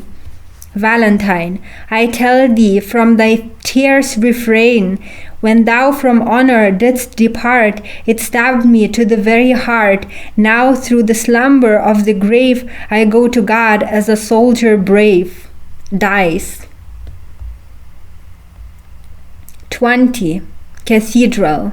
Service, organ, and anthem. Margaret among much people. The evil spirit behind Margaret. Evil spirit.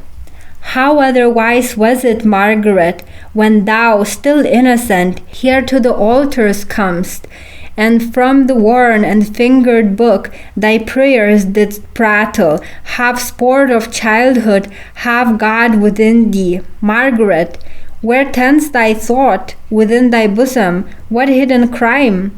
Praise thou for mercy on thy mother's soul, that fell asleep to long, long torment, and through thee. Upon thy threshold whose the blood, and stirreth not and quickens something beneath thy heart, thy life disquieting with most foreboding presence. Margaret, woe, woe! Would I were free from the thoughts that cross me, drawing hither and thither despite me. Chorus. Dies ira, dies illa, solvet sacrum in favilla. Sound of the organ. Evil spirit, wrath takes thee, the trumpet peals, the graves tremble, and thy heart from ashy rest to fiery torments now again requickened throbs to life. Margaret, would I were forth? I feel as if the organ here my breath takes from me, my very heart dissolved by the anthem. Chorus. Judex ergo cum sedebit, quid latet ad perebit, nil in ultum remanebit. Margaret, I cannot breathe, the massy pillars imprison me, the vaulted arches crush me. Air! Evil spirit, hide thyself, sin and shame, stay never hidden. Air, light, woe to thee. Chorus. Quid sum miser tung dicturus, quem patronem rogaturus, cum vix justus sit securus. Evil spirit, they turn their faces, the glorified, from thee.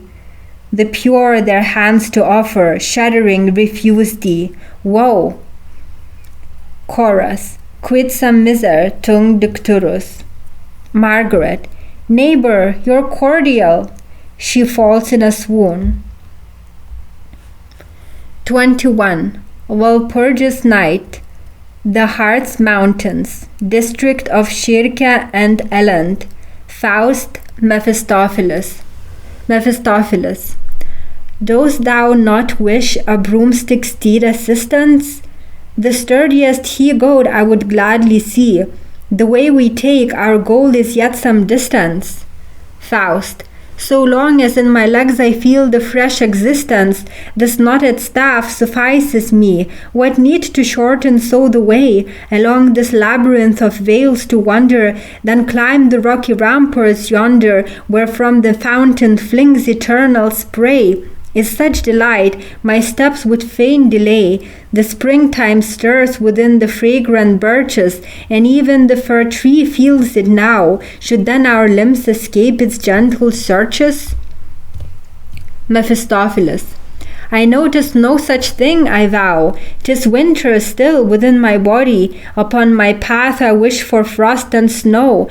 How sadly rises, incomplete and ruddy, the moon's lone disk with its belated glow, and lights so dimly that as one advances, at every step one strikes a rock or tree. Let us then use a jack-o'-lantern's glances. I see one yonder, burning merrily. Ho there, my friend, I'll levy thine attendance. Why waste so vainly thy resplendence? Be kind enough to light us up this steep. Will-o'-the-wisp. My reverence, I hope, will me enable to curb my temperament unstable, for zigzag courses we are wont to keep. Mephistopheles. Indeed, he'd like mankind to imitate. Now in the devil's name go straight, or I'll blow out his being's flickering spark. Will-o'-the-wisp. You are the master of the house, I mark, and I shall try to serve you nicely. But then reflect, the mountain's magic mad today, and if a will-o'-the-wisp must guide you on the way, you mustn't take things too precisely. Faust, Mephistopheles, Will-o'-the-wisp. In alternating song. We, it seems, have entered newly in the sphere of dreams enchanted. Do thy bidding, guide us truly, that our feet be forwards planted. In the vast, the desert spaces, see them swiftly changing places, trees on trees beside us trooping, and the crags above us stooping, and the rocky snouts outgrowing. Hear them snoring, hear them blowing, over the stones the grass is flowing, stream and streamlet seek the hollow. Hear I noises, songs that follow, hear I tender love petitions, voices of those heavenly visions, sounds of hope, of love undying, and the echoes like traditions of all days come faint and hollow. Hoo-hoo, shoo-hoo, nearer hover, jay and screech owl and the plover, are they all awake and crying? Isn't the salamander pushes, bloated-bellied, through the bushes, and the roots like serpents twisted through the sand and boulders toiling, fright us, weird as links uncoiling, to entrap us unresisted, living knots and gnarls uncanny, feel the polypus and tenny, for the wanderer mice are flying, thousand-colored, herd-wise hieing, through the moss and through the heather, and the fireflies wink and darkle, crowded swarms that soar and sparkle, and in wildering escort gather. Tell me if we still are standing, or if further we're ascending. All is turning, whirling, blending, trees and rocks with grinning faces, wandering lights that spin in mazes, still increasing and expanding. Mephistopheles. Grasp my skirt with heart undaunted, here a middle peak is planted, whence one seeth with amaze Mammon in the mountain blaze. Faust. How strangely glimmers through the hollows a dreary light like that of dawn. Its exhalation tracks and follows the deepest gorges, faint and wan. Here stream, there rolling vapor sweepeth. Here burns the glow through film and haze. Now like a tender thread it creepeth. Now like a fountain leaps and plays. Here winds away, and in 100 divided veins the valley braids. There in a corner pressed and sundered, itself detaches, present fades. Here gush the sparkles incandescent, like scattered showers of golden sand. But see, in all their height at present, the rocky ramparts blazing stand. Mephistopheles. Has not Sir Mammon grandly lighted his palace for this festal night? 'Tis lucky thou hast seen the sight, the boisterous guests approach that were invited. Faust. How raves the tempest through the air? With what fierce blows upon my neck 'tis beating? Mephistopheles. under the old ribs of the rock retreating, hold fast, lest thou be hurled down the abysses there. The night with the mist is black, hark, how the forests grind and crack. Frightened, the owlets are scattered. Hearken, the pillars are shattered. The evergreen palace is shaking. Boughs are groaning and breaking. The tree trunks terribly thunder. The roots are twisting asunder. In frightfully intricate crashing, each on the other is dashing. And over the wreck-strewn gorges, the tempest whistles and surges. Hear'st thou voices higher ringing, far away or nearer singing? Yes, the mountain side along sweeps an infuriate glamoring song. Witches in chorus. The witches ride to the Brocken's top. The stubble is yellow and green the crop. There gathers the crowd for carnival. Sir Urian sits over all. And so they go over stone and stock. The witch she is, and is the buck. A voice, alone all Bobos coming now. She rides upon a Pharaoh sow. Chorus. Then honor to whom the honor is due. Dame Bobo first to lead the crew. A tough old sow, and the mother thereon. Then follow the witches, every one. A voice. Which way comes thou hither? Voice. Over the ill-sent stone. I peeped at the owl in her nest alone, how she stared and glared. Voice. Betake thee to hell, why so fast and so fell? Voice. She has cored and has flayed me, see the wounds she has made me. Witches, chorus. The way is wide, the way is long. See what a wild and crazy throng. The broom it scratches, the fork it thrusts. The child is stifled, the mother bursts. Wizards, semi-chorus. As doth the snail in shell we crawl. Before us go the women all. When towards the devil's house we tread, woman's 1,000 steps ahead. Other semi-chorus. We do not measure with such care, woman in 1,000 steps is there, but whosoever she hasten may, man in 1 league has cleared the way. Voice from above. Come on from rocky lake.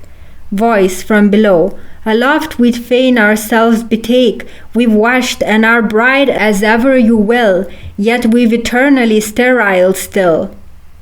Both choruses. The wind is hushed, the star shoots by, the dreary moon forsakes the sky, the magic notes like spark on spark, drizzle whistling through the dark. Voice from below. Hold there, ho there. Voice from above. Who calls from the rocky cleft below there? Voice from below. Take me too, take me too. I'm climbing now 300 years, and yet the summit cannot see. Among my equals I would be.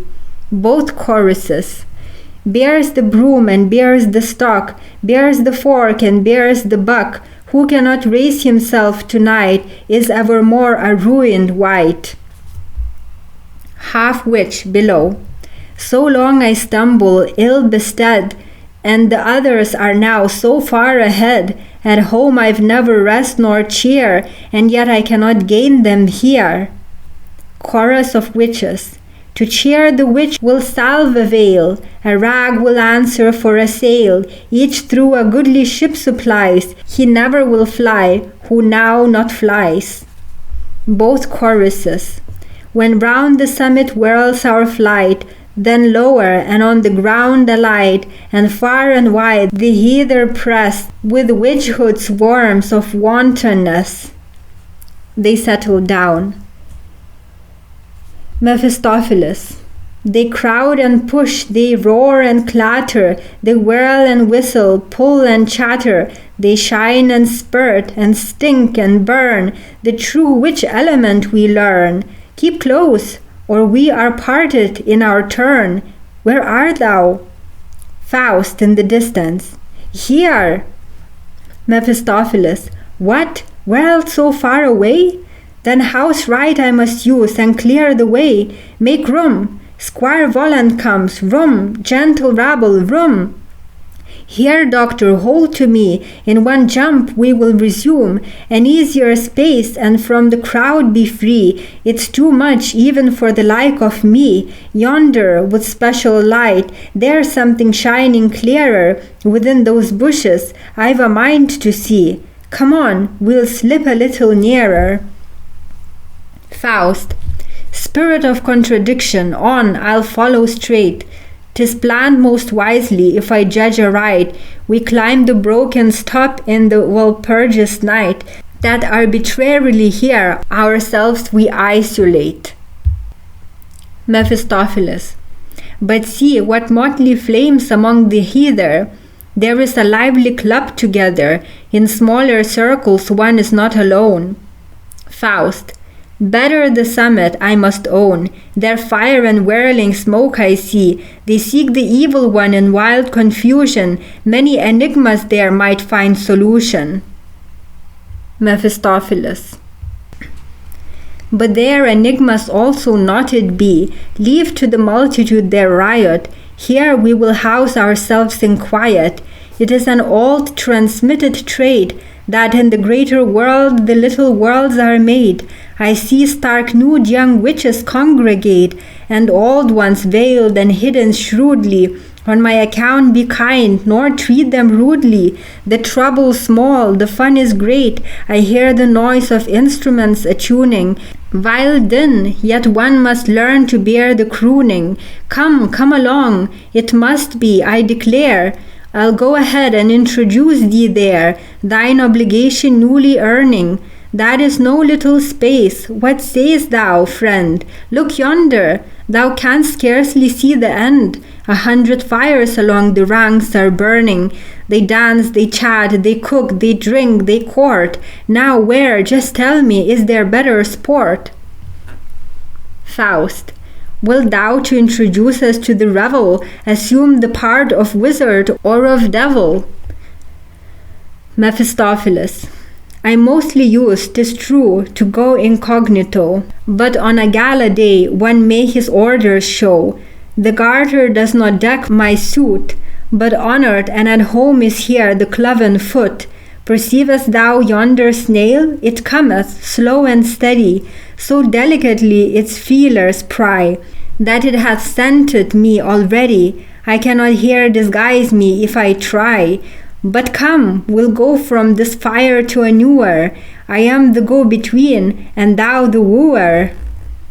To some who are sitting around dying embers. All gentlemen, why at the outskirts? Enter. I'd praise you if I found you snugly in the center, with youth and revel round you like a zone. You each at home are quite enough alone. General. Say, who would put his trust in nations, however for them one may have worked and planned? For with the people, as with women, youth always has the upper hand. Minister. They are now too far from what is just and sage. I praise the old ones, not unduly. When we were all in all, then truly, then was the real golden age. Parvenu. We also were not stupid either, and what we should not often did, but now all things have from their bases slid, just as we meant to hold them fast together. Author. Who now a work of moderate sense will read? Such works are held as antiquate and mossy, and as regards the younger folk, indeed, they never yet have been so pert and saucy. Mephistopheles, who all at once appears very old. I feel that men are ripe for judgment day. Now for the last time I've the witches' hill ascended. Since to the lees my cask is drained away, the world's as well must soon be ended. Huckster witch. Ye gentlemen, don't pass me thus. Let not the chance neglected be. Behold my wares attentively.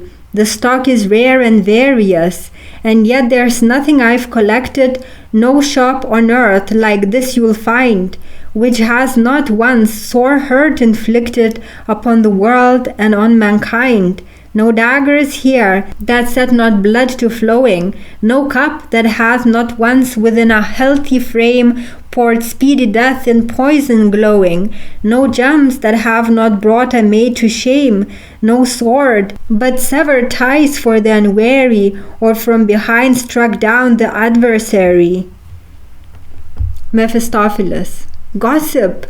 The times thou badly comprehendest, what's done hast happed, what haps is done. 'Twere better if for novelties thou sendest, by such alone can we be won.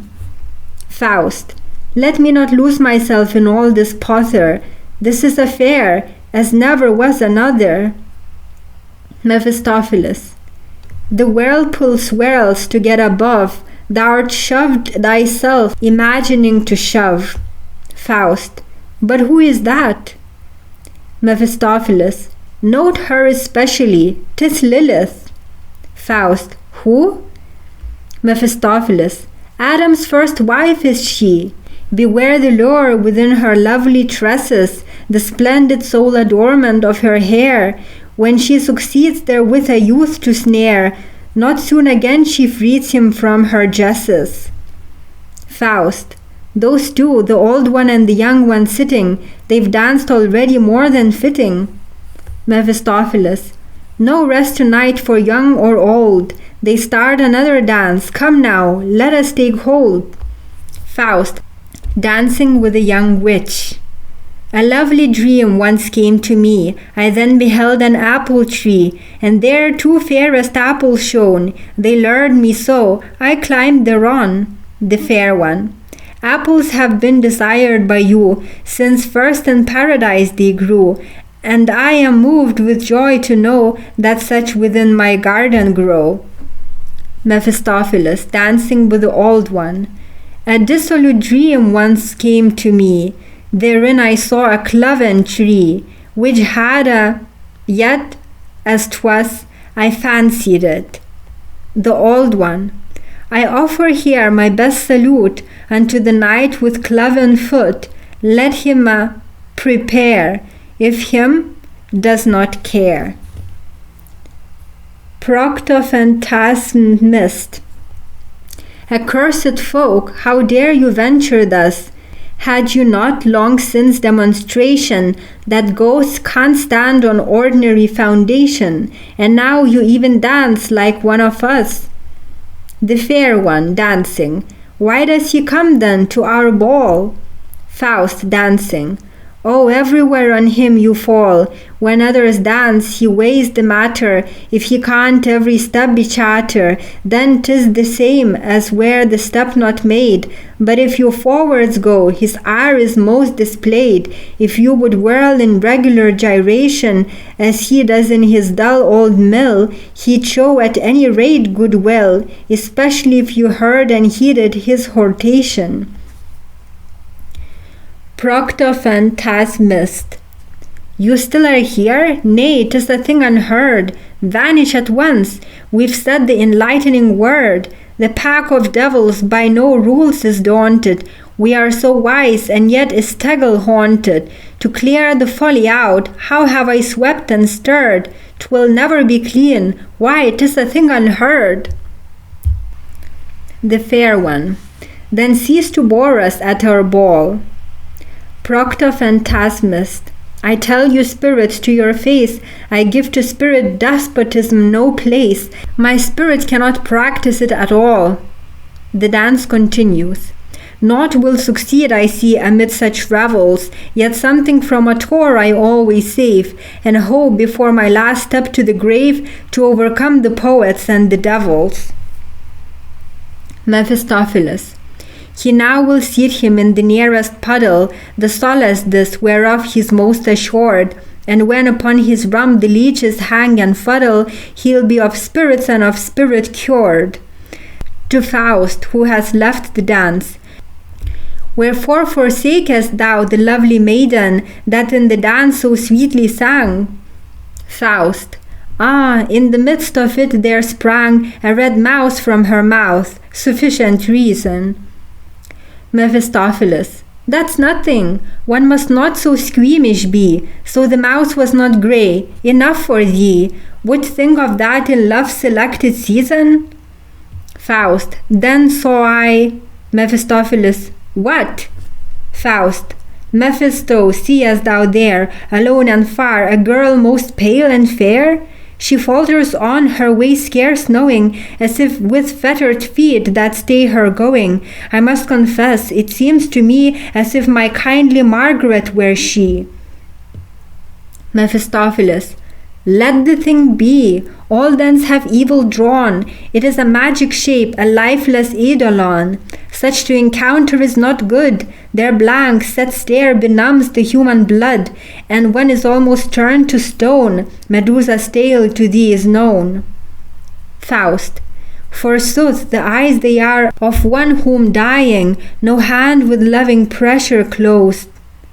That is the breast whereon I once was lying, the body sweet beside which I reposed. Mephistopheles. 'Tis magic all, thou fool, seduced so easily, and to each man his love she seems to be.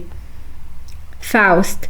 The woe, the rapture so ensnare me, that from her gaze I cannot tear me, and strange, around her fairest throat a single scarlet band is gleaming, no broader than a knife blade seeming. Mephistopheles. Quite right, the mark I also note. Her head beneath her arm she'll sometimes carry. 'Twas Perseus lopped, her old adversary. Thou cravest the same illusion still. Come, let us mount this little hill. The prater shows no livelier still. And if they've not bewitched my sense, I verily see a theatre. What's going on? Servibilis. 'Twill shortly recommence. A new performance, 'tis the last of 7. To give that number is the custom here. 'Twas by a dilettante written, and dilettante in the parts appear. That now I vanish, pardon, I entreat you, as dilettante I the curtain rise. Mephistopheles. When I upon the Blocksberg meet you, I find it good, for that's your proper place. 22. Walpurgis-Night's Dream. Oberon and Titania's Golden Wedding. Intermezzo. Manager. Sons of meeting, rest today, needless you machinery, misty veil and mountain grey, that is all the scenery. Herald. That the wedding golden be, must 50 years be rounded, but the golden give to me, when the strifes compounded. Oberon. Spirits, if you're here, be seen, show yourselves delighted. Fairy king and fairy queen, they are newly plighted. Puck. Cometh Puck, and light of limb, whisks and whirls in measure. Come 100 after him, to share with him the pleasure. Ariel. Ariel's song is heavenly pure, his tones are sweet and rare ones. Though ugly faces he allure, yet he allures the fair ones. Oberon. Spouses who would fain agree, learn how we were mated. If your pairs would loving be, first be separated. Titania.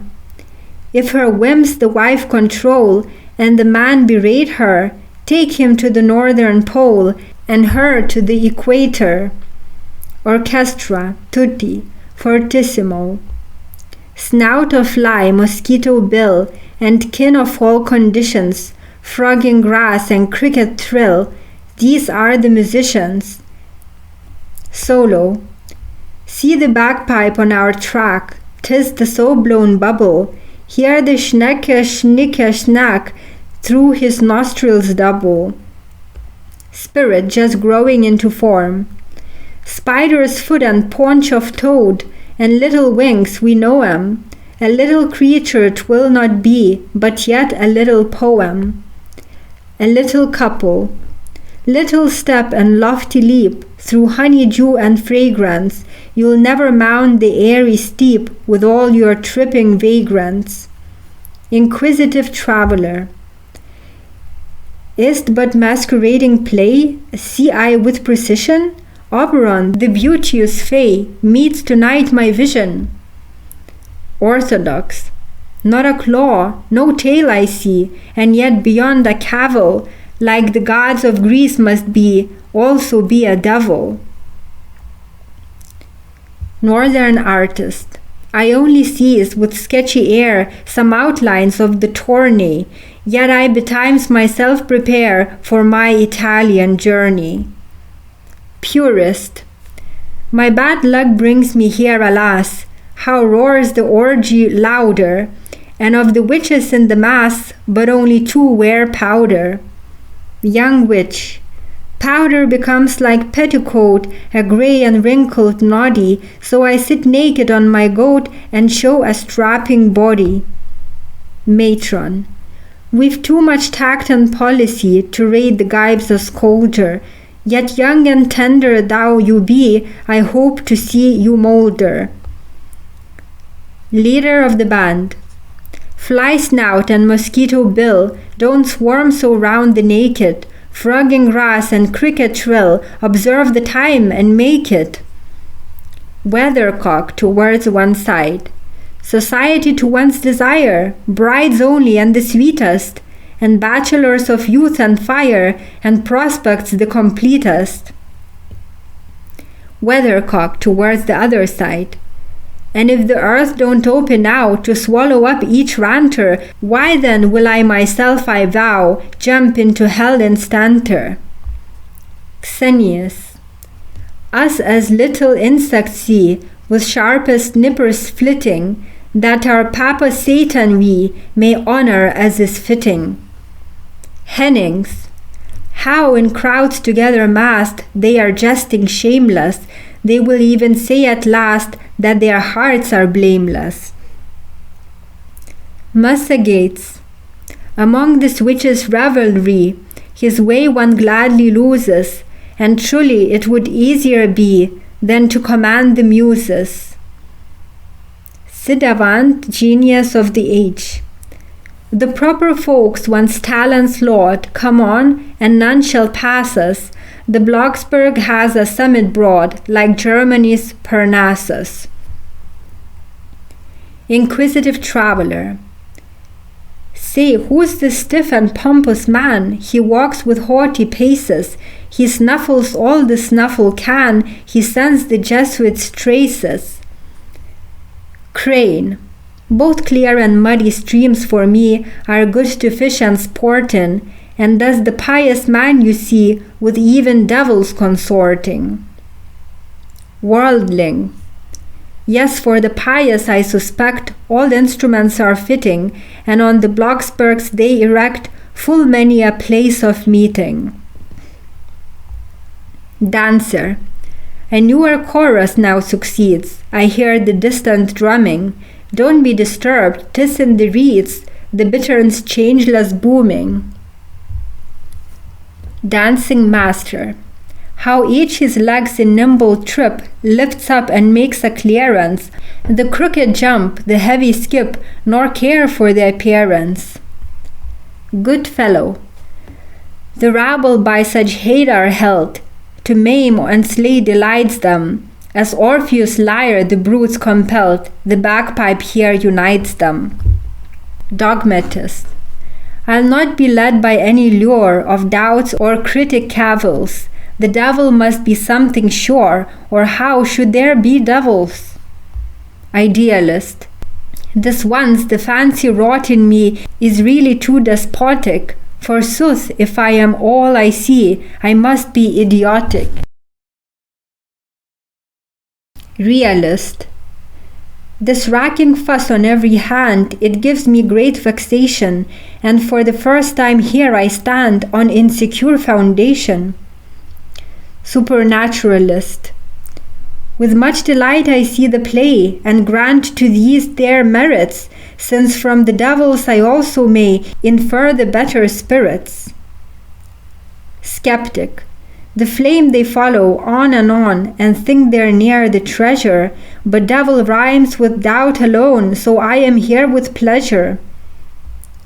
Leader of the band. Frogging green and cricket shrill, such dilettantes, perdition, fly snout and mosquito bill, each one's a fine musician. The adroit Sans Souci we call the clan of merry creatures so done. Go afoot no more we can, and on our heads we go then. The awkward Once many a bit we sponged, but now, God help us, that is done with. Our shoes are all danced out, we trow, we've but naked soles to run with. Will-o'-the-wisps From the marshes we appear, where we originated, yet in the ranks at once we are here, as glittering gallants rated. Shooting star Darting hither from the sky, in star and firelight shooting, crosswise now in grass I lie, who'll help me to my footing? The heavy fellows Room, and round about us room, trodden are the grasses, spirits also, spirits come, and they are bulky masses. Puck Enter not so stall-fed quite, like elephant calves about one, and the heaviest weight tonight be Puck himself, the stout one. Ariel If loving nature at your back, or mine the wings uncloses, follow up my airy track to the Mount of Roses. Orchestra, pianissimo Cloud and trailing mist overhead are now illuminated, air in leaves and wind in reed, and all is dissipated. 23. Dreary day. Afield. Faust, Mephistopheles. Faust. In misery, in despair, long wretchedly astray on the face of the earth, and now imprisoned, that gracious ill-starred creature shut in dungeon as a criminal and given up to fearful torments. To this has it come, to this, treacherous, contemptible spirit, and thou hast concealed it from me. Stand then, stand, roll the devilish eyes wrathfully in thy head.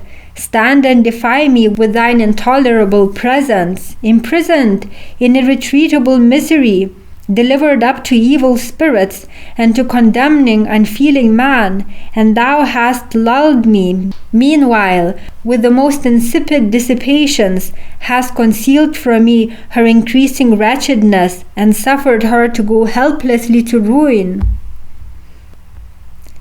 Mephistopheles. She is not the first. Faust.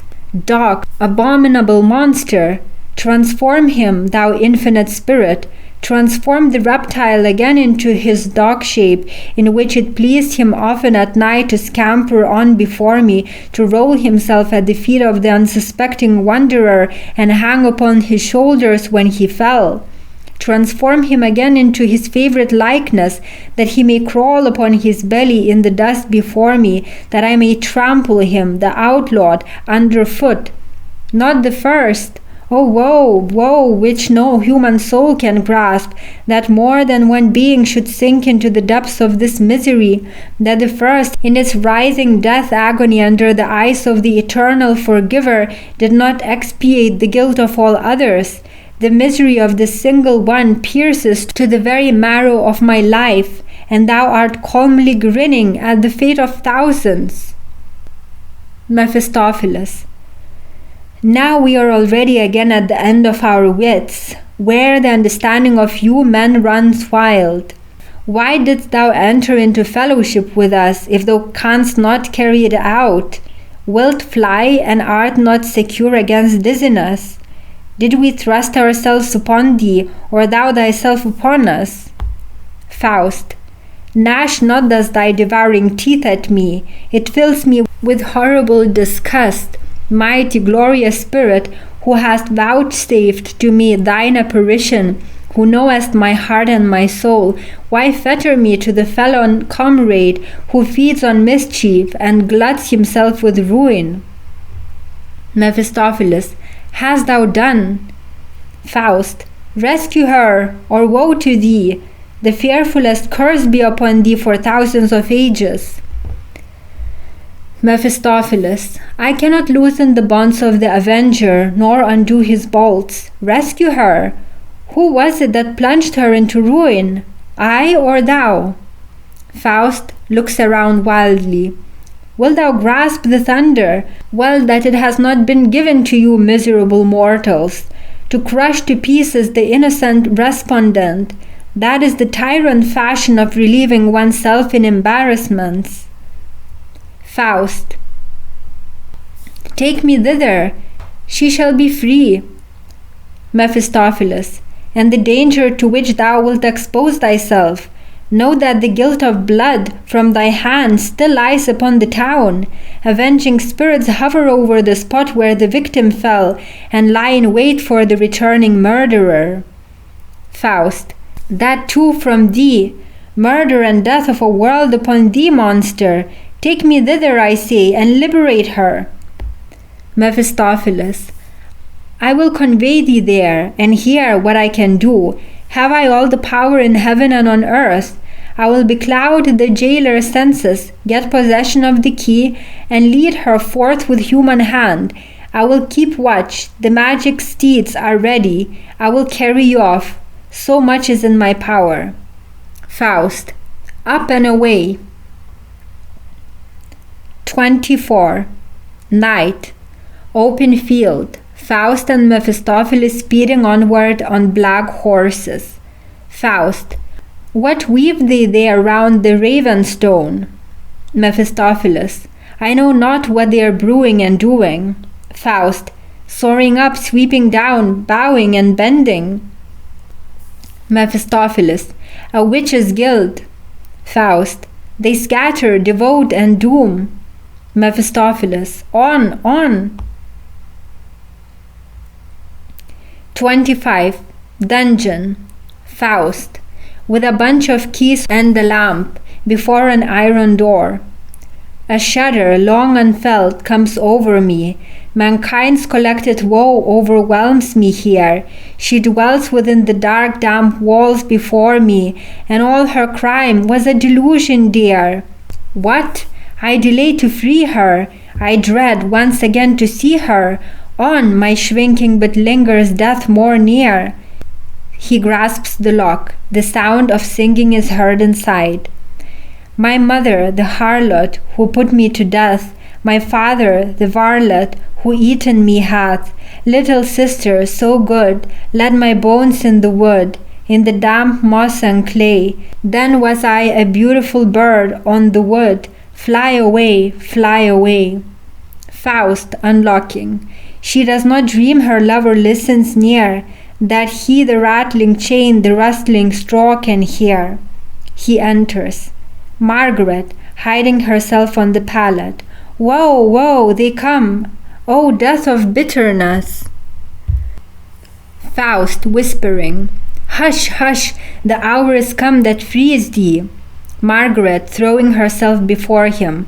Art thou a man? Then pity my distress. Faust. Thy cries will wake the guards, and they will seize thee. He takes hold of the fetters to unlock them. Margaret on her knees. Who, headsman, unto thee such power over me could give? Thou'rt come for me at midnight hour. Have mercy on me, let me live. Is not soon enough when morning chime has run? She rises. And I am yet so young, and now death comes and ruin. I too was fair, and that was my undoing. My love was near, but now he's far. Torn lies the wreath, scattered the blossoms are. Seize me not thus so violently, spare me. What have I done to thee? Let me not vainly entreat thee. I never chanced in all my days to meet thee. Faust. Shall I outlive this misery? Margaret. Now am I wholly in thy might, but let me suckle first my baby. I blissed it all this livelong night. They took't away to vex me maybe, and now they say I killed the child outright, and never shall I be glad again. They sing songs about me, 'tis bad of the folk to do it. There's an old story has the same refrain. Who bade them so construe it? Faust, falling upon his knees. Here lieth one who loves thee ever, the thraldom of thy woe to sever. Margaret, flinging herself beside him. Oh, let us kneel and call the saints to hide us under the steps beside us, the threshold under. Hell heaves in thunder. The evil one, with terrible wrath, seeketh a path his prey to discover. Faust aloud, Margaret, Margaret. Margaret, attentively listening. That was the voice of my lover. She springs to her feet, the fetters fall off. Where is he? I heard him call me. I am free, no one shall enthrall me. To his neck will I fly, on his bosom lie. On the threshold he stood, and Margaret calling, midst of hell's howling and noises appalling, midst of the wrathful infernal derision, I knew the sweet sound of the voice of the vision. Faust. 'Tis I. Margaret. 'Tis thou. Oh, say it once again, clasping him. 'Tis he, 'tis he. Where now is all my pain, the anguish of the dungeon and the chain? 'Tis thou, thou comest to save me. Am I saved? Again the street I see, where first I looked on thee, and the garden brightly blooming, where I and Martha wait thy coming. Faust, struggling to leave. Come, come with me. Margaret. Delay now. So fain I stay when thou delayest, caressing him. Faust. Away now, if longer here thou stayest, we shall be made to dearly rue it. Margaret. Kiss me, canst no longer do it. My friend, so short a time thou'rt missing, and hast unlearned thy kissing? Why is my heart so anxious on thy breast, where once a heaven thy glances did create me, a heaven thy loving words expressed, and thou didst kiss as thou wouldst suffocate me. Kiss me, or I'll kiss thee. She embraces him. Ah, woe, thy lips are chill and still, how changed in fashion, thy passion. Who has done me this ill? She turns away from him. Faust. Come, follow me, my darling, be more bold. I'll clasp thee soon, with warmth 1,000-fold. But follow now, 'tis all I beg of thee. Margaret, turning to him. And is it thou? Thou surely, certainly? Faust. 'Tis I, come on. Margaret. Thou wilt unloose my chain, and in thy lap wilt take me once again. How comes it that thou dost not shrink from me? Say, dost thou know, my friend, whom thou makest free? Faust. Come, come, the night already vanisheth. Margaret. My mother have I put to death. I've drowned the baby born to thee. Was it not given to thee and me? Thee too, 'tis thou, it scarcely true doth seem. Give me thy hand, 'tis not a dream, thy dear, dear hand, but ah, 'tis wet. Why, wipe it off, methinks that yet there's blood thereon. Ah, God, what hast thou done? Nay, sheathe thy sword at last, do not affray me. Faust. Oh, let the past be past, thy words will slay me. Margaret. No, no, thou must outlive us. Now I'll tell thee the graves to give us. Thou must begin tomorrow the work of sorrow. The best place give to my mother, then close at her side my brother, and me a little away, but not too very far, I pray. And here on my right breast my baby lay. Nobody else will lie beside me. Ah, within thine arms to hide me, that was a sweet and gracious bliss. But no more can I attain it. I would force myself on thee and constrain it, and it seems thou repellest my kiss, and yet 'tis thou, so good, so kind to see. Faust. If thou feelest it is I, then come with me. Margaret. Out yonder? Faust. To freedom. Margaret. If the grave is there, death lying in wait, then come. From here to eternal rest, no further step, no, no. Thou goest away. O Henry, if I could go. Faust. Thou canst, just will it. Open stands the door. Margaret. I dare not go. There's no hope any more. Why should I fly? They'll still my steps waylay. It is so wretched, forced to beg my living, and a bad conscience sharper misery giving. It is so wretched to be strange, forsaken, and I'd still be followed and taken. Faust. I'll stay with ye. Margaret. Be quick, save thy perishing child. Away, follow the ridge, up by the brook, over the bridge, into the wood, to the left where the plank is placed, in the pool, seize it in haste. 'Tis trying to rise, 'tis struggling still, save it. Faust. Recall thy wandering will, one step, and thou art free at last. Margaret. If the mountain we had only passed, there sits my mother upon a stone. I feel an icy shiver. There sits my mother upon a stone, and her head is wagging ever. She beckons, she nods not. Her heavy head falls over. She slept so long that she wakes no more. She slept while we were caressing. Ah, those were the days of blessing. Faust. Here words and prayers are nothing worth. I'll venture then to bear thee forth. Margaret. No, let me go. I'll suffer no force. Grasp me not murderously. I've done else all things for the love of thee. Faust. The day dawns, dearest. Margaret. Day? Yes, the day comes. The last day breaks for me. My wedding day it was to be. Tell no one thou hast been with Margaret. Woe for my garland, the chances are over, 'tis all in vain. We shall meet once again, but not at the dances. The crowd is thronging, no word is spoken, the square below, and the streets overflow. The death bell tolls, the wand is broken. I am seized and bound and delivered, shoved to the block. They give the sign. Now over each neck has quivered the blade that is quivering over mine. Dumb lies the world like the grave. Faust. Oh, had I never been born. Mephistopheles appears outside. Off, or you're lost before morn.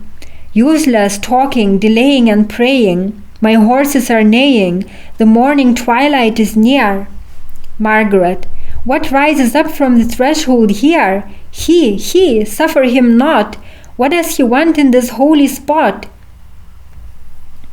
He seeks me. Faust. Thou shalt live. Margaret. Judgment of God, myself to thee I give. Mephistopheles to Faust. Come, or I leave her in the lurch and thee. Margaret. Thine am I, Father, rescue me. Ye angels, holy cohorts, guard me, camp around, and from evil ward me. Henry, I shudder to think of thee. Mephistopheles. She is judged. Voice from above. She is saved. Mephistopheles to Faust. Hither to me. He disappears with Faust. Voice from within dying away. Henry, Henry.